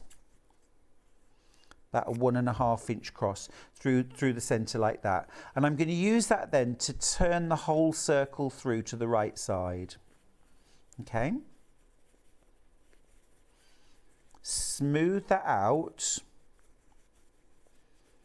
This Dresden, by the way, is absolutely brilliant. If you want to use this for jelly roll strips, what you can do is you can sew your jelly roll strips together like I did for my alternative pinwheel block. So sew all your strips together, then cut the Dresden blades out of that strip pieced unit. We call that string piecing. And then you get loads more variety in your piecing. Right, so what you want to do, just spend a few minutes pressing out as smoothly as you can. Don't go in with your iron until you're absolutely happy with how you finger pressed this. And you can even get in there maybe with your chopstick or your turning tool to make sure that your circle is as perfect as you can get it. And then once you're absolutely happy, then you can press it. Okay, and once you've pressed it, this then you will applique over the top of your raw edge to enclose everything. So you end up with this gorgeous plate. Now, if you're doing quarters, still do that, and then simply rotary cut it into quarters. And when you applique it down, if you want to get rid of some of that bulk, you can even go in there once you've pressed it and trim the majority of your interfacing away. And then you're not adding loads of extra bulk to your piece of work. So if I just snip around there like that, so now you've got that lovely turned seam allowance, no extra bulk. You can sew that down, and as I say, you could cut that. I mean, obviously you would do this accurately with a ruler, but just to give you the idea, and there would be your applique. But I mean, imagine that with a stem and leaves, and you've got appliques, flower appliques. There's all sorts. You could applique these and maybe a full one as a flower, leaves, a bud, onto a background square, and that would look really cool. So many things you can do with this ruler. It's brilliant, absolutely brilliant.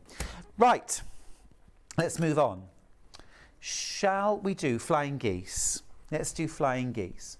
Right, okay, so this ruler absolutely has revolutionised my half square triangle making and my quarter square triangle making. I didn't think I needed this ruler until I tried using it, and then I realised I absolutely did need it. So let me show you how to use it. So I'm going to do a little bit bigger this time. Let me grab 2 fabrics. So we'll have this yellow and this blue. So, okay, usual way for making half square or quarter square triangles is, okay, 2 squares together, draw a diagonal, sew either side. So, so this takes time, right? Drawing your line. Some people draw the line either side. You can do that if you want to. Sew on the line, cut it apart, trim it down. This all takes time. Okay, instead I'm going to show you a quick method. So right sides together of your 2 fabrics. Now I want 3-inch finished half square triangles. So 3-inch finished, here's the number 3, tells me I need a 3.5-inch strip. So no 7/8 of an inch, none of that malarkey. I just need a 3.5-inch strip. Now, because this has got a decal edge, I am actually just going to trim that down so I've got a nice straight edge on both sides. That's just going to help me. You don't have to, but it's going to help me. Okay, so I've cut my strip. Now, this could be full width of fabric, couldn't it? The next thing that I'm going to do is I'm going to grab the half square triangle portion of my ruler. I'm going to butt this as close to the edge as I can, and I'm going to make a cut. Okay, and while I'm there, I'm just going to flip this one around because I do just need to trim that raggedy edge off. So I'll get rid of that. So I've got 1 pair there, and then all I need to do is flip my ruler. Now, I know that this is not as quick as cutting squares, but then you've got to mark the diagonal with pencil. Then you've got to sew either side. Then you've got to cut them apart. Then you've got to trim them down. Whereas with this method, all you're going to do is cut pairs of triangles and sew them together. I've got no marking to do. I'm going to go straight to my sewing machine. Okay, I've already smart stacked my fabric. They're right sides together. Oh, I've got it on the wrong setting. Stuart, rookie error. 1/4 inch seam allowance. Right, that's better. And then I'm going to sew my seams.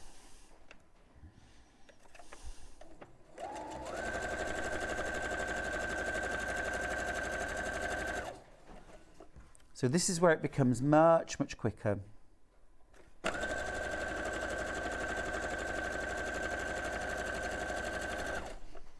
So you're just going to feed these through your machine.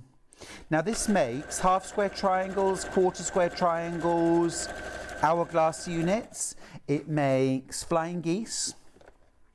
And essentially those are the main units in patchwork, aren't they?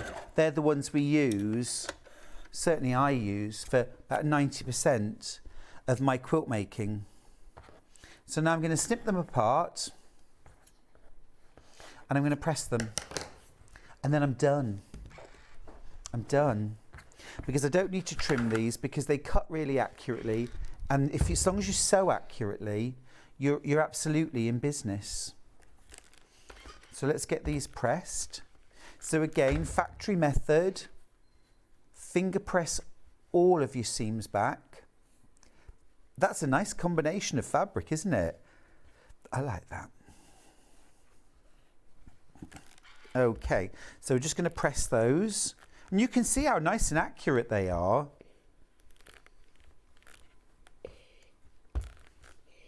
Last one. And then just for neatness, I will go in there and just trim off. One of the dog ears is already trimmed off automatically, but I'll just trim off the last one. Right, so I've cut those. Now, I did say that I wanted 3-inch finished half square triangles. So I'm just going to check live on air. 3.5 inches. Let's check them all. 3.5 inches. It's not bad, is it? 3.5 inches. So no marking, no trimming, you just make what you need. You just make what you need. And there we go.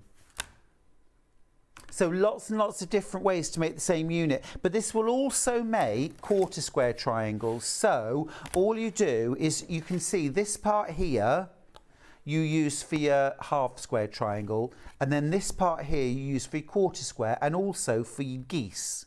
And then your half square triangle is your sky. And you can make it in all these different sizes, It's such a good, useful tool. I've actually mentioned this by name, and it's the only time in 5 books that I've ever mentioned a ruler by name to say, I really think you should get it. But I genuinely, and I didn't need to put that in my book, but I've put it in because it's so useful. I genuinely think any quilter who makes half square triangles and flying geese should have this ruler. The other reason why, let me just tell you one other reason why, because if you want to make 2-inch finished half square triangles from a jelly roll, the traditional method, you can't. You can't, because the traditional method, you add 7/8 of an inch to your finished size. So you want 2-inch finished, you have to cut 2 7/8. Well, this is a 2.5-inch strip, so you can't do it. With this ruler, you can do it, because look, I've just ironed my 2 jelly roll strips together. I want 2-inch finished half square triangles. I need a 2.5-inch strip. I mean, I don't know what they've done with the other 3/8 of an inch that the rest of us are adding to our measurements, but you don't need it using this ruler. So I'm going to cut one out. There we go. Obviously you would keep going and keep cutting out your strips, but let me run this through.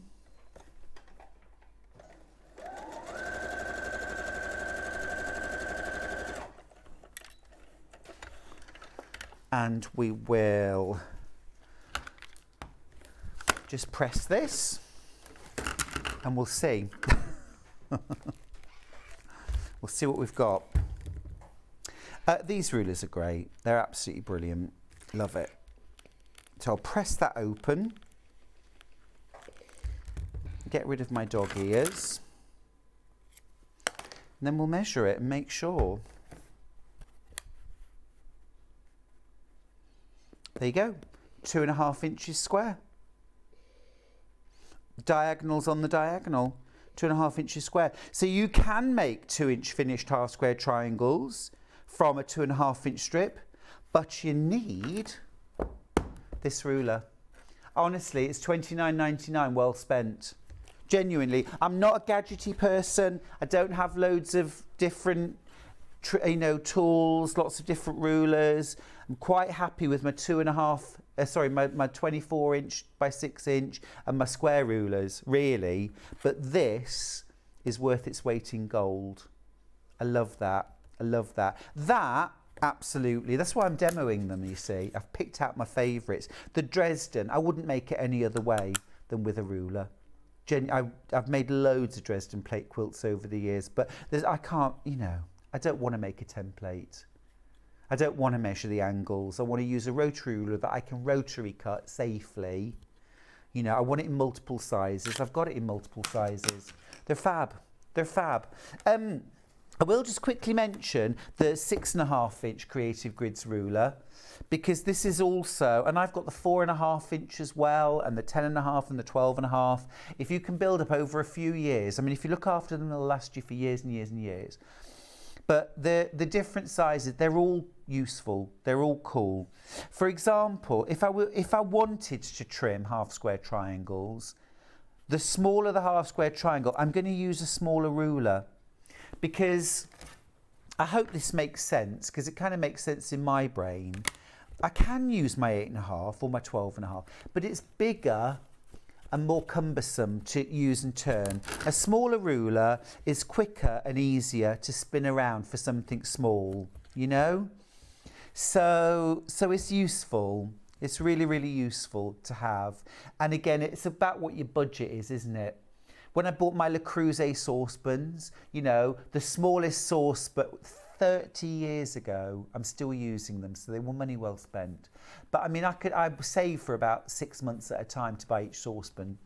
And the first saucepan I bought, of course, was the smallest diameter, because it was the cheapest one. And that made me think, yes, I've got a Le Creuset saucepan. Same with these rulers.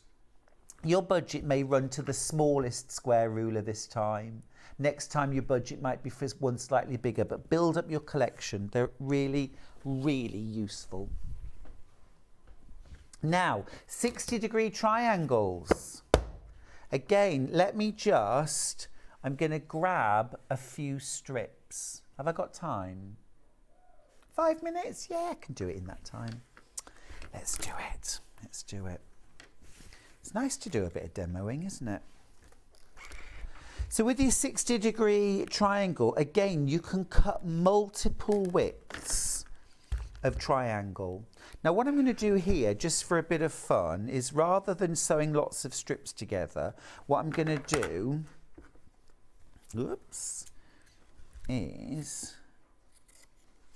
I'm just going to sew a strip along the bottom. Now, in an ideal world, what I would be doing here is sewing a strip of fabric to the bottom of, full width of fabric to a wider strip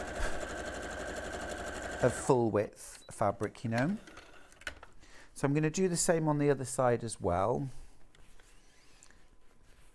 so I can get dual duty out of this piece of fabric.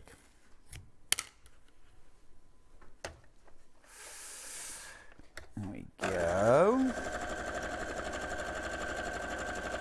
And again, with this ruler, of course, you can just cut out 60-degree triangles, and then those sewn together look ace. You can do a scrap quilt like that. 60-degree, 3 60-degree triangles sewn together will make half a hexagon. 4 of them sewn together will make a really big equilateral triangle. You could sew 2 together to make diamonds. And of course, because the shape is split in half, you can machine piece hexagons together without Y-seams. So I'm just going to press down that edge as well and then cut it out. Right. So what I'm going to do now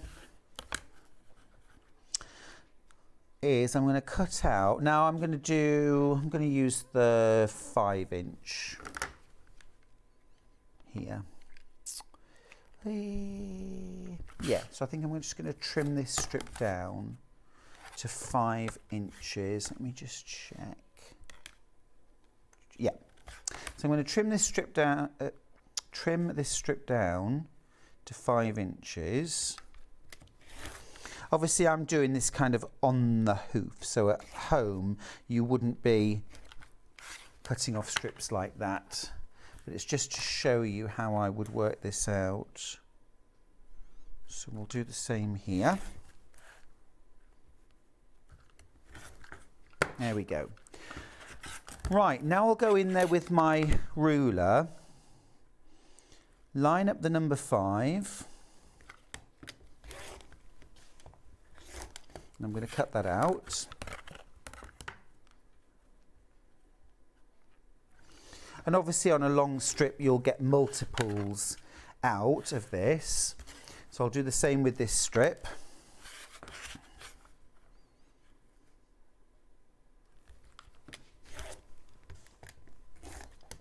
That's another one. And you can cut out, obviously, if you do a full width of fabric, then you can cut out lots of these. And obviously 6 of them will go together to make a hexagon. But I just want to show you the rough idea of how it goes together. So, of course, you could sew these together with plain ones. But what I would do is I would sew them together into hexagons. And hopefully I've done enough for you to be able to see how that would come together to create a really cool hexagon. Fun, isn't it? But when you sew these together, split them, sew long strips, straight seams, then sew the strips together. Whereas if you sew that together as a hexagon and then try and sew it to another one, then you've got to do Y seams, but splitting it means you don't.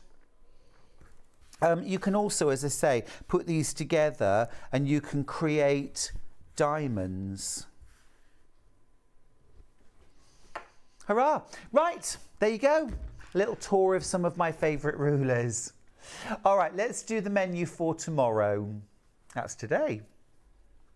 Oh, there we go. That's better. Oh, my goodness me. 8 o'clock tomorrow, we are launching the brand new William Morris Buttermere fabric collection. Can't wait for that. That's at 8 a.m. tomorrow. It's beautiful. At 8:30, it's the start of a 1.5-hour show with Steffi Stern from The Makers. Everything you want to know about needle felting. At 10 o'clock, Becky Swan is here with Crafter's Companion, brand new teddy bear templates. You know me, I love a bear. I can't wait for that. At 11 o'clock, pre-cuts and tools. And then at 12 o'clock, it's Crafter's Companion, last chance birthday deals. A super morning. I hope you will join me. I'll be here at 8 a.m. sharp. I'll see you. Can stay in your gym jams. I'll see you then.